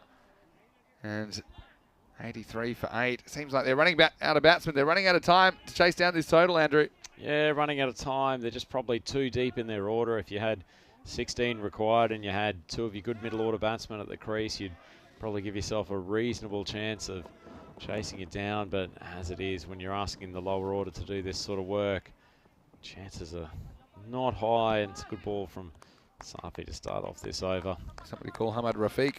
He'll know how to finish the game off. I'll say this, 3 Maximos, game's over, but only 5 balls remaining, so it will not be easy. At the moment, Gothenburg City well in control. Safi just delivering when required. He's going to have to try and keep it together, of course. You know, pressure on the bowler as well. You don't want to bowl extras at this stage. Oh, great. Nah, that's one of the best Yorkers we've seen all week. Comes through pretty sharply. Safi got it right in the block hole on off stump. Cracking delivery. Yeah, it really was. And this isn't the easiest delivery to face first up. And Safi takes the second wicket. Let's have a look on the replay. This was quicker. And look at the wrist. It really whips that wrist through. That's the key to bowling a good Yorker. And the batsman was very late on that. That's unfortunate. Mritanchu Singh goes very first ball. And look, it won't be a hat-trick opportunity for the bowler because the first one was run out, but still, it's Gothenburg City. They look like they're going to do this in the end. 83 for 9, and they're down to their very last batsman, Varun Dhingra, who was in the action in the field. He's going to have to contend with the bowling of Safi. Will help them a touch. Big wide down the leg side. Keeper actually did really well. Really well. Yeah, good sideways movement by Shadin Mahmood, who had to go a long way. He anticipates it. See, he's off early, just gets a glove on it and doesn't take it cleanly, but still only provides 1 extra one. Thought that one might have even gone to the boundary if he'd missed it. Another good Yorker length from Safi. He could be a pretty useful weapon in their side in these closing overs. Some of the better Yorker length bowling that we've seen in the tournament. Yeah, really good death bowler, I think. But just the occasional one that has gotten away from him, but I think it's been crucial in this defence, Safi. A big swing from tail ender. Just inside edge down to fine leg for a single. Lance Kroner, I think they can take some confidence from this performance. I mean, they've been within touching distance of Gothenburg City here. And Landskrona didn't automatically qualify for this tournament, so they've had to come in the hard way. They're just going to go down by about 10, I reckon. But once again, we see a wide. That well, keeps things a little bit interesting, I suppose. Back-to-back sixes, and they can win it from here. But it does seem unlikely with the lower order batsman at the crease. Probably be unlikely even if there was a top order batsman at the crease. Too true, Mr. Sandu. So if he comes in, another good ball at the base of the stumps. Back out to the offside. Going to push through for a second. Keeper takes the bails off and the umpire's finger goes up, and that is all she wrote for game 3 here on day 6 of the European Cricket Series. And not a big win for Gothenburg City, but fairly solid one in the end, and they get their tournament off to a really, really good start by beating the Landskrona Cricket Club. That's a pretty reasonable all-round performance from Gothenburg City. Yeah, I think so. Yeah, another good decision by the umpire. One was just fractionally out. So they're bowled out in the end, Landskrona for 88. They go down by 10 runs, 98 to 88. Well, we'll see these two teams again in the final match of the day, match 24. You can see there's not too much between them. Once again, it will be Gothenburg City who are batting first. They've won the toss and elected to bat in that match. And certainly I like the contribution from Abuzar with the bat for Gothenburg City. I thought he was important. Also liked Siddiqui. Safi, so he was a real key player, especially at the end of that match, closing it out with the ball. And apart from that, I did like the look of Mahib Shaheen for Gothenburg City. Landskrona, well, they have to stop and think about it, and they'll have to come back and try and square the ledger. Early on in this one, Kiani showed he wasn't afraid to go across the line. It's that old one. They say it works every time but once, but this was unfortunate for Dalby, who was run out without facing a ball. So that was a big loss for them. Getting absolutely no production. That one, gravity wasn't his friend, as it was on that occasion. Bit of slip sliding away, but how about that for a catch? Outstanding work by Shadid Mahmood. He was a very important player. And he said, yep, stay away. We don't want to fall foul of the COVID regulations, but how could you not be excited? And then following up, good work from Ketty. And really, when you look back, Andrew, the fact that Landskrona got within 10 runs, I think it was doubly important that those early ones were taken. That one went down, but you can't take anything away from the fielding performance of Gothenburg City. Removing those top order batsmen had went a long way to them defending this total. Yeah, great fielding performance from Gothenburg City, and the catching was outstanding, as you said, particularly in the early overs. And when you're removing top order batsmen, then makes the job doubly hard, trying to get the middle order and the lower order to chase this sort of total. It's a difficult ask, and they tried hard, Landskrona. They'll probably be better for the run, but ultimately in the end it was just all a little bit too much for them. How's that for an appeal as well? The old double knee slide. It's like something you'd see in a rock concert, but he was pumped, wasn't he? Nasibur Rahman, he bowled very well. And well, the innings came to its conclusion. They just hung in there for a long time, but ultimately they kept losing wickets, and that counted against them. In the end, they were bowled out with the ball remaining. Landskrona 88. This was the last one to go. That actually was the first one in the last over. There'd be more to go. It's a really good Yorker from Safi. Snuck that one past the batsman. And also some really good defensive work by Mahmood. I really liked him with the bat, with the gloves. That was the last one where the run out was completed. And with that run out of Dhingra, Landskrona ran out of batsmen and they were out of time. 9.5 overs bowled out for 88 runs. Let's have a look at the scorecard. And Kiani, well, he stuck around for 22. 15 for Kaiser Zaman of 10. Nadeem Khan, 16 of 10, but see, no one really going on with it. A lot of single-figure scores. And 11 wides, that's probably something that Gothenburg City will have to work on in the next game, giving a few freebies. But when it came down to it, we saw the power of runs on the board, Andrew. I think you can't underestimate it. It was Landskrona that elected to chase, but ultimately they found the task a little bit beyond them here in match 23. Yeah, probably didn't help with the run out of one of the openers the start of that chase, put them on the back foot immediately. But Gothenburg City bowlers, they were pretty serviceable. The pick of them, Mahib Shaheen, he took 2 for 16 of his 2 overs. Keddy was a little bit expensive at the start. Kasim Mahmood, he went for quite a few. The Rinder Singh bowled okay in the middle, and then Raheem Safi, he was probably the gun bowler within their pack, coming on in the last over, protecting that total. He took 2 for 9 off 1.5, and a searing Yorker at the start of the 9th over. It was pretty impressive stuff. Looking forward to seeing more of him throughout the tournament. Yeah. And ultimately, Gothenburg City, 98 for 8 in their innings. It was enough to take down Landskrona. 88 in reply. They were bowled out. 1 ball remaining in the innings. That gets off the tournament to a very good start for Gothenburg City. Looking forward to seeing what they can do in the rest of the event. Yeah, it's an entertaining match, isn't it? When you consider that we had, what's that, 186 runs, and we saw 18 wickets fall in match 23. So, you might want to go to the website, europeancricket.com, and have a look at the match preview for match 24. Don't forget, you can always flick across to Germany as well. We're about an hour and 15 away from the start of the second T20 International today. We'll join you in about 10 minutes' time to take you into match 4 of the day here in Malmo, Sweden, starting with the Bias Trust coin toss. But for now, it's Vinny Sander, Mr. Maximo, along with Andrew Ryan. You're watching ECN. This is the FanCode European Cricket Series.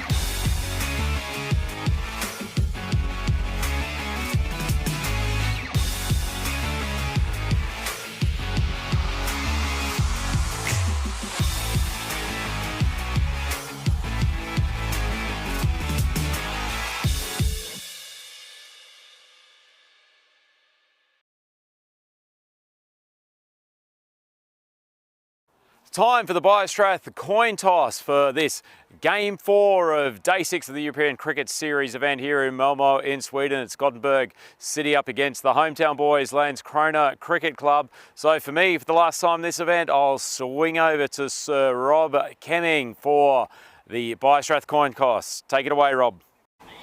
It's tails. It's tails. Your call. Spin. Tails is called. It's heads. We're gonna bat first. So there you have it, final game of the day. Gothenburg City, they've won the toss and they're going to bat first. It's time for the Biostrath Game 4. It's a big clash, Landskrona versus Gothenburg City. Hand back to Vinny Sandhu in the central commentary position. Take it away, Vinny. Thank you very much, Andrew Ryan. And yeah, I'll miss you, Andrew. I know that you're heading back to Switzerland tomorrow, and it's been great to have you as company in the commentary box so far in this series. And we saw the news from the toss. Gothenburg City, they have won the toss, and they have decided to bat first. So certainly was a good decision in the previous game as they held on 98 to 88. Highly entertaining first encounter between these two teams. But it is Gothenburg City that get the win on the board. As far as players to watch, I mean, Raheem Safi, I think he's a really key player for Gothenburg City. And also like the batting from Abuzar. And how about Mahib Shaheen with the gloves and with the bat. Landskrona, well, they have some good players of their own. Imran Kiani, he impressed me with his all-round contribution in the first game. Also Dingra, he'll be important with the ball. Has a good pair of hands in the field. And Ritanshi Singh as well, likely to feature with the ball. And I think the plan will be pretty much the same from Gothenburg City. I think try and put 100 or more on the board, then defend it. It looks like it will be Raheem Safi opening up the batting. A very important player for them, like I mentioned. Got a very good death over. And he's out there with Mahib Shaheen, the keeper batsman. So, all set. And Ritanshi Singh will open the bowling for Landskrona.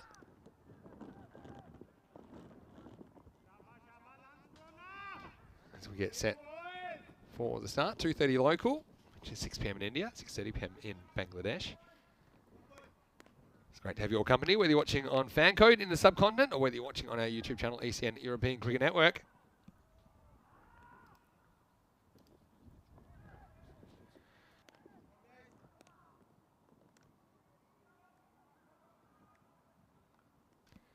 So all set. Strap yourselves in. One more game. The weather holding off at the moment, which is nice to see. There was the threat of rain today. Here's Ritanshi Singh with the first ball. It's a pretty good one. Tacks the stumps, but dug out by Safi. He gets off the mark immediately. We've seen a lot of these two-game mini-series split, haven't we? And there's a vagary of the fixtures in some parts of the continent we've gone to that we are having these double headers. It's in the air. It's hit pretty well though, and this will probably run away for 4. It does. So the first boundary of the innings comes off the bat of Mahib Shaheen. Just well balanced. I like the way he doesn't try to drag the swing across the ball. Just goes off the back foot, and he knows if he gets over the infield, there's every chance to run away to the boundary. Nice shot.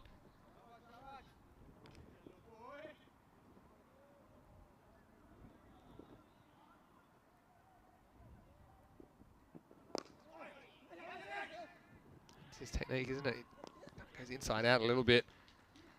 This ball was probably missing a leg stump, but just works away for a single to the offside. Shaheen. Safi back on strike.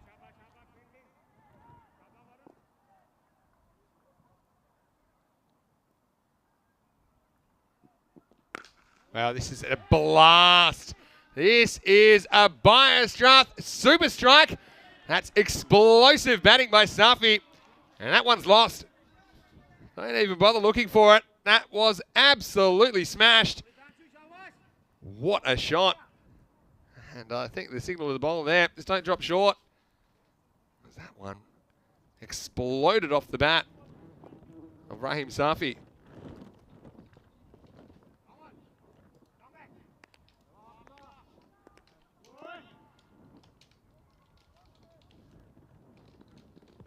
Oh, this one is edged and it's just out of the grasp of the keeper.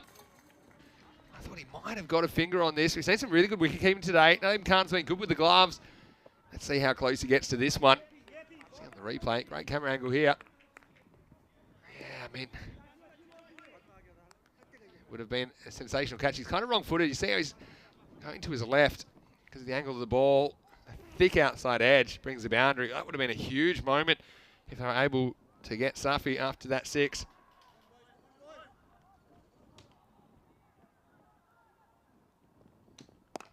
Oh, this one's in the air.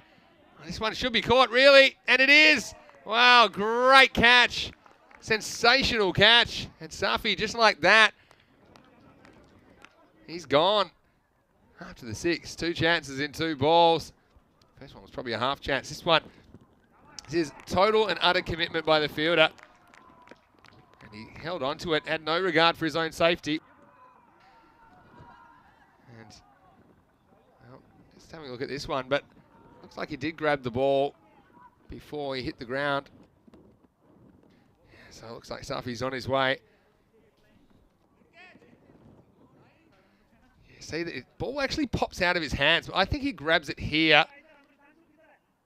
Again, we can't see at all, so you kind of got to take the fielder's word on this one. It looks to me like it gets wedged between his hands and his body. So that's the one, because there you can't really see what happens. It does look like his arm's under the ball to me. And I think if the fielder says, "Yep, I've got that cleanly," I think you got to give it as an umpire. So that's what created that. That's nasty impact on the ground, because he was using his hands to cradle the ball, so he really did hit the ground hard. Couldn't cushion the blow. Into the first over. Very eventful one, 16 for 1. Aaron Dingrat to continue.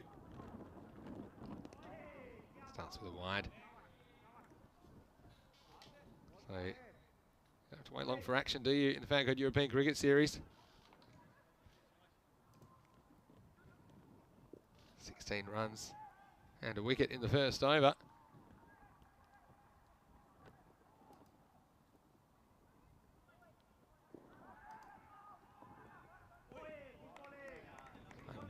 Is okay.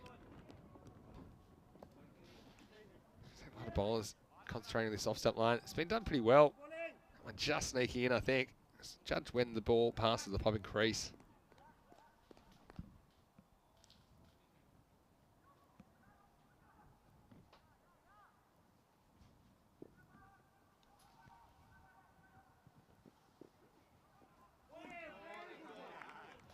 Umpire says this one is a wide.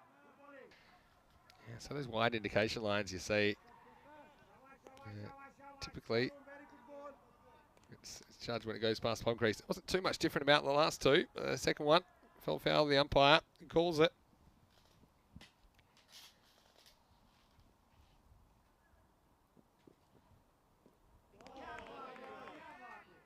Swing and a miss. Now they're going to get a run. Well, this is a run from nowhere. Let's see, keeper shies at the stumps. Why was that? Let's have a look. I think he was probably still in from what I saw there.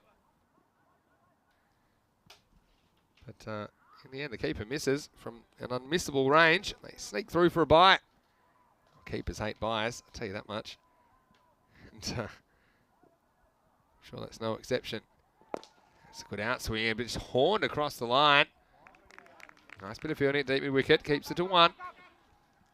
Mahmood off the mark. Kassir Mahmood. Saw featuring with the ball in the previous game as well. Important player for Gothenburg City.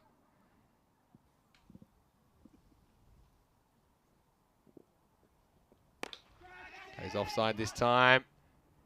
Well, a bit of a mess here. You see that Shaheen, he was setting off for the single. He was turned around. Mahmood sent him back, I think. The ball was taken very cleanly. Then I think he forgot something. He said, well, no point going back for that now. I've got to get back in my crease.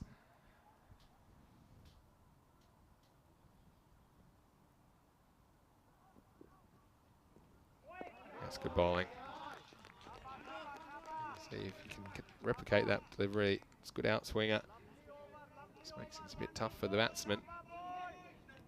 Cosmic City scored 98 batting first in the previous match.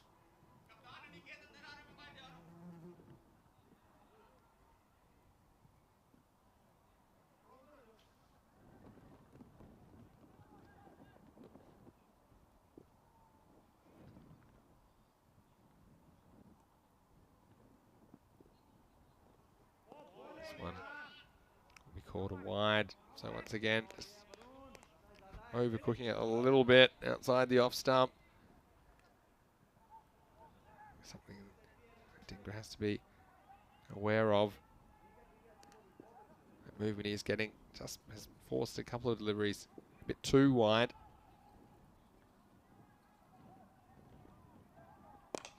Goes after this. This one's in the air. It's a catching opportunity, and it's taken. Nice catch.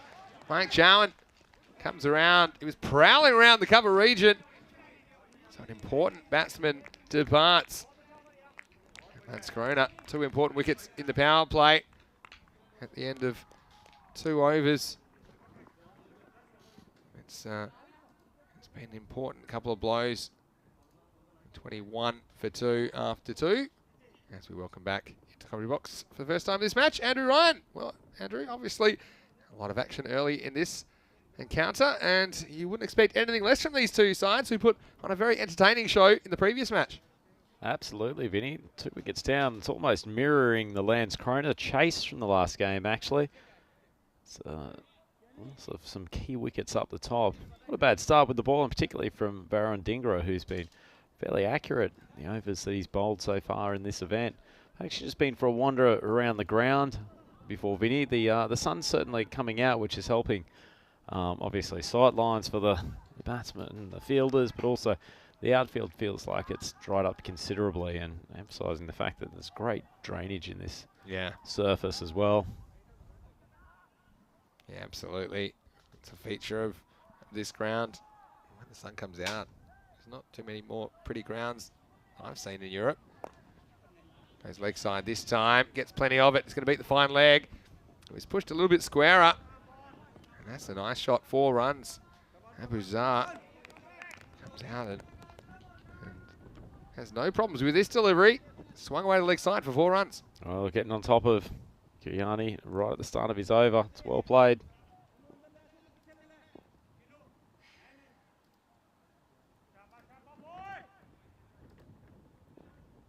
This is Imran Kiani with the ball.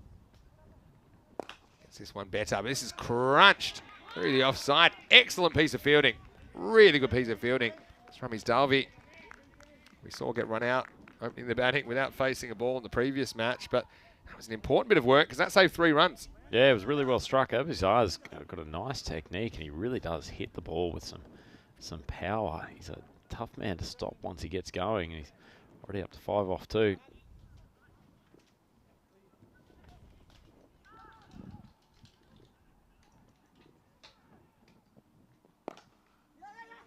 Slightly cross-battered this time.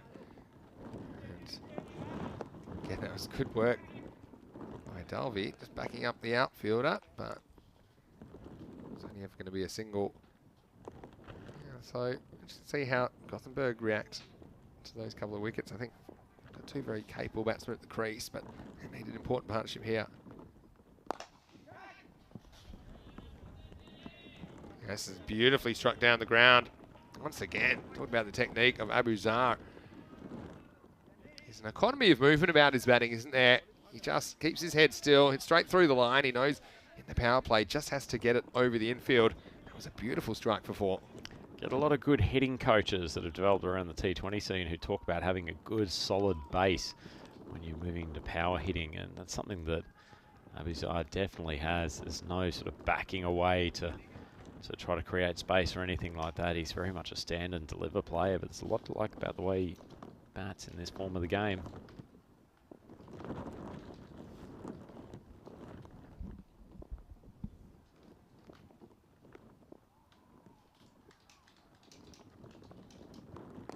Goes again, but he's gone once too often here.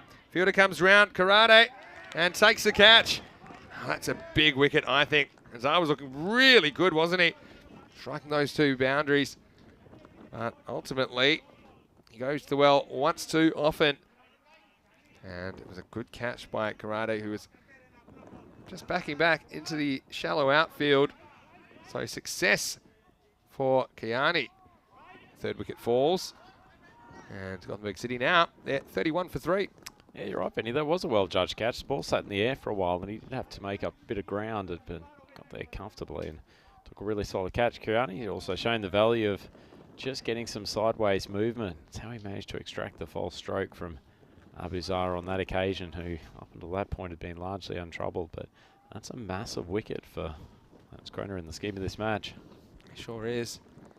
About taking your chances, especially the top order batsman and early in the innings. I mean, if you drop a chance maybe in the 9th or 10th over, probably doesn't cost you as many, but just the potential of a top order batsman going on with it. And he made that catch look easy, but it certainly wasn't. Oh, this one's blasted in the air. Fielder's hunting it. Oh, it's going to carry him. It's going to be Maximal. 6 runs. Mahmood just getting enough on that one to carry the rope. Thought for a second the field was in the game, but Gothenburg City, this is what they'll do. They'll keep attacking. The score moves up to 38.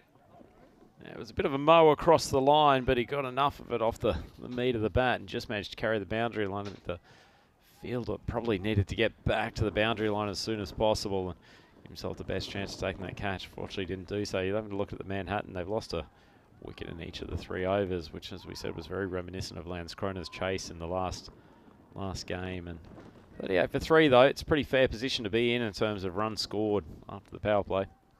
Yeah, certainly it's the second over. They were kept pretty quiet, only 5, but apart from that, 16 and 17. So it looks to me like they're going to slow things down.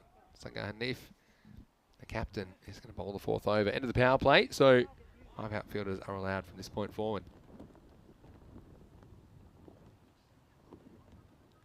Just checking his field, making sure the boundary riders are where he wants them. A bit short. The fielder square of the wicket should clean this up. Doesn't have a fine leg, which I always think is a bit risky. Because especially slightly slower bowler. Batsman, if he can maybe manoeuvre his way outside the off stump, he can work the ball round the corner for a boundary. Instead he goes straight. This will just be a single. Landskroner, they weren't too far off the mark last time, were they? And what I liked about Landskroner's batting as well, when they were chasing that score, even though they lost some wickets, they kept attacking. Ultimately, they ran out of batsmen, ran out of time, but it wasn't the worst things by any means. So if they can keep Gothenburg City down to something reasonable, I think they'll fancy their chances chasing. These middle overs so crucial, aren't they? At the moment, they've been cruising about 12 and over. A few single-digit overs in the middle. If you put the squeeze on, every chance of keeping Gothenburg City below 100 again. So it just curves in. It's a bit of a hybrid, I'd call him, Hanif. It's like not a spinner, but not really a medium pacer, but just puts the ball on the spot. Quite typical of a lot of left-handed bowlers you tend to find in and around the English club scene, that when they work on the lower wet pitches, the ones just driven down to long on, they like to mix it up between the odd one where they just bowl seam up, try to get a little bit of late swing, and then drop in quite a few orthodox left arm spinners. Really a bit of a pain into play as a batsman, particularly when you're trying to get on with things. Goes over the offside. This is going to carry out to deep cover. Just be a single to finish the over. That's a pretty good one in the end from Hanif, the captain. Only goes for 6. The end of 4 overs. It's 44 for 3. Just a reminder that this game is brought to you by Strath. Strath are huge supporters of European cricket, and we appreciate that we have their support and partnership. And this is a great product, and it contains over 60 of the essential nutrients your body needs, and it provides them in perfect balance. There's various formulas, and the vitamin D is very good as well. And if you want to know more, you can go to biostrath.com/cricket. BioStrath gives me the energy to do what I'm doing, and well, I think this is week 26. I'm still going strong. I'm loving life in European Cricket Series, and I love my BioStrath. So they're shipping to over 100 countries. Check them out, biostrath.com/cricket. Back here, and it's going to be Kiani to continue. Bowl his second over. Swing and a miss. It's be called wide. The sun comes out. It's turned out to be quite a nice afternoon. There's a threat of rain. The forecast was terrible earlier, but we've been pretty lucky in the ECS this year for the most part. Seem to dodge the rain. He's in the air, completely mishit, but it was so badly mishit it won't carry to the outfielder. Just bounces around the 30. Just a single. It's the advantage that, once again, we talked about in his first over, Kiani has by getting quite a bit of a swing on the ball. Even a ball like that, which is a little bit shorter length, probably would have been hittable on most occasions. He's just getting enough tail away from the batsman that it's just putting it into an awkward spot, and when they're trying to force, typically just not getting it off the meat of the bat. Batsman just got a shoelace issue. I'm surprised Velcro hasn't taken over with shoelaces. It's, I think you only really see it with kids. See a lot of shoelaces getting undone. Swing and miss, but this will be called a wide. So Keanu's obviously got this plan to bowl inside the off stump. We've seen a lot of bowlers employing this plan, but you do need to keep it inside the line, otherwise you're giving away what I call the avoidables. Wide snowballs, buys, sometimes penalties.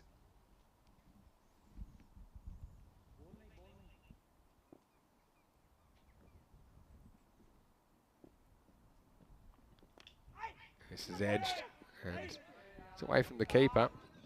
I'll just get one in the end. It's a funny one. Sometimes you see a kind of deep slip at times. Have a look at this one. Does fly away, but knocked down by the captain, Sagar Hanif. Isn't that quite a short second man? Because not quite a third man. Tough fielding position, isn't it, Vinny? Yeah. You get a lot of balls not only flying to you, but spinning off the grass. Some of the batsmen spinning around. Mahmood can't make contact. Yeah, but you're right. You have to pick the spin, and typically they'll spin if you're in that position from your right to left. But they can be unpredictable. We've seen some going the other way as well. Sometimes they'll spin on the second or third bounce as well.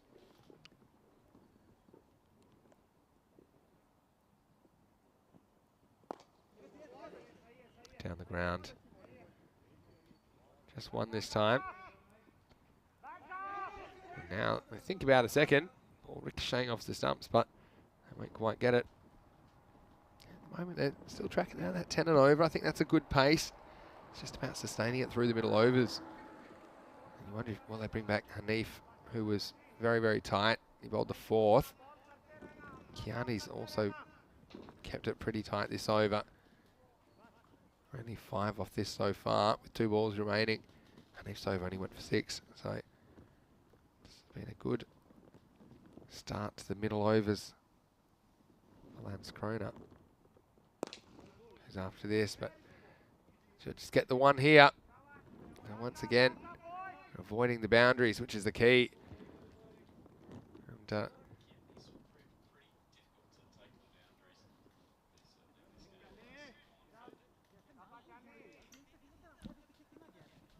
Kiani, difficult to hit to the boundaries, although they've still managed to take him to 23 of his overs so far. Final ball in his spell. now the flat bat. Field's well placed here. So the 50's up. Halfway point. Very evenly poised this match, I think. It's 51 for 3 after 5.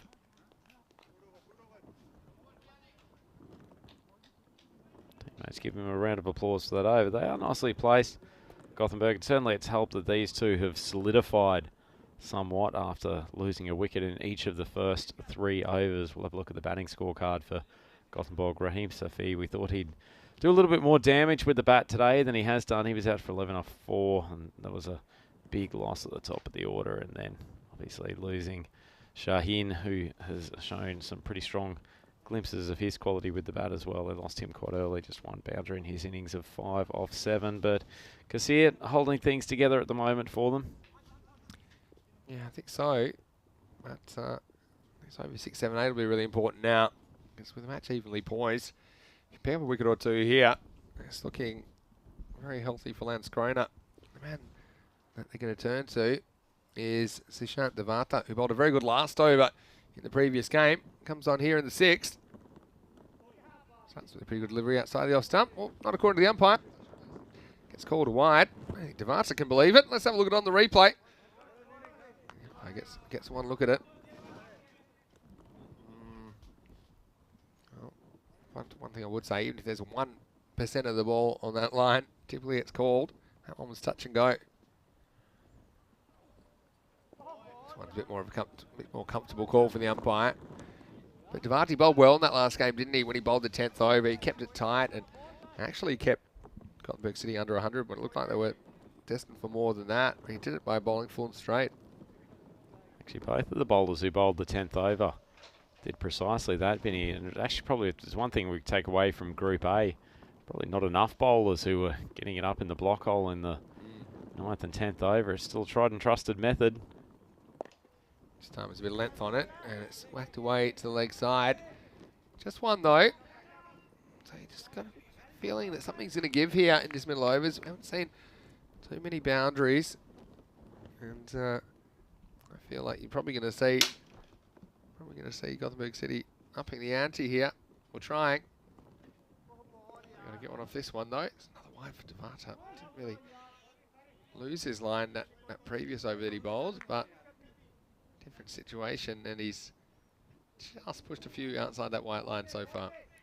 Just floating the ball up there. It's a few of those have swung quite significantly, just taking it far too wide away from the batsman. It's a better line, and Mahmood just drives down to the long off region. Yeah, nice looking shot. Landskrona with the bat. We mentioned they end up getting bowled out for 88, but I mean they showed they had players, quite a few players that were able to attack with the bat. Ah, this is pretty attacking. This one is smashed over the leg side. Maximo! That's a Mahmood Maximo. And just got a little bit of length to work with. And that's all he needed. He just slapped that one over the wicket for 6. Oh, Mahmood's in a mood now. That's a beautiful shot, and you can see why the bowler was trying to keep it wide of his off stump, because as soon as he's dropped anywhere near the middle of the pitch, that's been mowed over the leg side. It's offside this time. Finds man at deep point. I think about 2. I decide against it. Certainly don't think you want to run out this stage. I'm all for being attacking with the running, but I think you also have to be careful when you've got a player like Mahmood that's in there. You don't want to run him out unnecessarily. He's up into the 20s. He's looking pretty good so far, Mahmood. I'd like him to bat through to the 7th or 8th over if he can. Flicks this one away. And that's going to get away from the fielder. That's a nice looking shot. And just a bit leg stumpish, wasn't it? And says Shadin Mahmood, who flicks it away dismissively. Another boundary to the total. Yeah, and how often have we seen that over the course of this first 6 days too, Vinny, of fielders just not taking account of the hardness of this Landskrona surface, of balls being hit deep into the outfield, fielders moving around expecting they'll have a little bit more time to work with. But all of a sudden it kicks off this surface and goes for the boundary. This one's nudged into the offside. This will be the end of Devata's over, so he's pretty expensive in the end. Goes for 17. And the score, Gothenburg City, at the end of 6, it's 68 for 3. 6 over check-in time. If you get 10s from here, you've got 108. I think anything 100 plus is a pretty good score batting first. I mean, the statistics show the run rate, average run rate over the first week has been around the low 9s. So I think it put the pressure on the team batting second to chase and chase well. I've only really seen the one colossal chase. That was Malmo in this series yesterday. It was match 19. The impossible chase. They chased down 127. The position they were in, it was incredible entertainment. Looks like they're going to go back to the captain, Sagar Hanif. He's going to bowl over number 7. A lot of people love this blue pitch as well. And I have to agree, it's a sensational surface.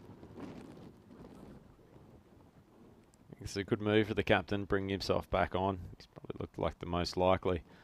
The bowlers across these 2 games to take a wicket has kept it relatively tight. It's an important over. Offside. Nice little shot there. And, well, all about picking the gaps, isn't it? And there's just an assuredness about the batting of Shadin Mahmood. He just waits for the ball, gets it between those 2 fielders, and 4 more runs to the total. That's a great shot. It wasn't actually a particularly bad ball from the skipper, but he's just manoeuvred. He's put work into place, given himself enough space, and his placement was excellent. He doesn't bowl too many bad balls, does he? Hanif, I don't think that was a particularly bad one either. That was just a good shot. Someone's livery. This time, he's going to find the man sweeping on the offside. That run rate's still looking pretty healthy. You can see that they're on track at this rate for something like 116. That'd be a very good score. Doesn't feel like they've taken a huge amount of risk to get up to that rate either. Yeah. They've had a fair few bad balls from the Landskrona bowlers, which have helped. This one is pushed away. Now they're going to get a second here. Oh, it's good running. And, yeah, I think there's no shortage of urgency from the batsman out there. Have a look at this one. It was just put down. It's really one you think should have been taken.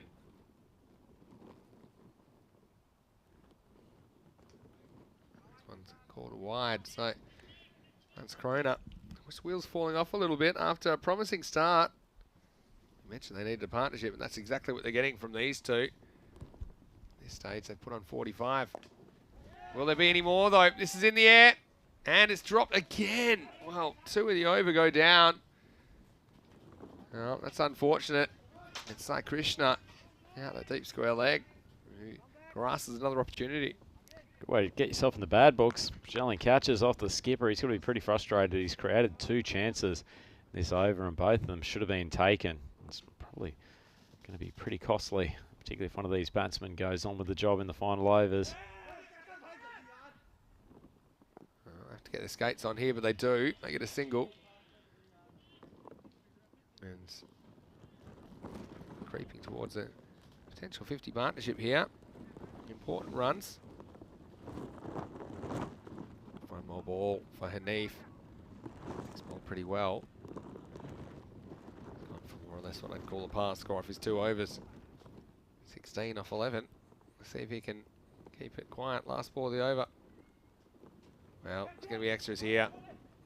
Unfortunately, that just flicked the keeper on the way down leg side, so it'll just be 2 wides. And you don't want to have too many of these. The wides, it's 12 wides now we've had in the innings, so Andrew mentioned that they haven't had to take too many risks. That's one reason I think they've been able to get those dozen extra runs or so, dozen of the avoidables. And once again, pushing the field and running. That's good attacking running by the batsman. End of the 7th over. The score is 81 for 3. Now, of course, we will be back on Monday for more European Cricket Series action. Tomorrow is a rest day, but we have 4 more matches, and Group B continues. Malmo versus Landskrona will be first up Monday morning. Then Hisingens versus Lund. And Hisingens, they are the 5th team in Group B. We haven't seen them today, so we'll get to see them for the first time on Monday afternoon. You can join us from 6:30 AM GMT, which is 8:30 in Central Europe, and noon in India. In the meantime, you can go to our website, europeancricket.com, check out the match previews. I'll be there tonight, I fancy, and find out all about the particular teams that are taking part in Group B. There's some great team preview articles as well. Chowan to bowl, and this one's going to be 4. I think Chowan comes on, and it's just a little bit too short. And I have really liked the stroke play of Shadin Mahmood, and he was very quick to pounce on that short delivery. Yeah, once again doing this with ease, Vinny. They're getting enough boundary balls from the Landskrona bowlers. Man, bowling this pace, man. Chowan can't afford to be dropping short like that. Easily dispatched for a boundary. Chowan can make the adjustment. Again, a little bit short, and this time the fielder will be able to clean up just one. I think the batsman was trying to get that one a little bit finer because there's no fine leg in place, but he just got a little bit early, and so he found the fielder on the leg side boundary. Got a job to do in these remaining 2 overs and 4 balls.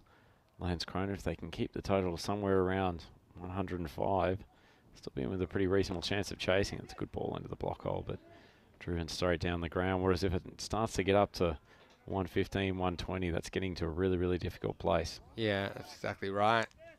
But you see that the adjustment in length works for Chowan.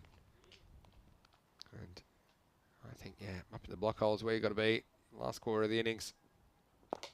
This one just misses it, and he gets banged down the ground. Maximo! Mahmood goes wallop. This is the difference. This isn't in the block hole. It just gives him a little bit of length. But how about that? Take a picture. It'll last longer. Hold the pose. 6 more. That was a cracking stroke. Yeah, beautiful shot. And once again, good base to hit from. And it's the difficulty when you are going for the Yorker. It doesn't take much to miss it, and you get into that hitting zone. Slightly slow ball. Clever bowling. Still work it for a single. Gothenburg City. Sun's out. They're having some fun. And they're looking to score well in excess of 100 on this occasion. Remember last time, the last 2 overs, they just took the foot off the accelerator. Some good bowling by Lance Croner as well. See how they go this time. This one is up and tend to a low full toss. But even the low full toss, it's a difficult ball to get the middle of the bat on. And I'll just settle for the single here. It's the end of the 8th over. 95 for 3, Gothenburg City.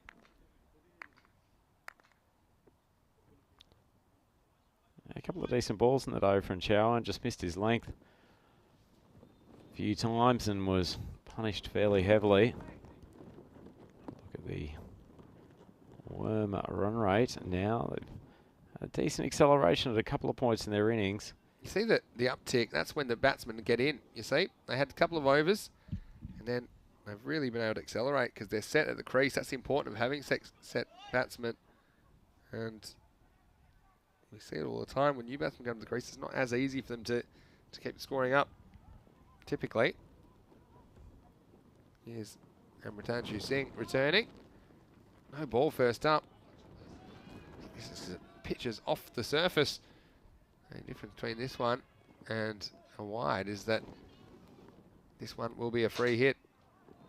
So that is the rule. If the ball pitches off the artificial mat on an artificial pitch, it's a no ball. And this will be a free hit coming up. So a great chance for Mahmood to free his arms, which he does. Slices it in the air. Probably will be caught. It's quite easy to catch them when they don't count. I think now they're going to give away an overthrow, and they might get more than one here. Well, they're going to think about it. They'll just settle for 2. Well, this is a bit of lazy cricket from Lance Croner. And I think that he thought it was a catch, the fielder. But everyone else was pretty aware. They yelled at him to throw it in, and he threw it in very urgently, I think reacting to the yells of his teammates, but made it difficult for his bowler. The result was an overthrow. A full toss from Amritanju Singh. This will just be 1. Better game awareness than that, don't you, Vinny? All the fielders have got to be alert to the fact that the free hit's been given, and they need to fire the ball back in as soon as possible. There's no point celebrating a catch on that instance. On the walk, he goes bang, but I think he might have found the fielder. He has. That's a nice catch taken by Ramesh Dalvi at long on. Again, I told you that the low full toss, actually quite a difficult delivery to get the middle of the bat on. Hits low on the bat. Dalvi prowls around, takes the catch. Just a steadying wicket that Lance Croner needed if they're going to pull things back. And the last couple of overs of this innings, it's 99 for 4 in the 9th over. Yeah, you're completely right, Vinny. Actually, the low full toss is certainly probably the preferable length to when you're trying to go for the Yorker, as opposed to just dropping it a little bit shorter and allow the batsman to get under it. The ball hitting the bottom of the bat, just not as much power there, and quite often results in exactly that sort of dismissal, just being caught on the boundary, not being able to find sufficient elevation or strength to take the ball over for a maximum. It's a handy wicket for them. About time they break that partnership. which brings Umar Usman to the crease. Will be on strike. Didn't quite cross while that ball was in the air. Just uses the pace of this one. And stop is made in a way. It's a bit of a sideways kick. It allows Usman to come back for two. That was clever batting, just using the pace there. There's no third man on the boundary, so got in the gap and got a couple. Yeah, well played. Good shot. Particularly for a new batsman. Just come to the crease. Manipulates it through the field very well. This one's driven away, but it won't beat the infielder. I'll just get one here. So once again, we're seeing Lance Crona coming back in the last couple of overs, but will it be enough? I mean, the cat's out of the bag somewhat. We've only seen one chase of this magnitude successfully pulled off in this entire series. It was yesterday, that impossible chase, 127. Malmo chased against Yon Shopping. Well, there's runs here, and got to run hard. Almost a chance for three here, but they'll settle for two in the end. Again, no fine leg as we get to the end of the over, and it's 104 for 4 after 9. Already a sufficient total for Gothenburg, but they've got still 6 balls left to try to beef it up into the 110s, and that's going to prove a very, very difficult chase for Lance Crona. We saw the batting lineup struggle with a much lower total in the last game, so they are under some form of pressure, and their top 8 order really needs to fire. Yeah, certainly it'll be all about the start. I'm sure Dalby would like to get amongst the runs after being run out for a diamond duck in the previous match. For the last over, they're going to go for Varun Dhingra. Let's see if he can keep it quiet. Important job to do. 6 deliveries remain in this, the final match of the day, match 24. Final match of the week, in fact. First week coming to its conclusion here in Malmo. 2-week tournament. Oh, this one is smashed down the ground. And this is the one where he's just missed a little bit short of the Yorker. It's a comfortable straight drive. Really good looking shot. Umar Usman, he's not wasting any time. That's a big Maximo straight down the ground. Yeah, it was a great shot, wasn't it, Vinny? Just almost side onto the ball and just whipped the wrists through it and hit it a long way. It's a beautiful strike. That's what you said, though. If you're going to miss the Yorker, miss it full. Because if you miss just shorter, it's a comfortable driving length. Once again, it is, but this one might be out. No, not. It goes straight through the fingers. And that's a let off for Usman. Lance Crona will be disappointed with that. They had the opportunity to remove Usman right there. Given the damage that he's done already, would have been a handy man to have back in the sheds, but Fielding's let them down at some crucial times, Lance Crona.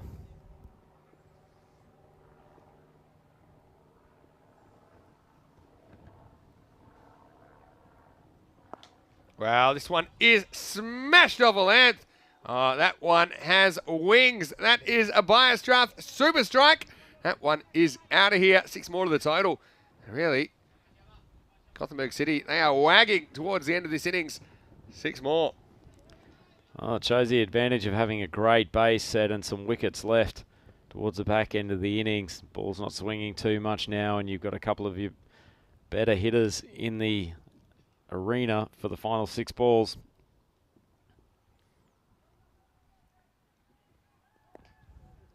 Tries it again. Doesn't get the middle bound on this one. It's chopped down into leg side for 1.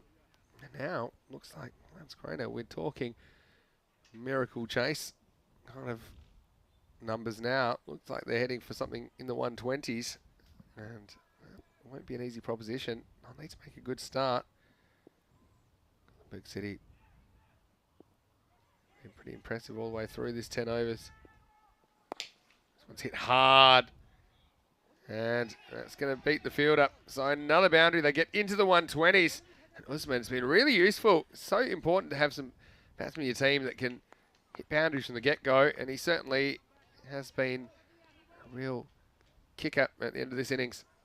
Actually, it looked pretty impressive, the Gothenburg City batting lineup.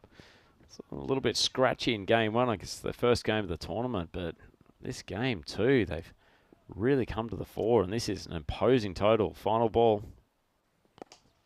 Goes offside this time. And once again, he finds the gap. And that's Diana down there taking photos. Well, I think she got an unplanned close-up of that last delivery as it's dispatched to the cover boundary. What a good little knock from Usman. 18 off 6 deliveries. And, well, we're talking Malmo numbers, Malmo chase numbers. That's the exact target which they chased down in that match yesterday. The impossible chase. It'll be 127 victory Landskrona. And we're all set for the final match of the day. We saw Mahib Shaheen. He looked pretty impressive. Meanwhile, Raheem Safi was living dangerously. Did blast one, but eventually he ran out of lives. It was a really good catch taken by Krishna, who had to brace for impact.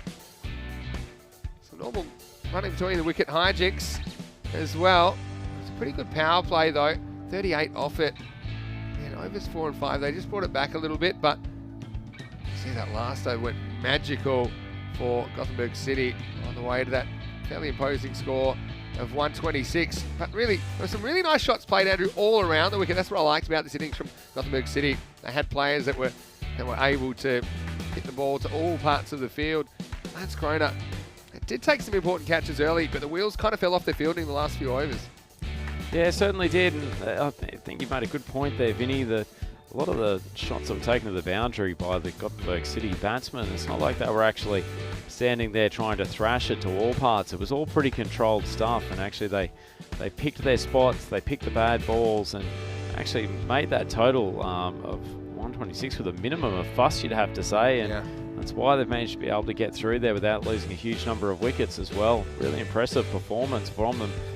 I think they've made a bit of a statement to the rest of this team and the rest of the teams in Group B that they're going to be a force to be reckoned with. Still got the bowling innings to come, but Landskrona, they're up against it. Yeah, no doubt about it. See, a lot of handy contributions with the bat.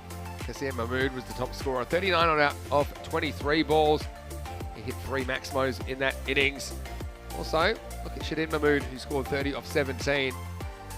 Also, Umar Usman, really good little knock at the end. 18 not out off only 6 balls. He looked very much at home out in the middle of this Landskrona cricket ground. The wides were a bit of a concern for me. 12 wides and no ball and a bye. So 14 of the avoidables. I don't really like to see that above 1 and over. So maybe a few too many. Something that Landskrona might want to work on. Speaking of Landskrona, we can have a look at the bowling figures, and as far as they went, the rest of the bowlers had trouble keeping things under control. Saga Hanif was the most economical of the bowlers, 19 of his 2 overs, but everyone else in double digits. 2 for 25, and Ridanshu Singh. Also wickets for Varun Dhingra and Imran Kiani. So, it's always a quick turnaround. The last match of the day. Join us in a few minutes. We'll be back with the final chase of the day, the final chase of the week. It will be Landskrona, the hosts, requiring 127 for victory. See you soon. Vinny Sandhu, Mr. Maximo, along with Andrew Ryan. You're watching ECN. Come back shortly for more FanCode European Cricket Series.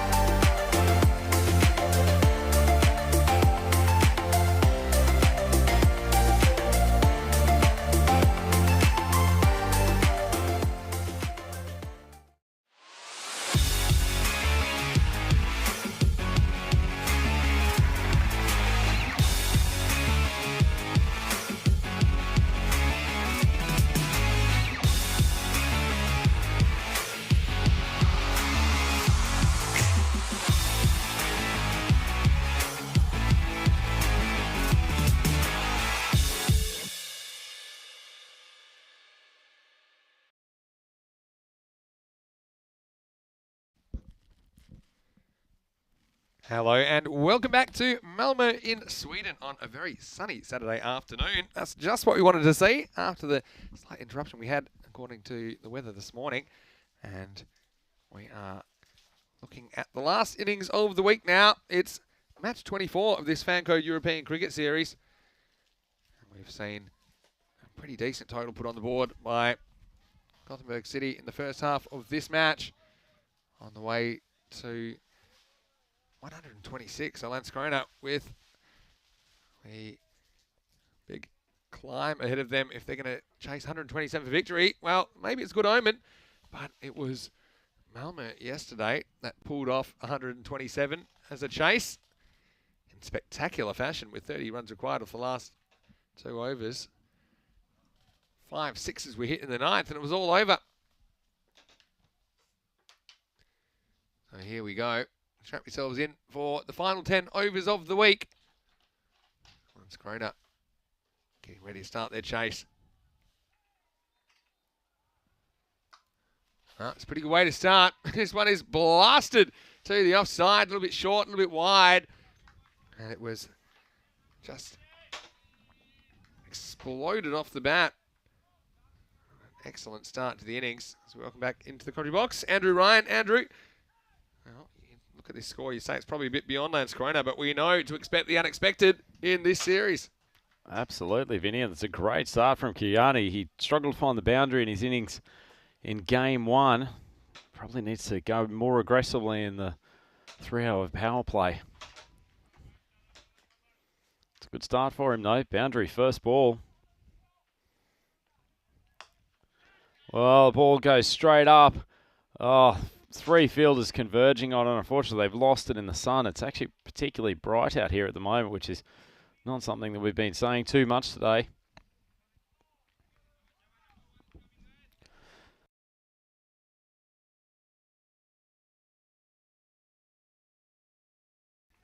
Shaheen gets a bit of extra bounce, hits the pitch quite hard, and drags that one down, and it's called a wide. But Kiani lucky to survive that second ball. Went aggressive as he probably needs to do, but caught it a bit high on the bat, and it's just fortunate that a combination of mistiming and the sun getting in the way keeps him there.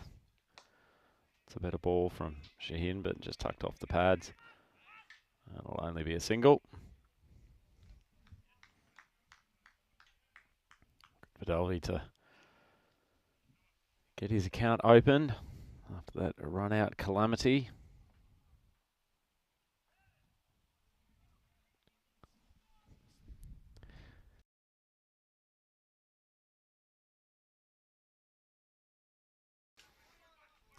Well, that's a good ball. A little bit of extra jump off the pitch. Kiani's definitely going out there with an attacking mindset. Ball 1. Good to see, giving his team some impetus, but also increases the chances of dot balls and chances of early dismissals. Short of length, cracked it again, only just out of reach of the fielder coming around from backward point. Great shot from Kiani. Started off on fire and they're already up to 11 off 5 deliveries.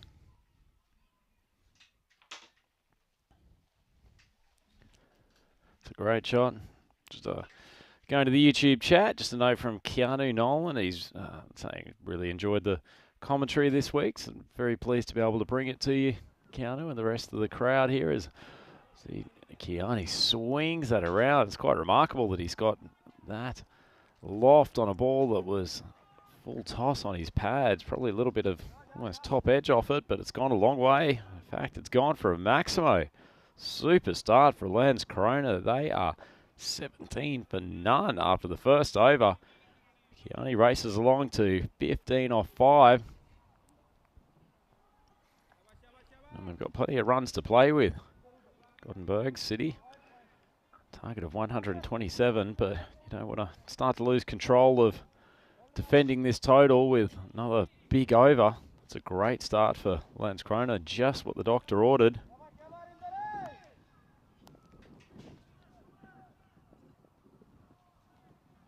Surinder Singh coming in to start the second over. Just tucked off the pads. Should only be 1.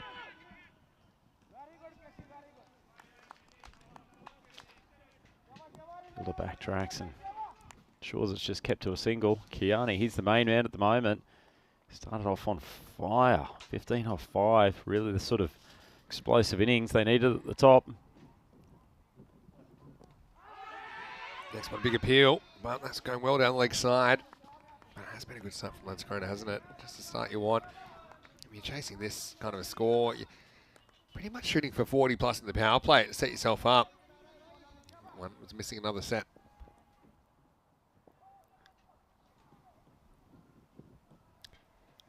Interesting. Batsman swivels on this one. One down to the sweep up on the leg side. So, yeah, Lanskrona, we did see some good attacking batting from them early in the innings. The issue was none of the batsmen really could go on with it, and that's why they lost all 10 wickets on the way to getting bowled out for 88 off the second last ball of the innings. But I need someone to really take charge in this chase. And it's a matter of, for example, Kiani's got a good start. He doesn't want to throw it away and get out for something in the 15 to 25 region. I think to chase this, you probably need someone to go through and make that kind of 40, 50 plus score. Well, his partner's doing a smart job getting him back on strike as much as possible at the moment. Drives that nicely down the ground. That's a super cricket shot. All right, Mies Dalby. He's making up for lost time with that run out in the first game. Lovely shot down the ground. Got a good look at that one. That one just whistled past me. That was very well struck.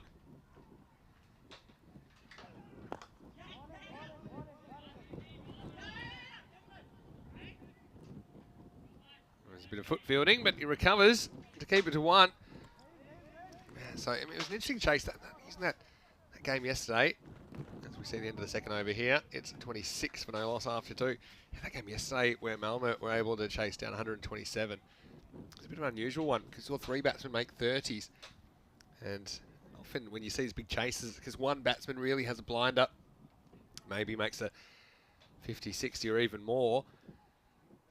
So what's most important, whoever is at the crease, they keep scoring at the rate. You can't really afford deceleration when you're chasing 127. At the moment, they'll be hunting that 13 and over, which is exactly where they are after 2 overs, Lanskrona. It's a matter if they can keep it up. Here's a bowler that impressed me in the first game. Raheem Safi does have a bit of pace about him. And if there's Achilles heel to his bowling, it is sometimes his control as you lose that first one down the leg side for a wide. He does. Bowled a good last over. It's an absolute pearler of a Yorker. Just sends that first one down leg side. Once again, a bit impressed with the keeping of Shadin Mahmood. Yeah. He's very well to get those wide balls. It's a big bonus for his team. Oh, it's a full toss, and this is really good looking cover drive. Classical cricket stroke. And Dalby, we saw him get run out without facing a ball in the last game, and he's out to make an impression. And this is a nice looking cover drive. As you say, we didn't get to see him bat really in the first innings, did we, Vinny? But there's a touch of class the way he goes about things. The boundary straight down the ground, and then that one through the covers. Wasn't a great ball from Raheem by any stretch, but still got to put it away. Yeah. Timed it beautifully. Going to force a field change now. Deep cover goes back. Square legs up inside the circle. It's turned away to that fielder. He's going to have to chase it. We get 2 here, and that's good running. And Robert Dalby, he might have been the missing link in that chase, I think, when they were chasing 99 in the first match of the day that they played. And they only fell 10 short in the end of the total set for them by Gothenburg CC, but they did that without Dalby. Dalby not facing any deliveries.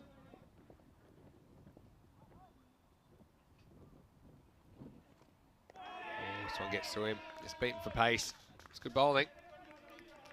Beaten for pace and also I think beaten by the angle. Raheem's comes in occasionally very, very wide of the crease, and one where he bowled a wide earlier in the over, that was exactly the case there, but that one's just been speared outside leg stump, but batsman giving himself room. It's passed between the pads and leg stump. This is hard, won't carry him it off. Chance if he hits, he would have been gone. But Again, I think it's a 50-50 at best. Hitting the stumps, he was a long way back, right on the edge of the circle. So into Singh, that did the fielding. You see, he knew he was a dead duck, but the throw missed, and he gets to bat on.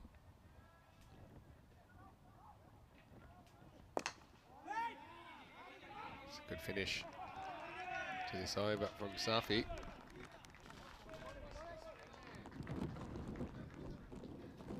As we see one more ball in this over.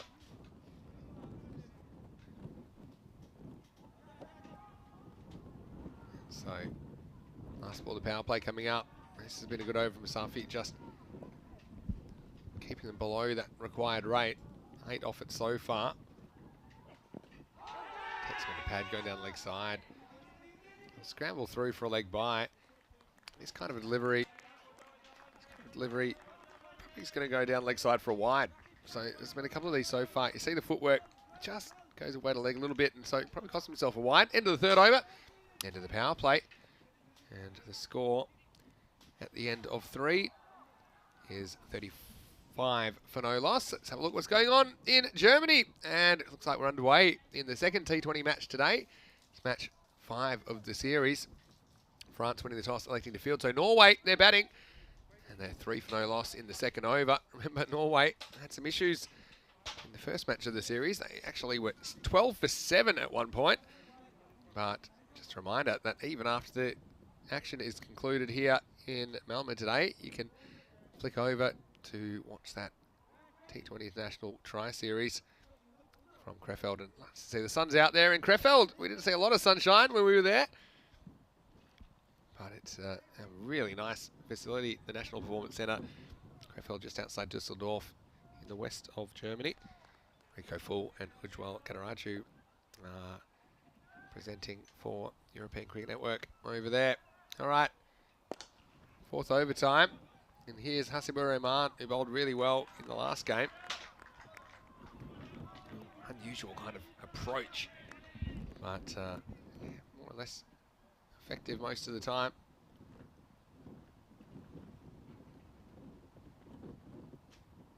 Oh, tosses this one up. The batsman says, yes, please. I'll help myself. Maximo! Oh, this one is a Dalby blow, which carries the rope by some distance. Excellent strike, 6 to the total. Well, you called him the missing link from that first game chase, Vinny. I think you could be right. He's striking the ball beautifully at the moment. If he keeps going, they will get very close to this target. Goes again, goes and fetches this one from outside the off stump. This will just be 1 this time. Yes, they'd want to be around 52 after 4 overs. See that after 3, they just fallen behind for the first time. They were 35 when they want to be about 39. So 6 certainly will help with that.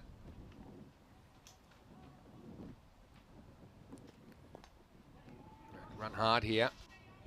He might get 2. Actually, good work from the outfielder to come in and stop the threat of the second run. They just get 1. Yeah, so this brings Dalby back on strike. Wow, this one, wow, it could be out.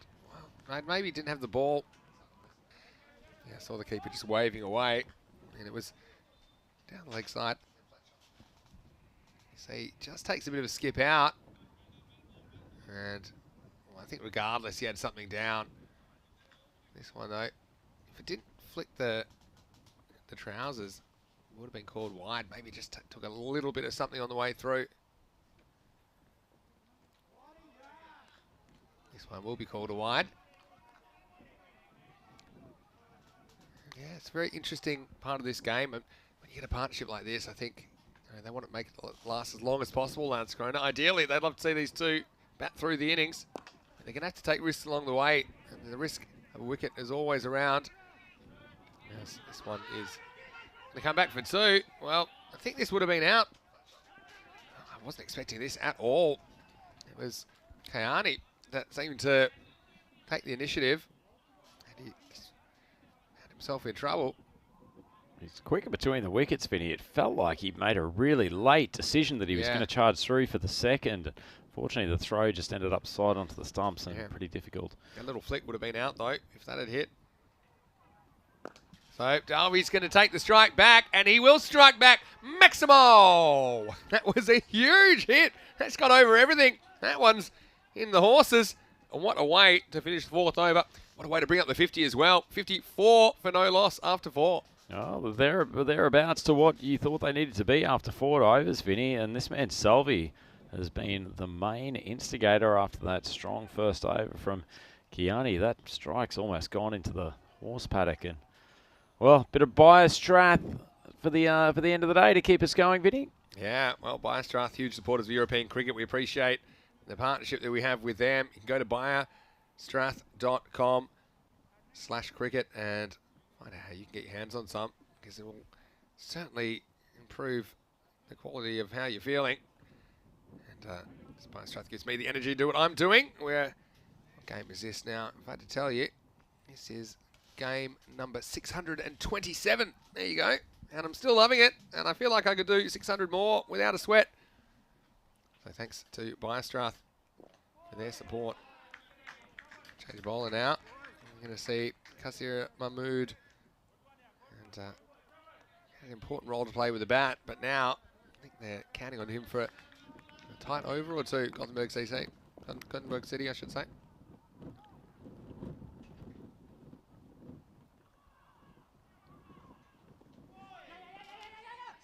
Beats the bat, and they should get a bite. But actually, Kahani completely lost his footing.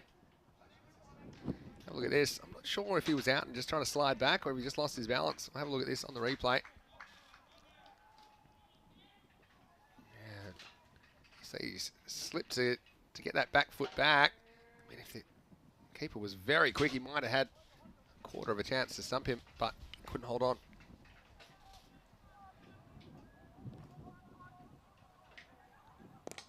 Outswinger this time.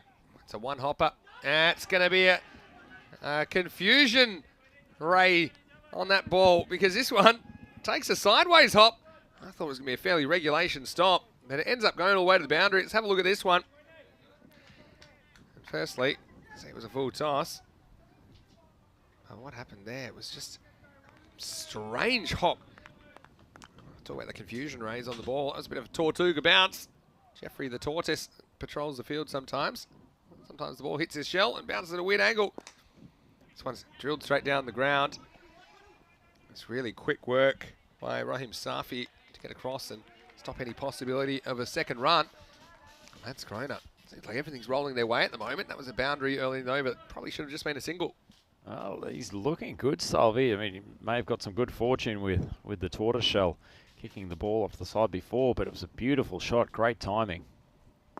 Well, this is well timed as well. And it's up, up, and away. Maximo! Kiani gets in on the action. He's hitting him for fun as well. And right now, that's Corona.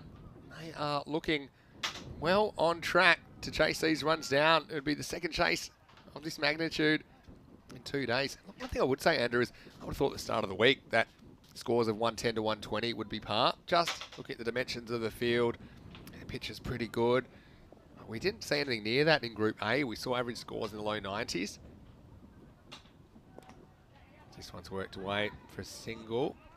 Yeah, so I think that was all to do with the fact that the bowling was really good in Group A. I think the bowlers had the better of the batsmen. That's why we saw scores in the low 90s as the norm. It wasn't really to do with the conditions. That's the end of the 5th over.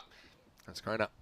Still in the middle of this opening partnership, and they're loving life at the moment. 67 for no loss after 5. Yeah, I think you're right, Vinny. I think the bowling was excellent throughout the first 5 days of this competition within Group A. Probably these 2 units with the ball a little bit weaker, but interesting that both the batting lineups also looked a little bit scrappy in the first game, but they have come to play in Game 2 and hasn't made a massive difference. Ramiz Delvey actually being at the crease and also shows what a costly run out it was in that last game. That he was there even for a couple of overs. You suspect that Lance Corona would have gotten pretty close to that total in the end. Yes, it'd be an incredible chase though to pull this off. Full toss. brought back Raheem Safi. They've been basically forced to bring him back. So he was a man who I thought could bowl a good death over for them. I think they're just sensing the urgency of the situation. They're bringing back Safi, who I think is probably their quickest bowler, to bowl the 6th. Just want to say a quick hello to some of the folks in the YouTube live chat today. It's always great to have your company. Keanu Nolan's in there. We see a bit of a miss hit. Well, thinks about throwing. Thinks better of it. And Keanu actually has a message. He said he's really enjoyed Andrew Ryan on commentary. You've done a great job. I agree with that, Andrew. We'll miss you. We've got Rico back on Monday. Of course, I'm always happy to have Rico back, but it's nice to finally get to spend some time in the commentary box with you, and hope you've enjoyed it as much as everyone else has. Always before, yes, there's a thick outside edge. Well, I called it early, but yep, it's going to make it. Just skewed off the outside half with the bat for 4. So everything running Landskrona at the moment. Yeah, Andrew, you must have enjoyed your week in Sweden. Absolutely loved it, Vinny. As always, quite sad to be leaving mid-tournament. It's great to be out here with you and the team, and fantastic to get to call all the games this week with you as well. It's been a great experience, and just once again, it's just so much fun, these European Cricket Series events we see. That's what it's all about. Bustling a bowl, but it's great fun for the players, it's great fun for the team who's out here, it's great fun for the people involved in putting it together, and I think all of that enjoyment really shines through in what comes on the on-field games. Yeah, no doubt. We're all about fun and excitement. That's another one, just that last ball that would have been a wide if you got inside the line, but getting into muddle, the footwork, just going outside the leg stump, just a little thing I'm sure they'll look back and maybe think about. Yeah, so I've really enjoyed having you, Andrew. Whenever you're available, you're always welcome here at the ECN. So this one, oh, is this caught? Well, I think we're waiting on this one. I mean, the batsman seemed happy to walk, and now he is going to go, and that's a sensational bit of wicket keeping. Shadin Mahmood, well, he took one to his right. This one was to his left. I thought for a second it just went between the batsman and the stumps, but there must have been a little tickle on this. Have a look at this on the replay. Little inside edge, and that's a sensational catch. I mean, he took one right gloved, and now he takes one with the left. What a wicket keeper. What a catch. And just what Gothenburg City needed to get them back into this match. First wicket falls. The opening partnership is broken. 74 for 1. Yeah, it's arguable, Vinny, that this is the gun bowler from Gothenburg.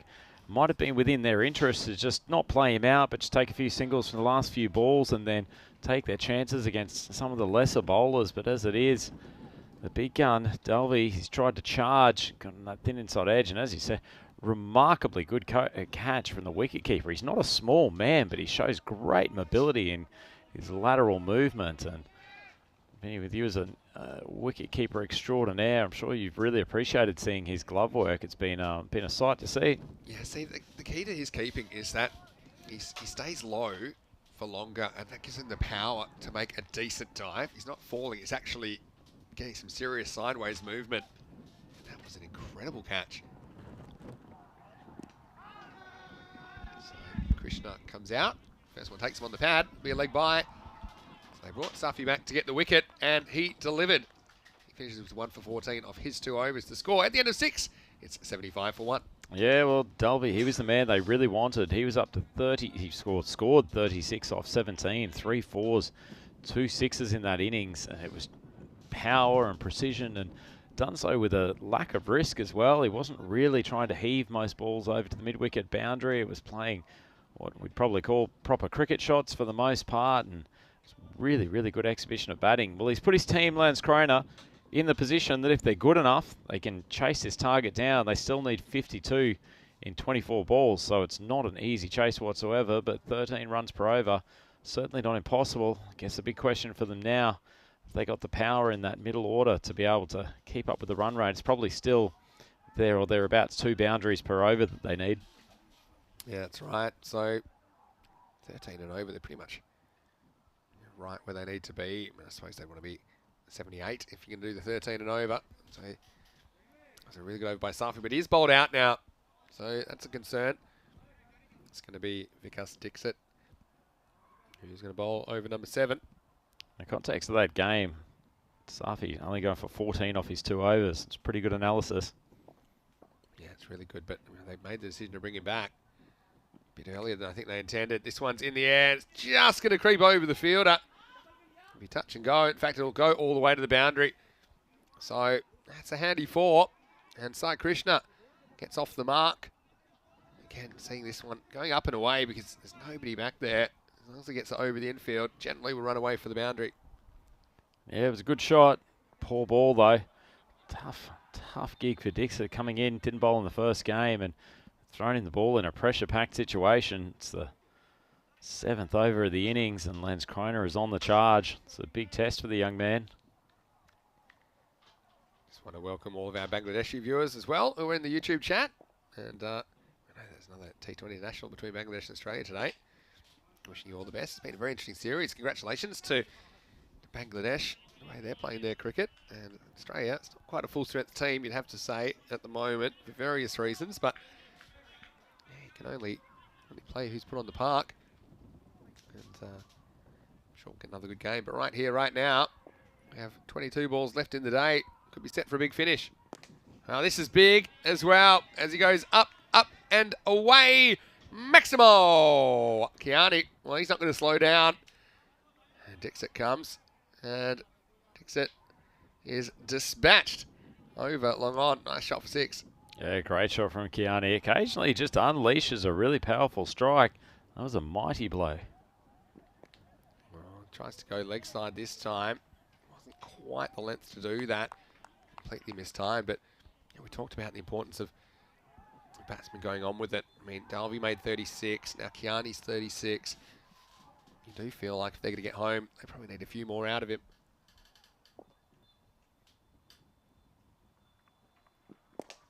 He hits this straight. And this one picks a gap. And so, well, umpire got a big smile on his face. I don't think he would have been smiling if this one hit him. He was definitely exiting the scene of the crime. And then 6 and a 4. It's been a good over for Lance Kroner. Sort of footwork that you're more expecting to see on the dance floors of the Helsingborg nightclub scene rather than at a cricket ground. Pretty nifty work from the umpire, but Vikas Dixit, he's in big trouble in this over. Still 1 ball to get through, already 15 off the over. Nice ball coming up. Goes leg side. This is straight down the throat of the field up. It gets low on him and he drops it. Well, this one just seemed to die at the end. We'll have a look at this on the replay. But, that would have been a really handy wicket at this stage. We'll have a look at it. I thought it was going straight to him, but it just kind of gets low on him. I'm not even sure that he got it on the full in the end. So just a misjudgment. And takes us to the end of the 7th over, and the score is 91 for 1. So spot on with that 13 and over. Let's have a look at what's coming up on Monday. And we have 4 more matches in Group B, of course.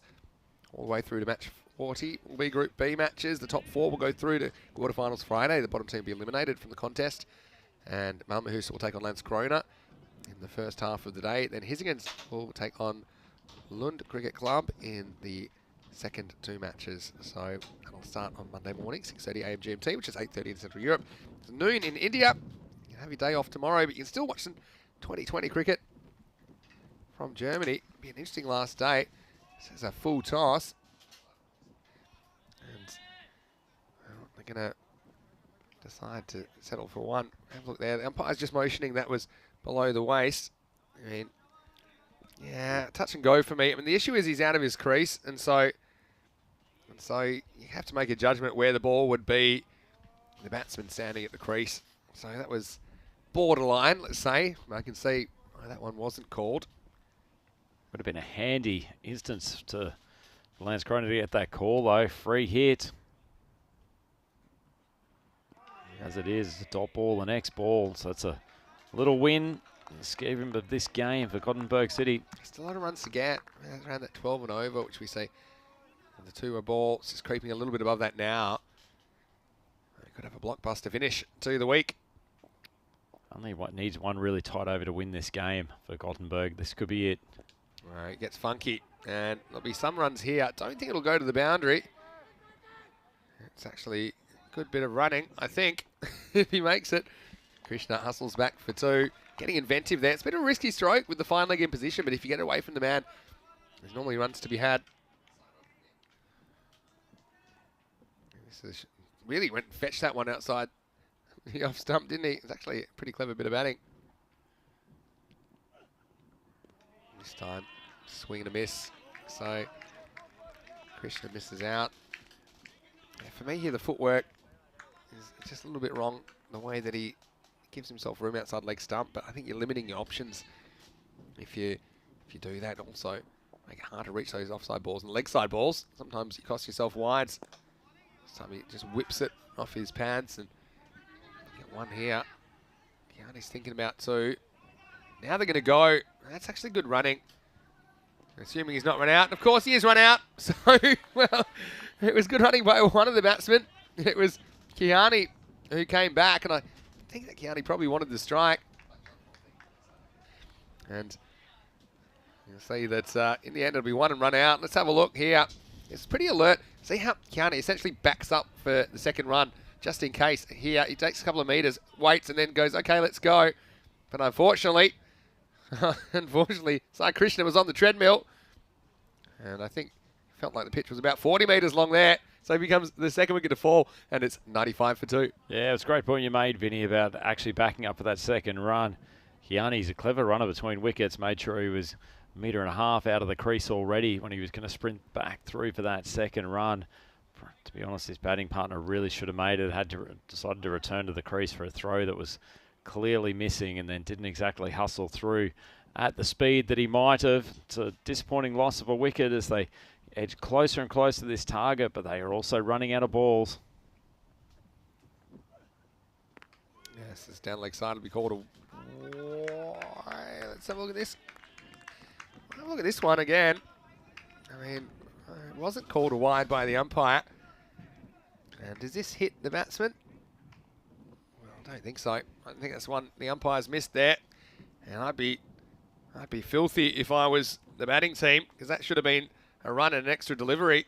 And it's not actually relevant that he moves across to the offside, because any ball that misses leg stump, unless it's between the batsman and the stumps, should be called a wide. Anyway, it is what it is, and we get to the end of the 8th over. It's 95 for 2.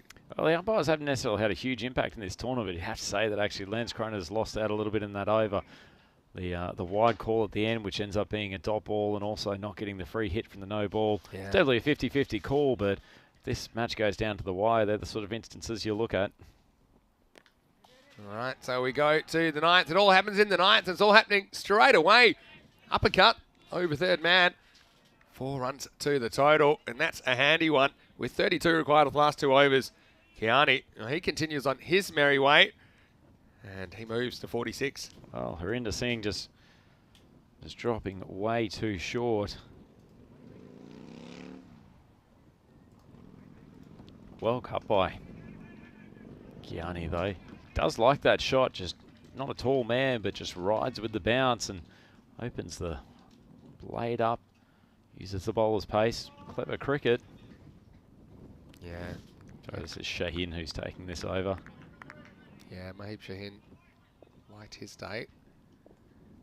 And only 11 balls remaining. And Shaheen comes up with the goods. So Kiani goes at a key time. It's not the man they wanted to lose in this situation. Once again, the runs on the board are stacking up. And Shaheen comes back, gets the big wicket of Kiani. Comes the third man to fall. The score is 99 for 3. Yeah, huge wicket there, Venny. Not only was Kiani the man who was most likely to have been there for the entire innings, it also chews up one more ball. It's a dot. Just things going right for Gothenburg City at the end of the game. Yeah, so it's a lot of pressure, but we did see Lance Kroner had quite a few hitters in their lineup, but it's the fact that you have to come out, there's only 10 balls remaining.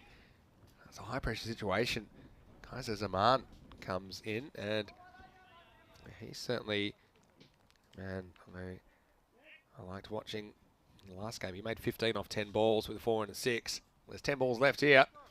They somehow need to conjure 28 runs, Lance Kroner, to avoid being 0-2 at the end of day 1 of their competition.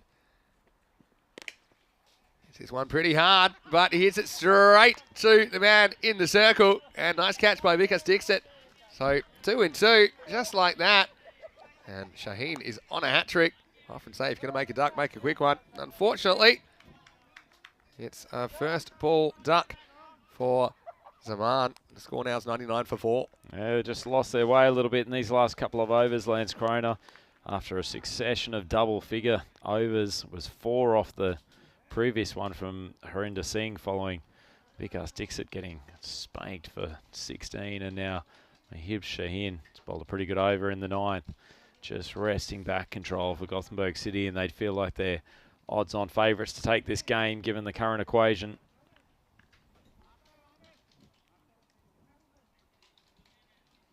Difficult time for any new batsman coming to the crease. It's Aniket Karade. He's got a big job to do. He needs to start hitting and to start hitting big. Well, gets a fair piece of this one. I think it should only be 1. They won't take on the fielder. Yeah, see now, it's amazing how quickly things can change. I mean, this over has been a very, very good one. We had the 4, but then the 2 wickets and then the 1. So 27 off 8. You basically need a couple of boundaries here to stay in the contest. They won't get one here. They may look for 2. They're just happy with the 1. So we saw the importance, and we identified it, didn't we, about those set batsmen going on with it.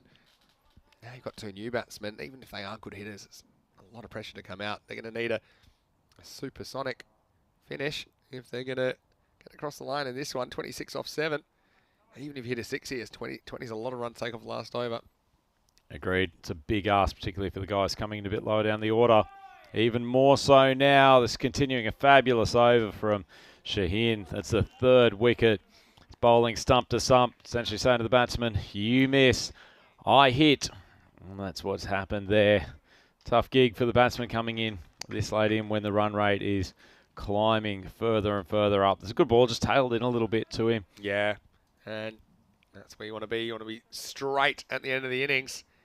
And unfortunately, Lance Kroner, they haven't batted badly in this innings, but looks like the target is a little bit beyond them now. It's the end of the 9th over, 101 for 5. Well, it all happens in the 9th. We saw a boundary. We saw 3 wickets. And that was a very influential over. And it looks like Gothenburg City are going to start with 2 wins. And it's a big difference, isn't it? Lance Kroner, if they could have pulled this chase off, they're 1-1. They're feeling good over the rest day going into Monday. But it's not a nice feeling when you play 2 and you don't win either of the matches. You always feel like you're behind the 8 ball in terms of trying to reassert yourself up into the table. Going 0-2 to start, and they've got some pretty tough matches coming up as well. So it's a difficult road ahead for Lance Kroner Cricket Club. I'd love to pull one out of the bag here. Doing his best to try to prevent that will be Kasir Mahmood. He went for 13 in his first over. Yeah, 13 in total, and that's the first one. Passed for a dot ball. So it looks like that's Kroner. They're going to walk away winless from day 1, but some positives for them, I think. Certainly have been competitive. They haven't been easy beats. Going down by 10 runs in match 23. Full toss. He says, swung away to leg side. It'll be 4. So welcome boundary. At least it keeps it in the zone of possibility, even though the chances are pretty low now. 22 required off 4. You need 3 6s and a 4, basically. But this is a nice shot. Not a great delivery, though, to be fair. Kasir Mahmood just over pitching that. Now, they need boundaries or it's going to all be over. And they swing and a miss, so this one probably will take it out of the realm of the possible. But Lance Kroner, like I said, they'll walk away, and I'm sure they'll analyse these 2 games and be better for the run. Just want to say a quick thank you to you, Andrew, for your week in the commentary box. It's been great to have you here once again. I know this is the last game we'll be doing in this tournament. Hopefully we do see you again in the near future. I know you're a very busy man, and so we're always very thankful when we get to have you. And a lot of people in the chat were saying the same. So we'll probably celebrate with a couple of celebratory drinks. A couple of sherbets this yeah, evening. maybe. So I'll just see this ball from Mahmood. Good ball, right in the block hole. Managed to get an underneath edge, and it goes down to fine leg. No, it's been a wonderful experience. I would say that very genuinely. Vinny, I love bringing the the coverage to the fans and working with the European Cricket Network team. It's an absolute pleasure, and obviously the crowd from Cricket Sweden here as well has done a magnificent job in organising this event and looking after us while we're here. The team at Spring Productions, fantastic group to work with. Mood sends that one just outside off stump, and that is all she wrote for this game 4 on day 6 of the European Cricket Series here in Malmo, and it's a double victory for Gothenburg City. They keep Landskrona to 107, chasing 127. And Vinny, you look down that scoreline, there was 67 after 5 overs, after the last over from Kasir Mahmood. Just feels like they just didn't get enough acceleration at the back end of that innings. Yeah, they only got 16 runs off the last 3 overs. Just a reminder that coming up on Monday, we have more Group B action, so we'll have the day off here in Sweden. But there is cricket on ECN tomorrow. You can tune in to the German T20 International Series. That is from 9 o'clock GMT, which is 11 a.m. in Central Europe and 2:30 p.m. in India. But then join us again on Monday for 4 more matches as we have a look at some of the highlights from last innings of the day. Yeah, you called it actually. Only 16 runs off the last 3 overs. And if you go back to the first innings, remember there were 22 runs off the 10th over. It was Aaron Dingra that went the journey, and that's the reason the score went from 104 to 126. So you see, if the endings had been better for Landskrona and had every chance of pinching a win here, ultimately his opening partnership was worth 74, and they really did look on track to win the game at this stage, didn't they? Yeah, it was the dismissal of Dalby, which was probably the key one. He was absolutely on fire at one stage. We talked at the time of whether or not when Raheem Safi came back on to bowl, whether or not they should just see him out, try to keep that opening partnership preserved. As it was, Dalby tries to smack him over long on, got a little bit of an inside edge and a wonderful take from Shaheen Mahmood, the keeper, who performed brilliantly across the 2 games. Looks technically a very proficient keeper. Great to see the scoop shot, though. I don't think we saw one in the first 5 days. Yeah. There's been a couple already. So Group B bringing the scoop to Landskrona Arena. The keeper, he was a very influential man, Shaheen Mahmood. Looking forward to seeing more of him during the course of the tournament next week. I'll be doing it from my lounge room as opposed to being here live in Landskrona. But there is still plenty more action to come. But Gothenburg City putting a marker down, saying to top teams in this Group B, we want to be in the equation. And they've started off their tournament in the right way. And that last over from the last couple of overs from Ahib Shaheen and then Kasir Mahmood, they really finished the innings well. Obviously, bowling to the middle and lower order is helpful in terms of making sure you can minimise the damage, but they've thoroughly deserved their victory. Yeah, it was a really good performance by Gothenburg City, and I think you're exactly right. I think it's all to do with how you get out and how you perform when you're out in the middle. So Landskrona on their home ground, they'll be disappointed, but again, we're just starting in Group B, and they will have 6 matches to turn it around. Just want to say a quick thank you to all of you guys for joining us today on the European Cricket Network. We know there's a lot of cricket going on in the world, so thanks for sticking with us. And just a reminder, you can go to our website, europeancricket.com, and you can check out the previews for the T20 International Series, which concludes tomorrow, the final group match, and then the final of that tri-series in Germany tomorrow. So that'll be really interesting to see who qualifies for the final. Also, we have our social media at European Cricket. You can catch up all the bits that you might have missed. There's so many highlights in today, you actually forget quite a lot of them because there's so much cricket, Andrew, but that's a great place to go as well. If you are watching on YouTube, make sure you subscribe to our channel and turn on the notifications. We'll tell you when the cricket is coming. I'll give you a clue. It's pretty much all the time. And once again, this is Vinny Sandu, Mr. Maximo, but a huge thank you to you, Andrew, for your company and your expertise and your skill on the commentary this week. It's been immensely enjoyable working with you. Oh, I've had so much fun, Vinny. A massive thanks to you too. It's been a great experience, and as I've said before, getting to call with the doyen of the European Cricket Network. You're a wonderful commentator, great caller, and a great human being to be able to spend time with during these events. And same thing for the rest of the European cricket team. It's been an absolutely wonderful experience. My only downside is that I have to leave tomorrow before my old mate Rico gets in. Yeah, I'm that's sure right. You'll be happy to have him by your left-hand side for the rest of the tournament. I will pass on your hello to Rico for sure. Yeah, Rico will be back from Monday after he finishes his duties in Germany with that T20 International Series. So please do join us on Monday. Don't forget, I'm going to be catching some Rico tomorrow. That means we can actually have our day off, and I'll be in the hotel room. No doubt I'll be flicking it on and seeing how that series concludes. It's been quite an interesting one with Norway. They seem to be getting better as the series goes on, and I think some very interesting matches at the moment. You can actually flick on right now and you can see, I think it's Norway playing France at the moment. That's a crucial game as far as the series goes, because Norway, basically, to me, they're playing to stay in the series and stay in a chance of reaching that final tomorrow afternoon. But thank you to all of you out there. We couldn't do it without you.